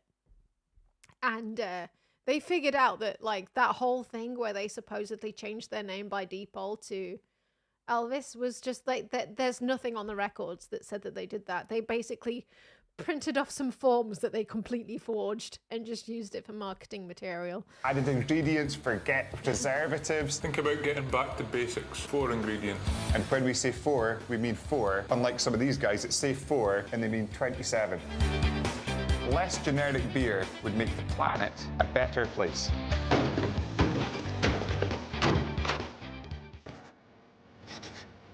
You guys have a choice. Is this or this what you want lager to be? I'll choose this. I will also choose this. It's time to wake up, smell the hops, dip up the lager rulebook. Goodbye fake lagers. Hello fake lager. Hello, fireworks. Safety gloves, check. Safety hat, check. Safety goggles, check. Some of the worst shit I've tasted in my life. What better way to destroy it than with a rocket? One small step for man, one giant fuck off for generic beer. Good.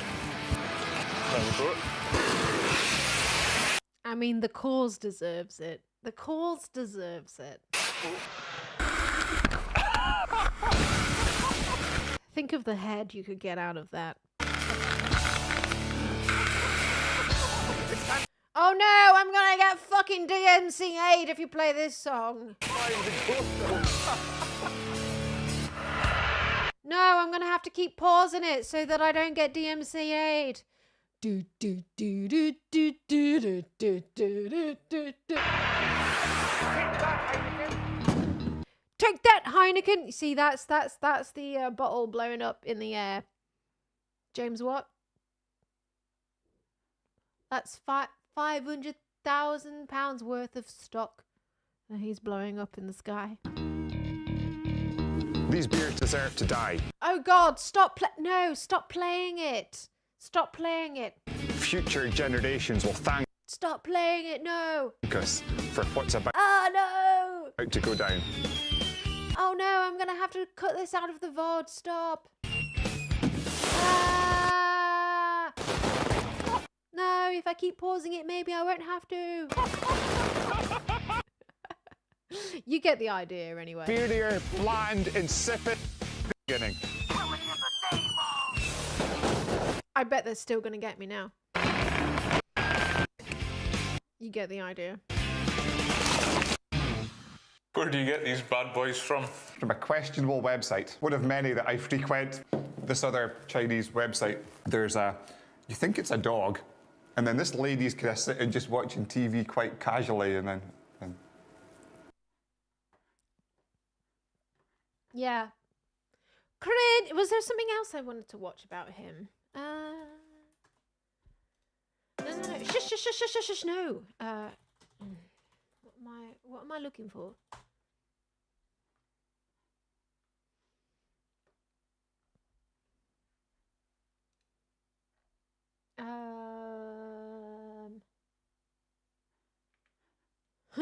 He reveals one of the things you said, why he invested in Heineken. All right, maybe we'll tolerate 3 minutes of Diary of a CEO. Do you think they'll take the stream down if we do that? I fucked up on this particular point, was investing in Heineken. And you've explained many times, the thesis behind that and why you did that. But I know people were talking, and you responded with some things yesterday about that. But I just wanted to kind of confront that. So you've obviously been the antithesis of those big we have beer companies, and then the BBC reported that you'd actually invested. I did. They said 500 grand. You say 120k. Yeah. Context. So they said I held 500k's worth of shares. I invested 500k. I quickly sold it down. Okay. So at the time they said it was 500k. Why are you investing in the people you hate? Keep your friends close and your enemies closer. No, so at that time, and it's the most stupid thing that I've ever done. If I could go back and change a single thing, that would be very high on the list, just because of how at odds it sits with our values and how we do things as a company. So the intention was to try and do a distribution deal. Heineken felt that we hated them. I then, without thinking about it too much, decided, okay, well, I'm going to buy this. And hey guys, I can't hate you too much because I've got shares in it. So that was the kind of design and concept behind it. And whilst we don't want to be owned by big beer business, we do distribution deals with them. We've done a distribution deal with Asahi in Japan, and we work with other big beer companies on a distribution basis, but not an ownership basis. I naively felt it would help us get a distribution deal done.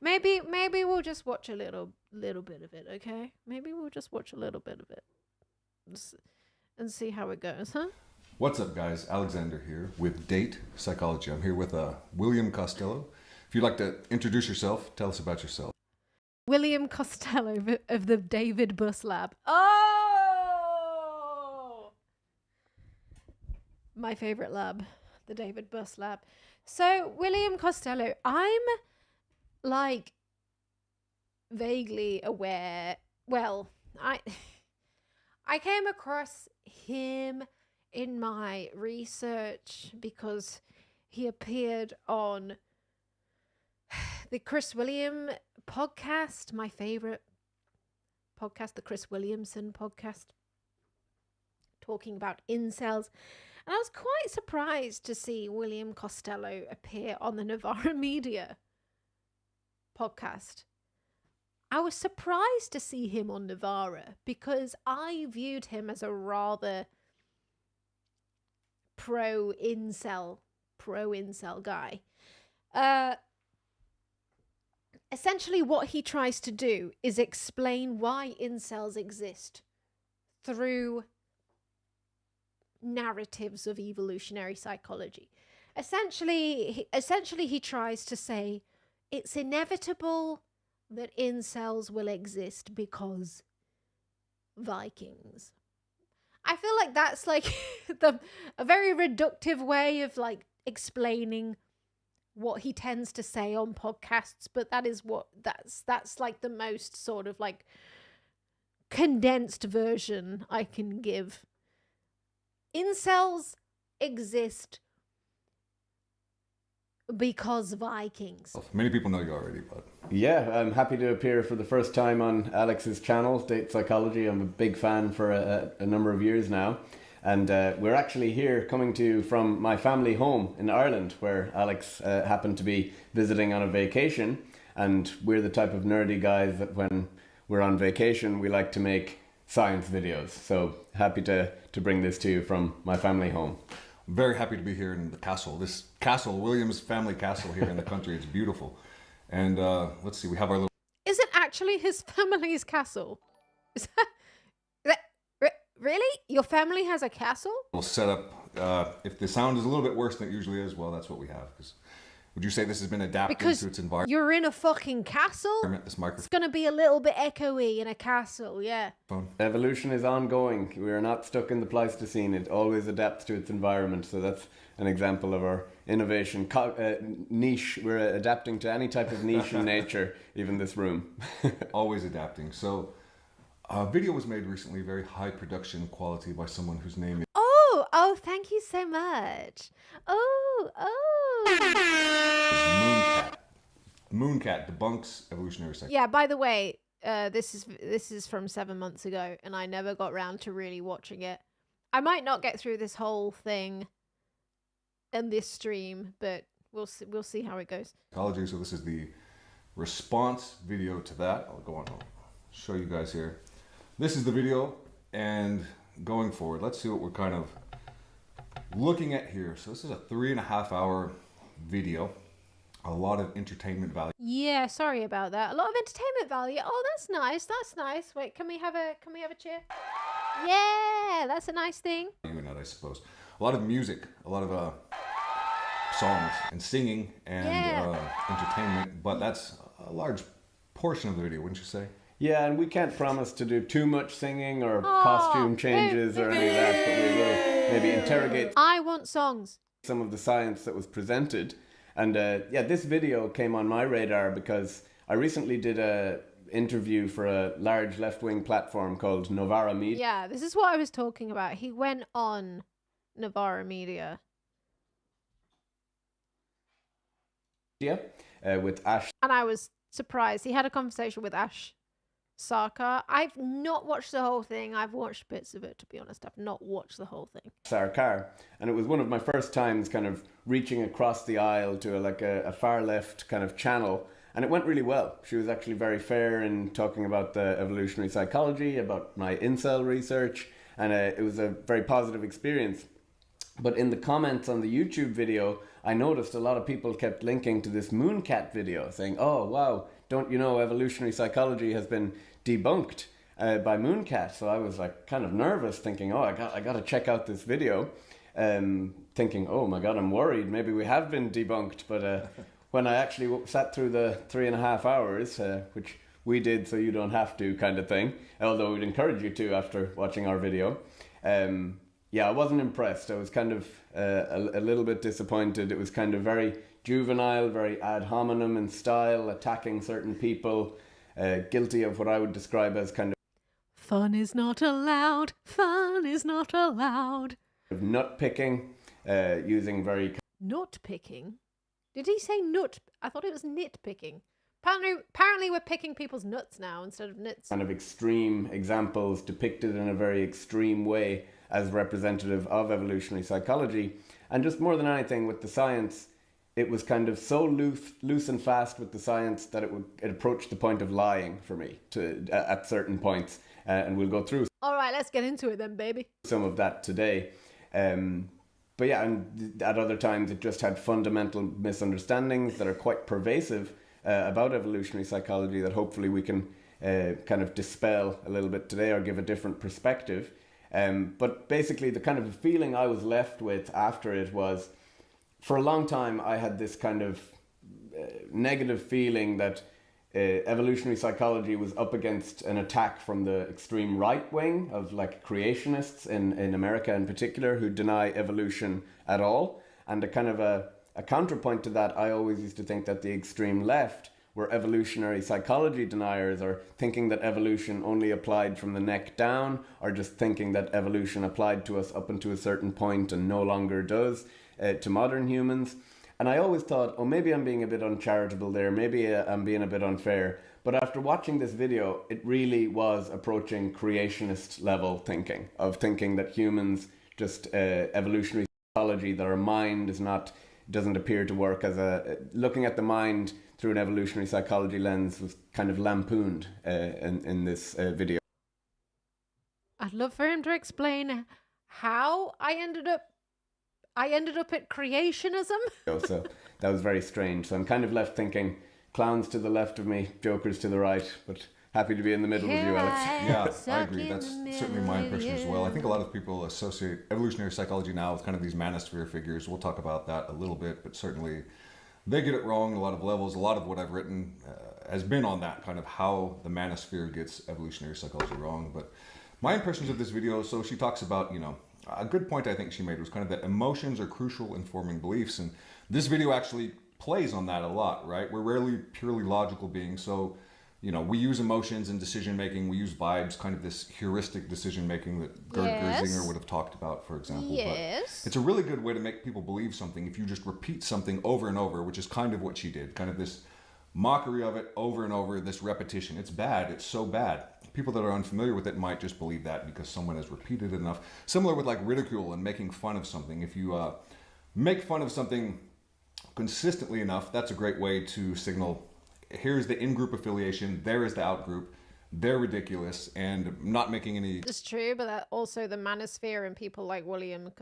Costello, they also appeal to authority a hell of a lot. They don't use appeal to ridicule a lot, but they used a hell of a lot of appeal to authority. That's what they mostly use. Substantive arguments in that sense. Certainly she really went out of her way to make fun of Jeffrey Miller, didn't she? What do you think of that? Yeah, it got kind of weirdly personal at times, even dredging up photographs from Jeffrey's marriage, which seemed a bit kind of close to the bone and low from my perspective. And I thought I was just given a little bit of a background on him as a character, I wasn't really I was saying it, to be honest, I was saying it was kind of sweet when he married another, I was saying it was kind of sweet that he married another evolutionary psychologist and they used the peacock feathers in their wedding. All I said about that was, oh, that was all I said. But I get maybe in the context, I guess you maybe you'd think that I was that came from a really sort of, I don't know, mean part of me. It didn't really. I was just kind of oh, that's cute. Left wing was... Doesn't mean I agree with anything you say. Supposed to be kind of like a kinder, gentler politics type of style, but that seemed anything but. and kind of a little bit of misrepresentation of him and his marriage and their open relationship and their attitude to polyamory. And that was lampooned along with a lot of other. What? I did not lampoon polyamory even in the fucking slightest. What I did lampoon was their reason for polyamory. That's what I lampooned, because their reason for polyamory is basically Jeffrey Miller has high quality sperm, so he should be able to have sex with as many women as possible. That's what I was lampooning. Other things, but you know, there's plenty maybe fairly to criticize about Jeffrey, but I think she went overboard and just went very personal and got personal about a lot of evolutionary psychology, including my own supervisor, David Bussey, who she refers to affectionately as David Bussey throughout. And that is definitely not the name of our WhatsApp group for the lab. The Bussey. Hey, the Bussey lab. We're definitely not the Bussey. We have a little bit of a joke. Love it, guys. Love it. That's not what everyone calls him in the lab. No, we never do. That's not his preferred nickname. Yeah, and Chris Williamson as well. She kind of went out of her way to make fun of him, but she said very little, I think, actually substantive about Chris, who tends to ask very good questions. He brings many people on his show, many famous psychologists from across the board, people with ideas that are Not really from across the board. It's from one side of the board, really. They're contradictory to one another as well. That might be, you know, representing competing hypotheses and theories and that sort of a thing. A very open platform in that sense, but she really seems to have kind of dug into attacking these individuals personally rather than kind of going into their research in depth or anything. Oh, so I only made ad hominem arguments about scientists and their personal lives and their personalities. Is that all I did in the entire video? Is that all I did, guys? Is that all I did? Right, okay.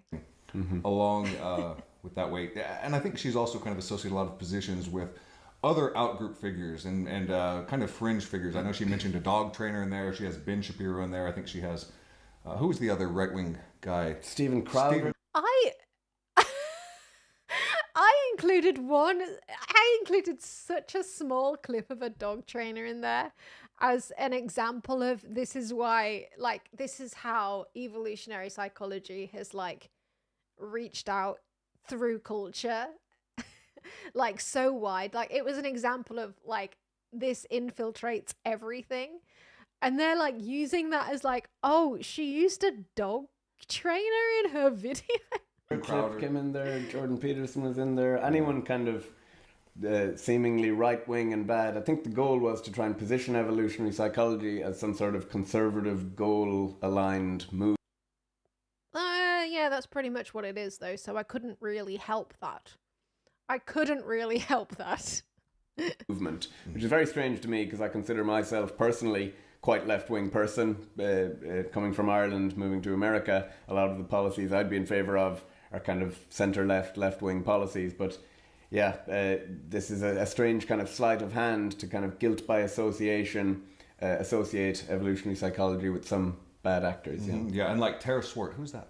I don't know. I don't know who that is. We don't know. I've never heard of her. These are not people. Tara Swart! A lot of this content is not Her name sounds like a sweaty fart. actually evolutionary psychology. It's kind of just been introduced there. Many manosphere people, I think, will maybe talk about that, but not in a lot of depth. But I mean, evolutionary psychologists are not very happy with the manosphere at the moment. Yeah, and that's a whole other podcast.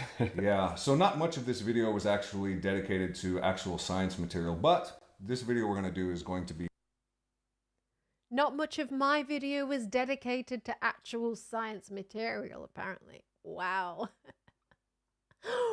Wow!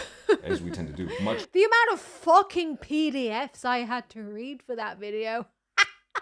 Oh my god. more in-depth science material. We'll try to explain it in detail, technically, and also make it understandable for a lay audience. But overall, the video, it's been kind of a masterclass in convincing you through emotions. We'll try to convince you through facts and logic. As Ben Shapiro... Oh, it's like so fucking... It's so easy to just predict what they're gonna fucking say. Oh, she was only using emotions. I literally cover emotions versus facts. In the last part of the video, I literally cover the like emotions versus facts. I fucking cover the entire thing, and how that whole argument is so fucking bullshit. And they're fucking using it in a debunking of me.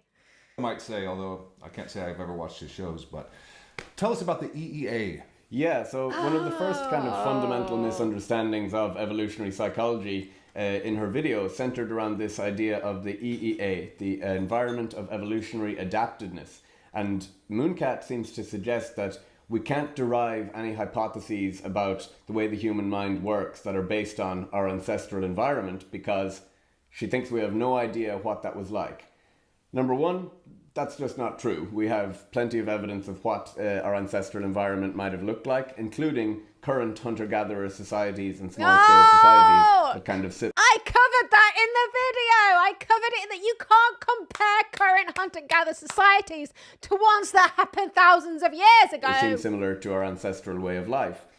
If the logic is that the past can't explain the present, we can never use the past to understand what our mind, the selection pressures that our mind evolved in response to, then we might as well throw out all of cosmology. So I don't think we expect Mooncat debunks the Big Bang Theory, even though cosmological evidence is based on millions of years into the past. I mean, and making Just you fucking wait for my next video, mate. I am gonna debunk the Big Bang Theory next, all right? predictions about the way the cosmos work based on that. So yeah, we have a good reason to think that we know somewhat what the environment of evolutionary adaptation. It's an entirely different field of science. You're talking about physics here. This is so different. Like, you can't make parallels there. This was like. Mooncat also at other times suggests that evolutionary psychology is stuck in the Pleistocene, so that we think that our mind The Plasticine. evolved primarily Pronounce it correctly. in this savanna Pleistocene environment. And while that's true, we do think that the majority of our ancestral environment looked like that. Evolutionary psychologists don't think that evolution has stopped operating. It's just that for the vast majority of our ancestral environment, it was more this savanna-like Pleistocene environment. But the environment of evolutionary adaptiveness.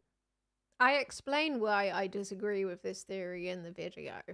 I do. I explain why I disagree with this. Is not just a set time or a set place. It's and I'd very much encourage anyone to read the Tooby and Cosmides paper, The Past Explains the President, which is all around evolutionary The past explains the president.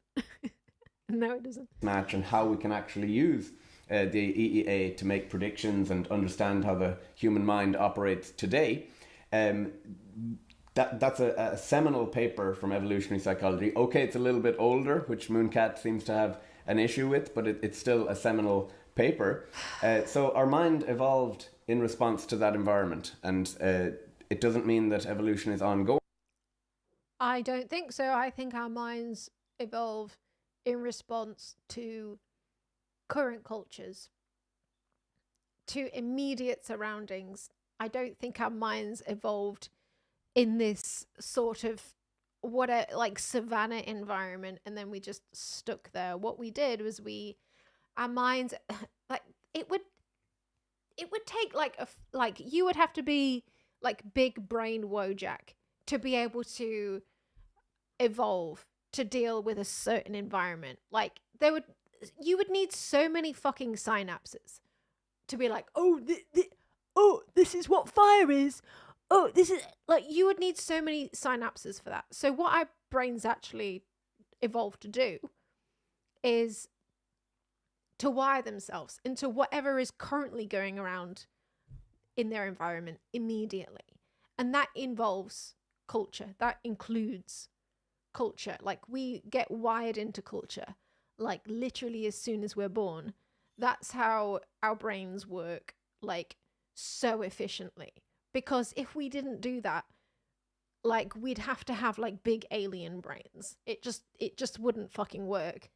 The most efficient way that we can do it is to be born and then for us to look at our surroundings, and immediately all of our surroundings go into our brains and we go, bang, this is what the world is. That's why childhood trauma is so bad, because like if you wire trauma into a child, a really young child, then it fucks them up for life, because that you've got them at the point of their life where they've evolved to literally wire everything into their brain, like hardwire it in. That's what I believe. Is not ongoing, but that's the main. And that's literally what all of our research points towards as well. Like I'm going off research with everything that I talk about. It's still only a theory, because psychology is a really young field of research. We still don't fucking know so much about the brain, but everything that I'm going off it's based on a growing field of research and growing scientific consensus. And evolutionary psychology, when it has theories about, we evolved to be in a fucking desert, and then we stopped, and then all the modern world after that is like an evolutionary mismatch of some sort. None of our research backs that theory up. What our research backs up is that we get born into cultures, and when we're babies, when we're tiny little babies, or when we're young kids, everything gets fucking hardwired into us pretty fucking quickly. Environment in which we're evolved in. Mm-hmm. Yeah, she seemed to have a thing with old papers. She brought that up as if that was a bad thing, but many of these are old papers that have actually replicated quite extensively. We will mention that in the future slides as well, and that sort of a thing. What about sexual economics theory, sexual econ theory here? I know she... Who's going to grant me my honorary PhD? I don't know. Somebody give me my PhD, please.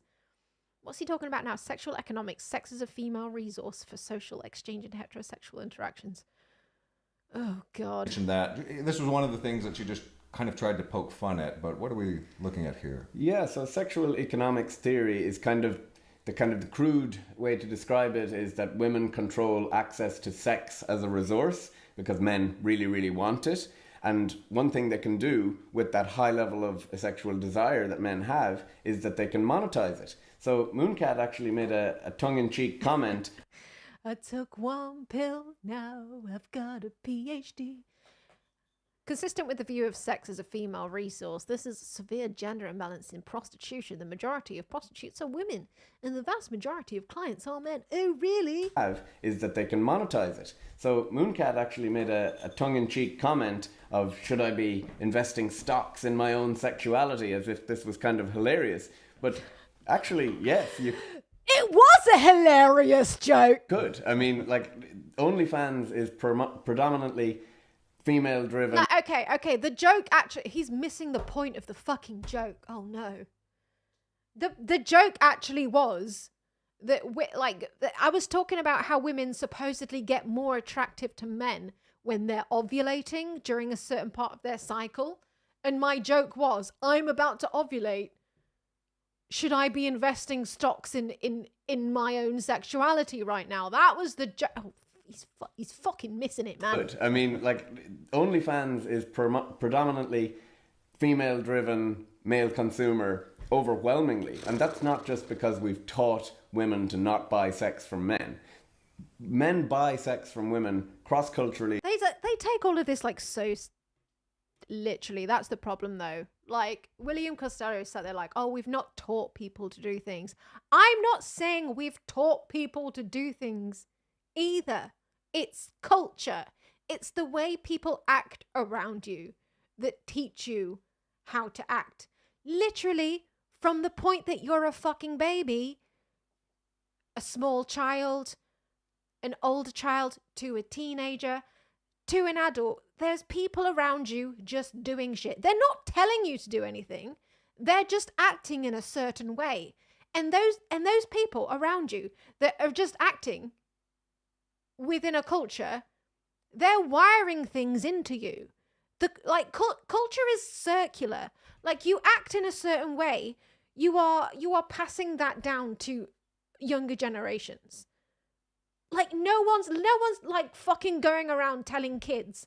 No one's going around saying to girls, the way that you're going to make money later on in life is if you sell your body to men. Nobody's literally fucking saying that. Well, at least not in most situations. No one's literally saying that. But that's what we learn.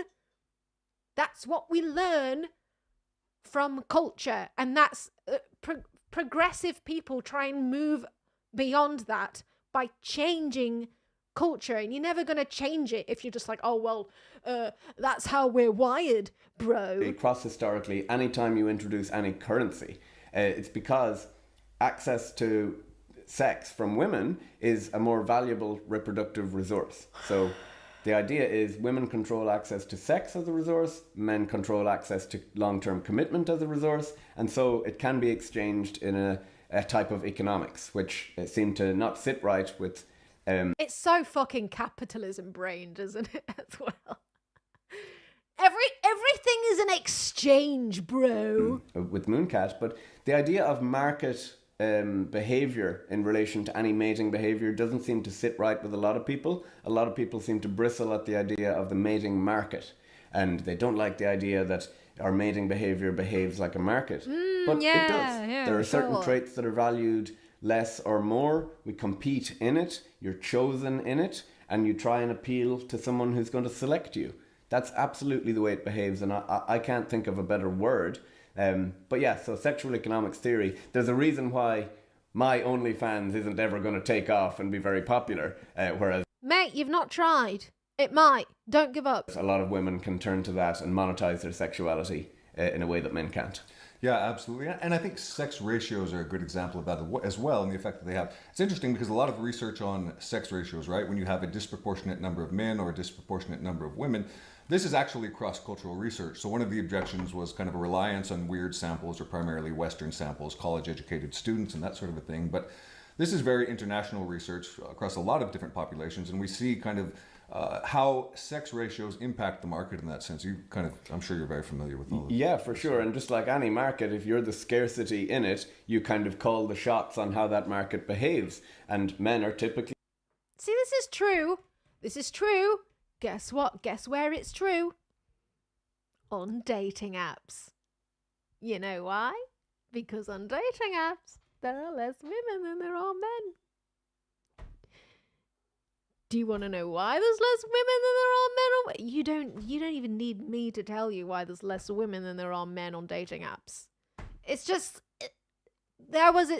that's how it worked out, and then there was a gender imbalance, and then all this shit happened.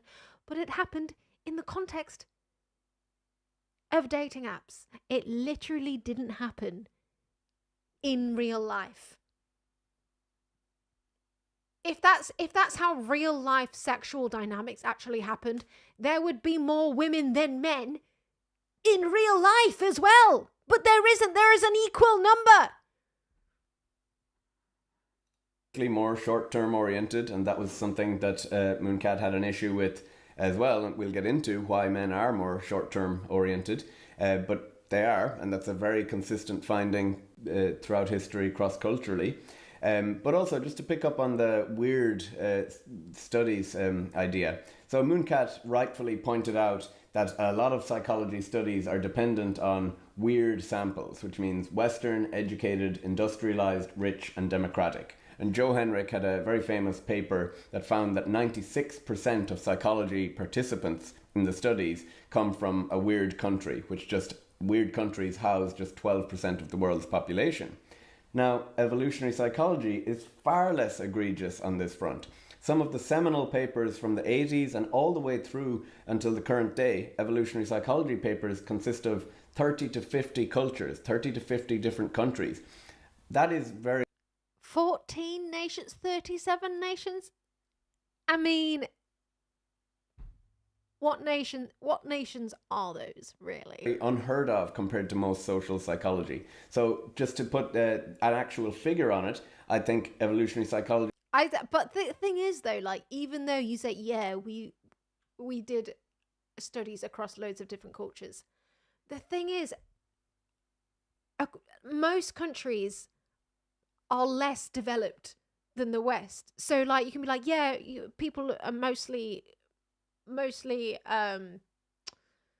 studied Western countries, but like even if you studied other cultures, most of them are sort of like they're less developed than Western cultures, so the gender differences are probably even wider than the ones in the Western countries.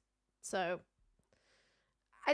I do think it's a lot of it is like the cultures that are prominent in most countries in the world right now, because we're a very sort of globalized economy. Our cultures bleed into each other across the whole of the world. They just do. Even in hunter-gatherer societies, which are supposedly not affected by Western countries, they absolutely are. Loads of them live like right next to Western societies. Like the cultures bleed into each other constantly. It has a long way to go in getting less weird, but we're far less egregious than most of social psychology. So I think it was in the latest analysis, something like 85% of evolutionary psychology samples could be classified as weird. And that's a problem. We need to maybe improve on that, but it's certainly nowhere close to the 96% for the rest of psychology. So again, I don't see why that's a unique sin of evolutionary psychology. Yeah, that's something Did I say it was a unique sin of psychology? I think I made it quite obvious that the entirety of psychology is a very flawed scientific subject. Noticed throughout watching her video as well was that a lot of the objections she raised about sample sizes, weird samples. Very common error. Most objections applied. I don't think I ever said that they didn't. I don't think I was saying that at all. Replication. These are issues to psychology as a field across the board. They're not specific to evolutionary psychology, and in many ways evolutionary psychology is better. We'll talk about sample sizes. I pulled some examples of that as well, but yeah, so that's kind of some broad... I think that whole section in the middle about how it's called Science is Fucked. There's a whole section called Science, not evolutionary psychology, Science is Fucked.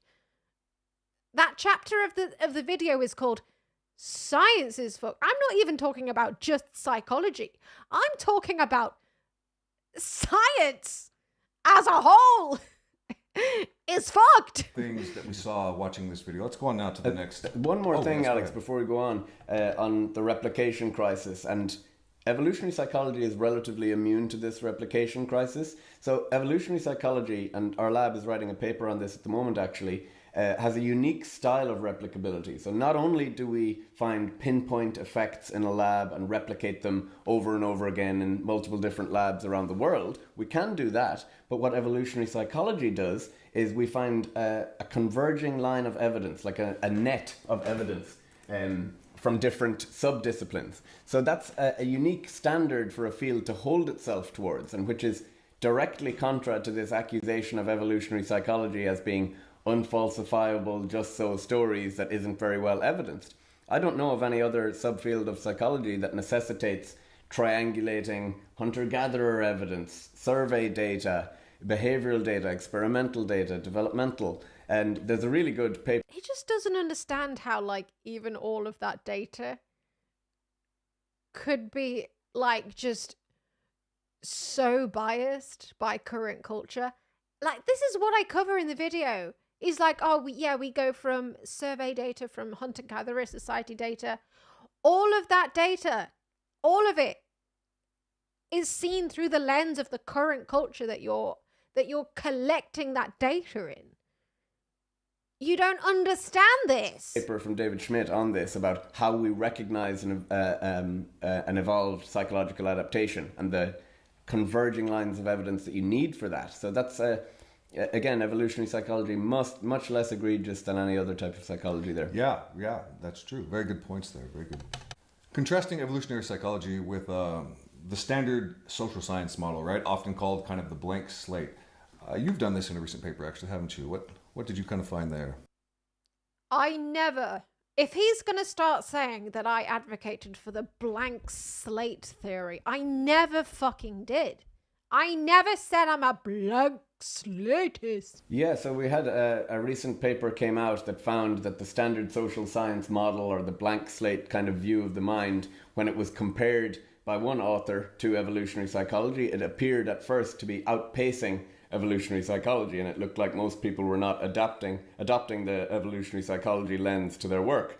Now, we published a paper last week kind of reanalyzing the data there, and we find that there's actually no outpacing, that the two models are actually growing at a similar rate, and evolutionary psychology is gaining a foothold in psychology. But what's very interesting to me about the standard social science model is that it never concedes when evolutionary psychology has a victory over it. So, for example, you take something like the gender equality paradox, which is the finding that, paradoxically, on the standard social science model account, some sex differences get larger in more gender egalitarian countries.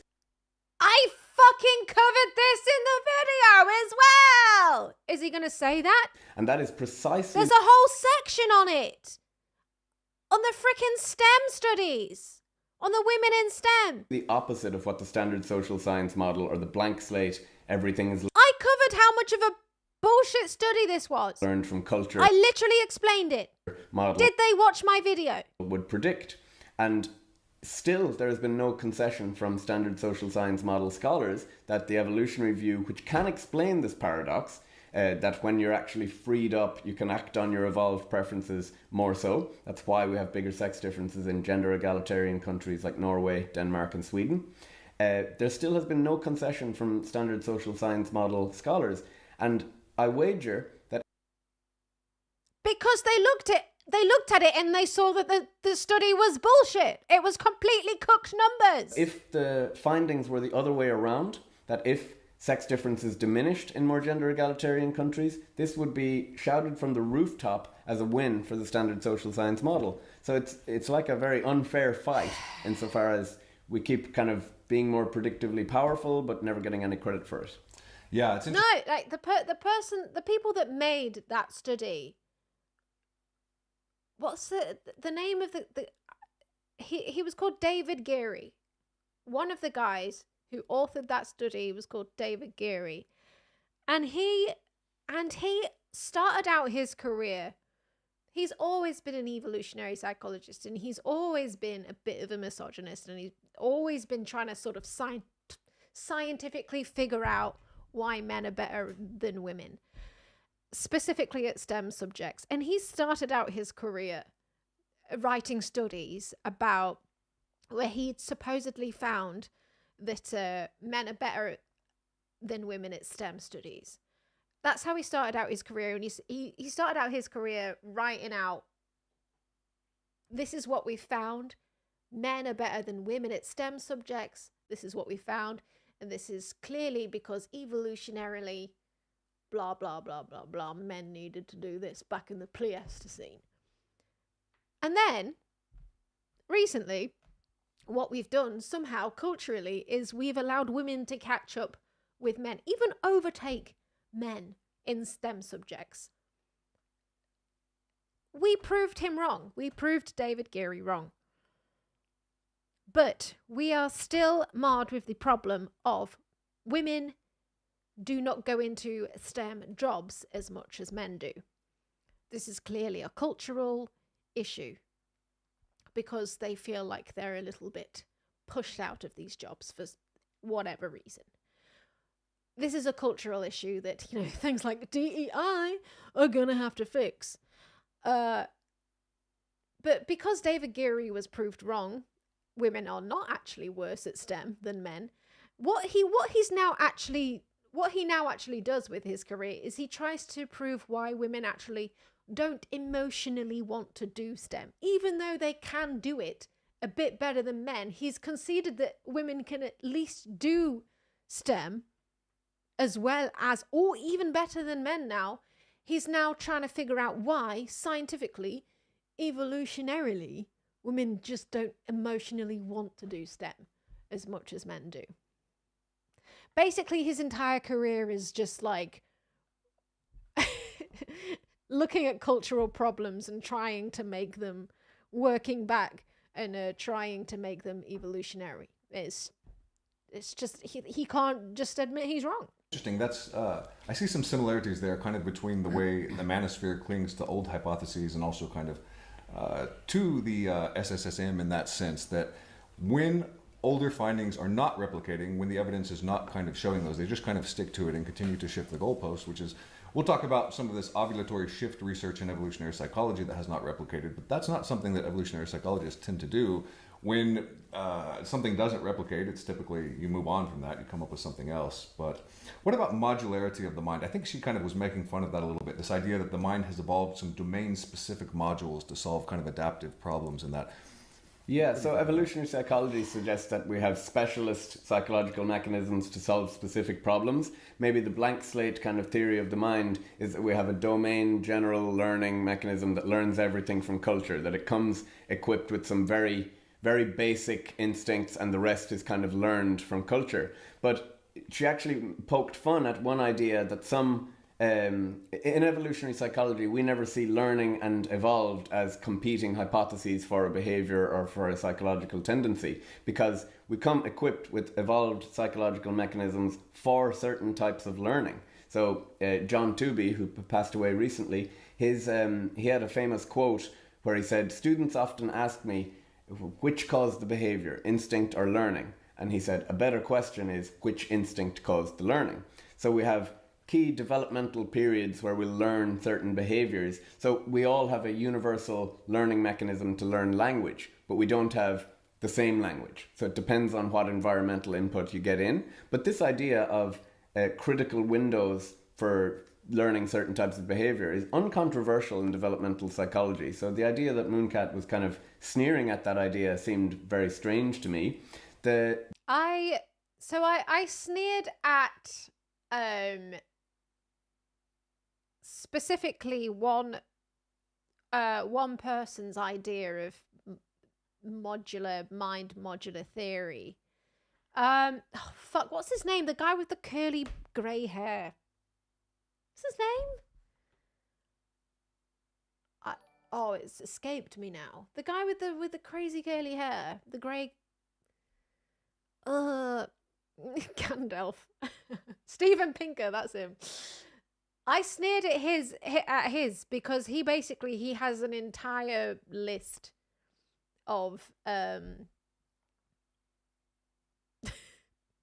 he has an entire list of supposed mind modules that humans have, which is fucking ridiculous. I do believe that we have traits. I call them traits. And I think we have a few specific ones. Yes, one of them is language.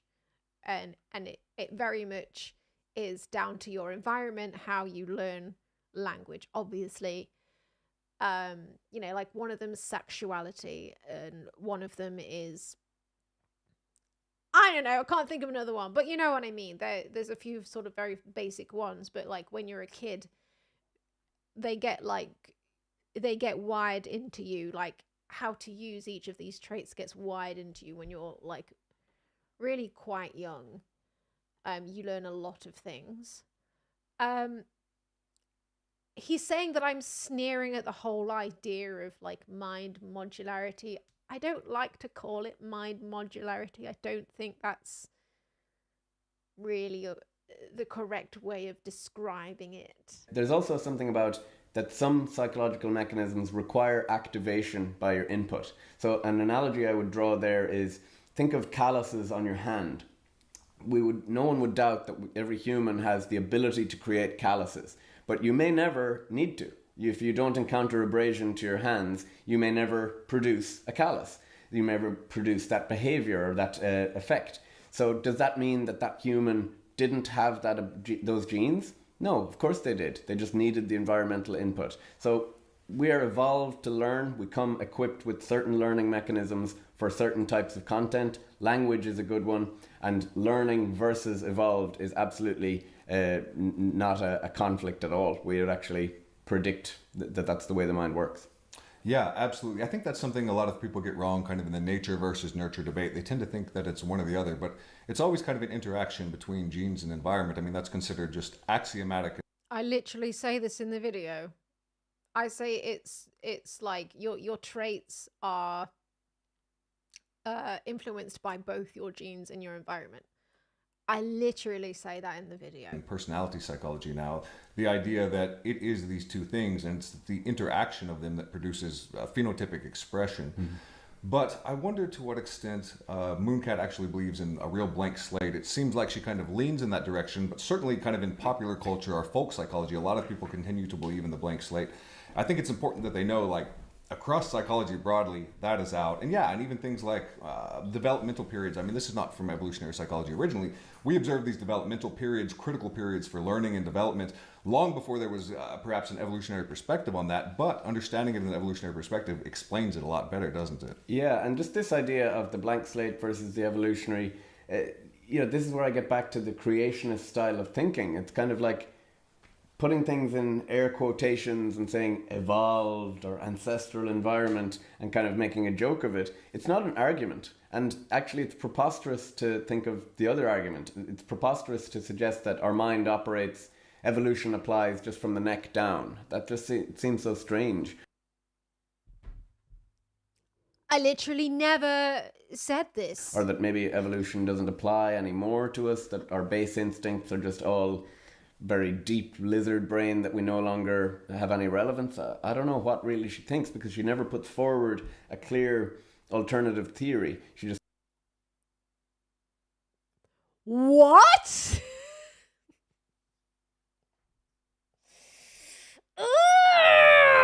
That's the entire last part of the video! Kind of thumbs her nose at evolutionary thinking. Yeah, it's very strange.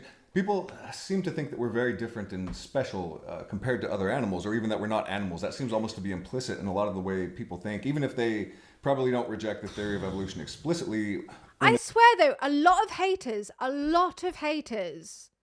like right-wing dudes, manosphere dudes, whatever, what they will do with my videos is they will watch the first 30 minutes and they'll be like, oh, this was all just jokes. You're just a child making jokes. This is all just conjecture. This is all just ad hominem bullshit. Like, you clearly watched the first chapter of my video and you assumed that the whole thing was just me fucking about, which fair enough, the start of the video is. But then we get down to business, bitches, and you need to have the fucking attention span. They form beliefs and look at the world. That's kind of what they think of. But it's, you see all of this animal behavior, and then you have to kind of ask, is this due to animal culture, or is it due to animal instincts and their behavior and kind of their evolved predispositions? Yeah, are the male chimps taught to be more... desire more sexual variety than the female chimps? Is that patriarchy that's imposed on the male chimps? Maybe. Maybe. Yeah, across animal species we see that. Much more selectivity in females, much less selectivity in sexual variety in males. And it's certainly one of those things, like you mentioned in the past slide, this is something that is replicated in human behavior extensively with a very large sex difference. I believe Cohen's D of about 0.7 to 0.9. That men have a much stronger interest in sexual variety than women do. Yeah, it's one of the strongest findings in all of psychology, not just evolutionary psychology. And it makes total sense, because we only expect to see sex differences in psychology when there's a different selection pressure acting differently on women than on men. So men and women solve the adaptive problem of getting food into their body in the exact same way, because the selection pressure affects them both the same way. Sex is such a different animal for women, and certainly was ancestrally, than for men. It would be astounding if evolution didn't also give differing psychology. So the analogy I would draw is that given the only thing that we have proved with evidence when it comes to women's sexuality, the only thing that we have empirically proved through all of the research is that we get a little bit more horny when we're ovulating. That makes sense. That makes sense. And that's the only thing that we've proved. We don't get horny for different jaw shapes. We don't get more horny for like guys with little plaits coming down the back of their nothing. We just generally get more horny. If we're already attracted to rat tails and weird goatees, then when we're ovulating, we will just be more attracted to rat tails and weird little goatees. Massive biological reproductive differences around sex between men and women. If selection gave us those biological differences without any corresponding psychological differences attending to those biological differences, that would be like evolution selecting for a body that's capable of bipedal locomotion with all the anatomy and everything, but no psychological inclination to walk. It just doesn't make sense. It just doesn't make sense. Yeah, precisely. There's no question that evolution has shaped the human mind. There can be questions on how specifically it has done it, but we see it across all animals, and that's the case for us as well as, animals ourselves. Yeah, and those findings about the sex differences in desire for sexual variety, they're so large, like an effect size of a D of 8 or 9, that's like the effect size of the difference in upper body strength between men and women on average. Like those are extremely strong, high in magnitude, highly replicable findings.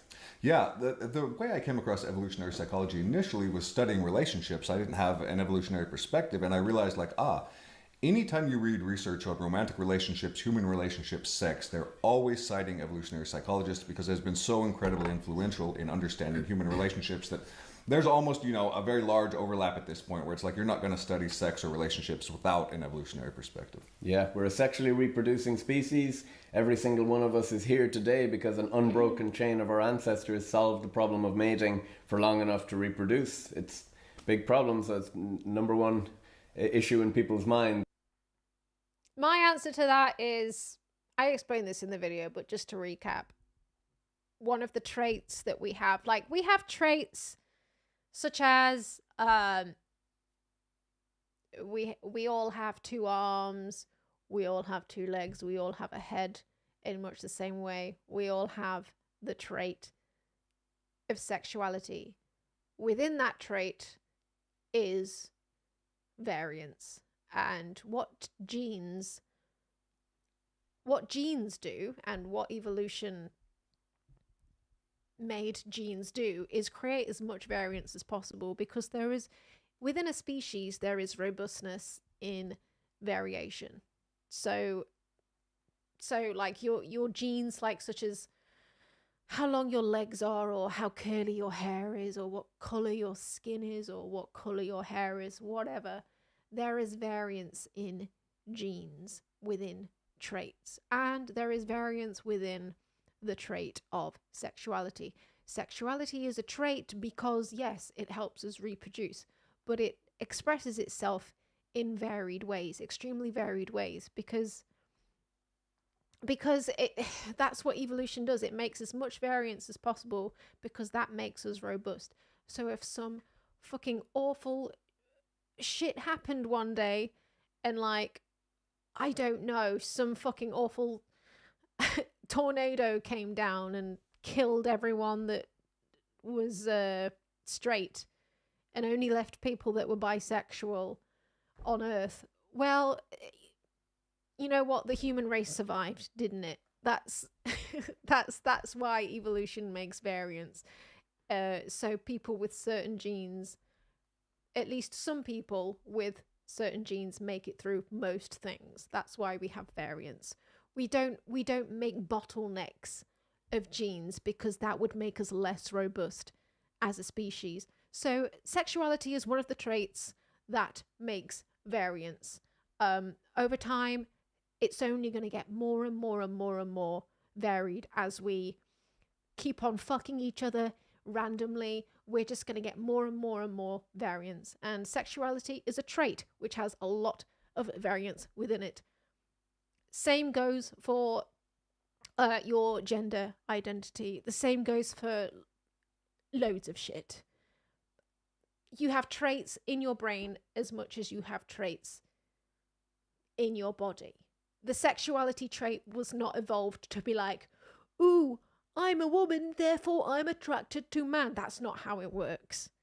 It wants and it needs variance for robustness. I explain this in the video, and I don't know if they're gonna fucking refute that or if they even fucking watched it, but...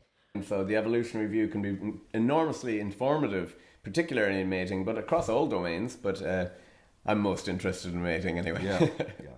So going on now to the next slide, we mentioned this, you mentioned this, nut picking a little bit, and here's kind of a paper, I'll put it up, that she... He did mean to say nut picking. The fallacious tactic of picking out and showcasing the nuttiest members of a group as the best representatives of that group. Hence, picking the nut. Okay. Use as an Who was the nut that I picked? example. This was, I think there's only 2 or 3 papers on this by the same researchers, but it was kind of the idea that oral sex of Oh, yeah. So I picked some pretty fucking silly studies. But they were funny. They were funny. involved is sperm detection. I don't know if I've made a video on this, but I've been a little critical of this in the past. These are good psychologists that did this, okay? So Todd Shackelford, a very famous evolutionary psychologist. I think it's a reasonable hypothesis. And I think this is something that Mooncat kind of went through this video. She made fun of all these hypotheses like, oh, that's so dumb. So she's just making fun of things. But any question is reasonable. You can make a hypothesis, you can test it, you can see if it turns out true or not. I didn't think it was especially well designed to test that hypothesis. I'm not going to get into the details of why. But it's easy to make fun of. She didn't really explain why it was bad, though. I'm not sure she understands methodology that well to do that. I think, my overall point with all of these stupid studies was the sample size was generally below 10 on a lot of them, if not below 40. Didn't really seem like it. But this is kind of an example of nut picking. Explain what that is. Is this something that, this kind of paper, is this something that you think is representative of evolutionary psychology? So yeah, I mean, no, I don't think it's representative, but all fields will have some misses, some duds, some bad science, some badly run studies, for sure. So if you pick the most extreme examples of something that didn't work out as representative, of course you can make any field look bad. But the great late John Tooby, there's a recent issue of the journal Evolution and Human Behavior that has a series of his quotes and how meaningful they were. And one of the main ones that stood out was this idea of entertain all hypotheses. Many hypotheses that turn out to be true sounded ridiculous at the time and were ferociously ridiculed. And we should try and override that, because if you hamstring yourself only into what is kind of acceptable to consider in contemporary society, then you'll never actually discover new knowledge. Also, it seems to be holding evolutionary psychology to a unique standard in that we can never miss. Like we can't actually, or if we go for a theory and don't find evidence for it and abandon it and go for a different theory, that means the field is entirely debunked. That is just a standard that you would never hold any other psychology to. That's how.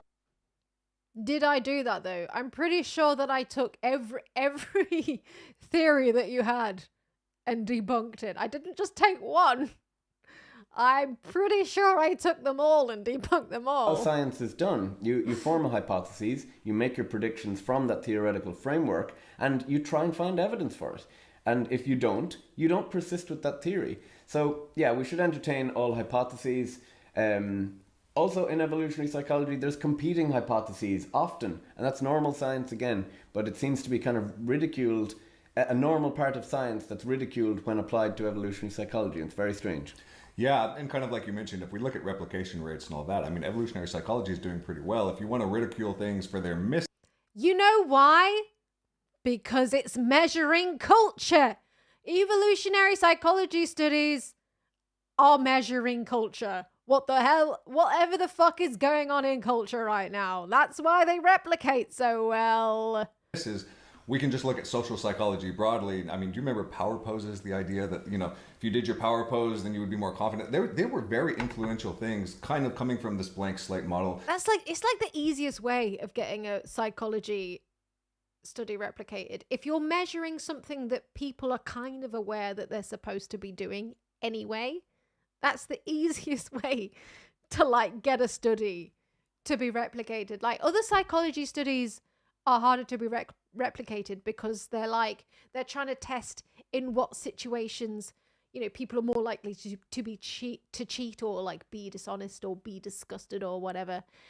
But whenever it's something that people aren't aware that they're supposed to be doing, when people then try and replicate that to a wider study, they will generally find that when they take it to different cultures, they can't replicate it anymore. If it's a sort of understood thing in that culture that you're not meant to act that way, they'll generally find that in psychology, there's no like universal way that people act. It's always very wired into like the culture that they're brought up in. Proposed, then you would be more confident. They were very influential things, kind of coming from this blank slate model that didn't have any evolutionary rationale behind them. Like, why would you even? Someone just came up with it and stuck with it. And it turns out a lot of these kind of seminal findings, not in evolutionary psychology, did not replicate.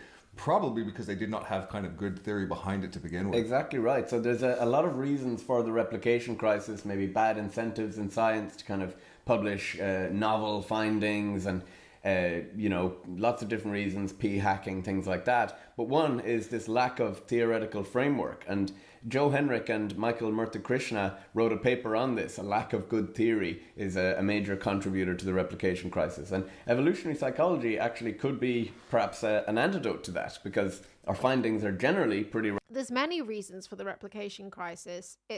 I think it's mostly to do with the way that we just do science as a whole. The way that we don't decide what a study's going to be beforehand and then say, okay, we're going to carry it out in this way without changing anything. Because what scientists tend to do is if they start getting results back from their study and they don't back up what they thought that they would get, generally they will psychologically, completely unknowingly, they will put more weight behind the results of that study that they expected, and they will generally discard the results that they didn't expect, because and then they will give themselves some kind of reason for that, like, oh well, this result must have come back because I didn't measure this person's answers or put enough weight behind this person's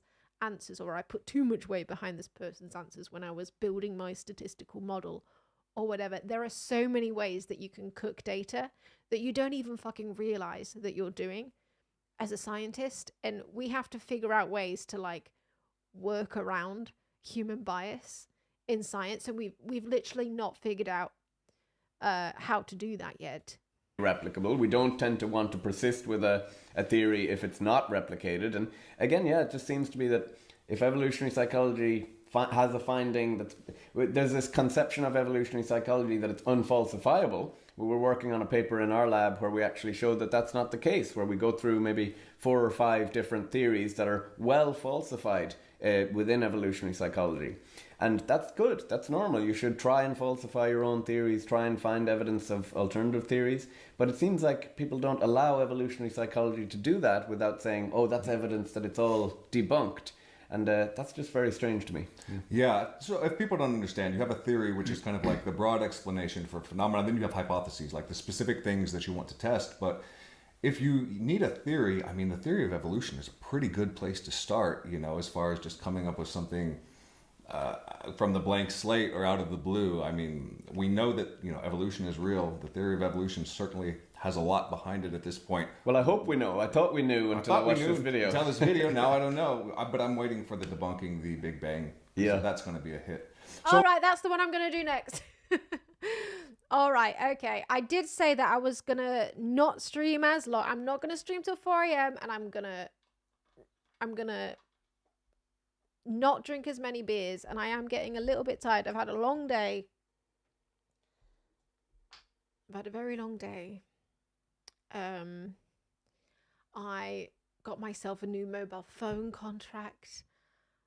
I went to the gym and I did a workout, and then I did a yoga class after that.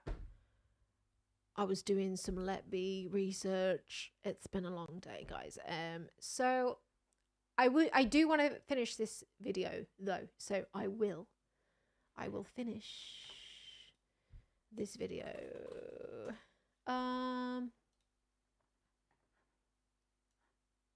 Let's have a look. Who shall we raid?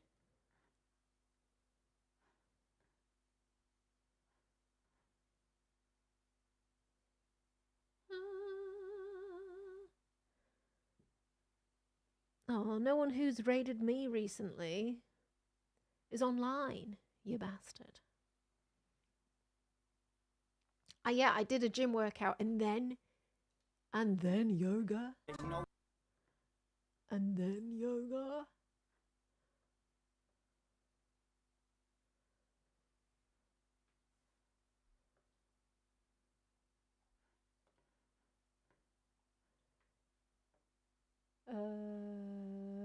Who shall we? Maple Takes. Is that a streamer? I've not heard of this person. Who are they?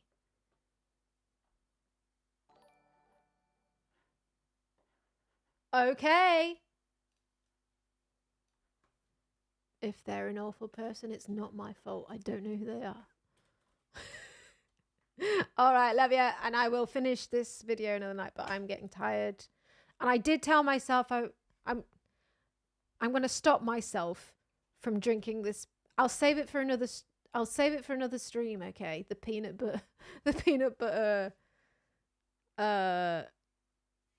beer. All right? Okay. Right, yeah, see you next time. And also I'll be playing some more of the Moomin game. Oh, also as well, I didn't even tell you. Also,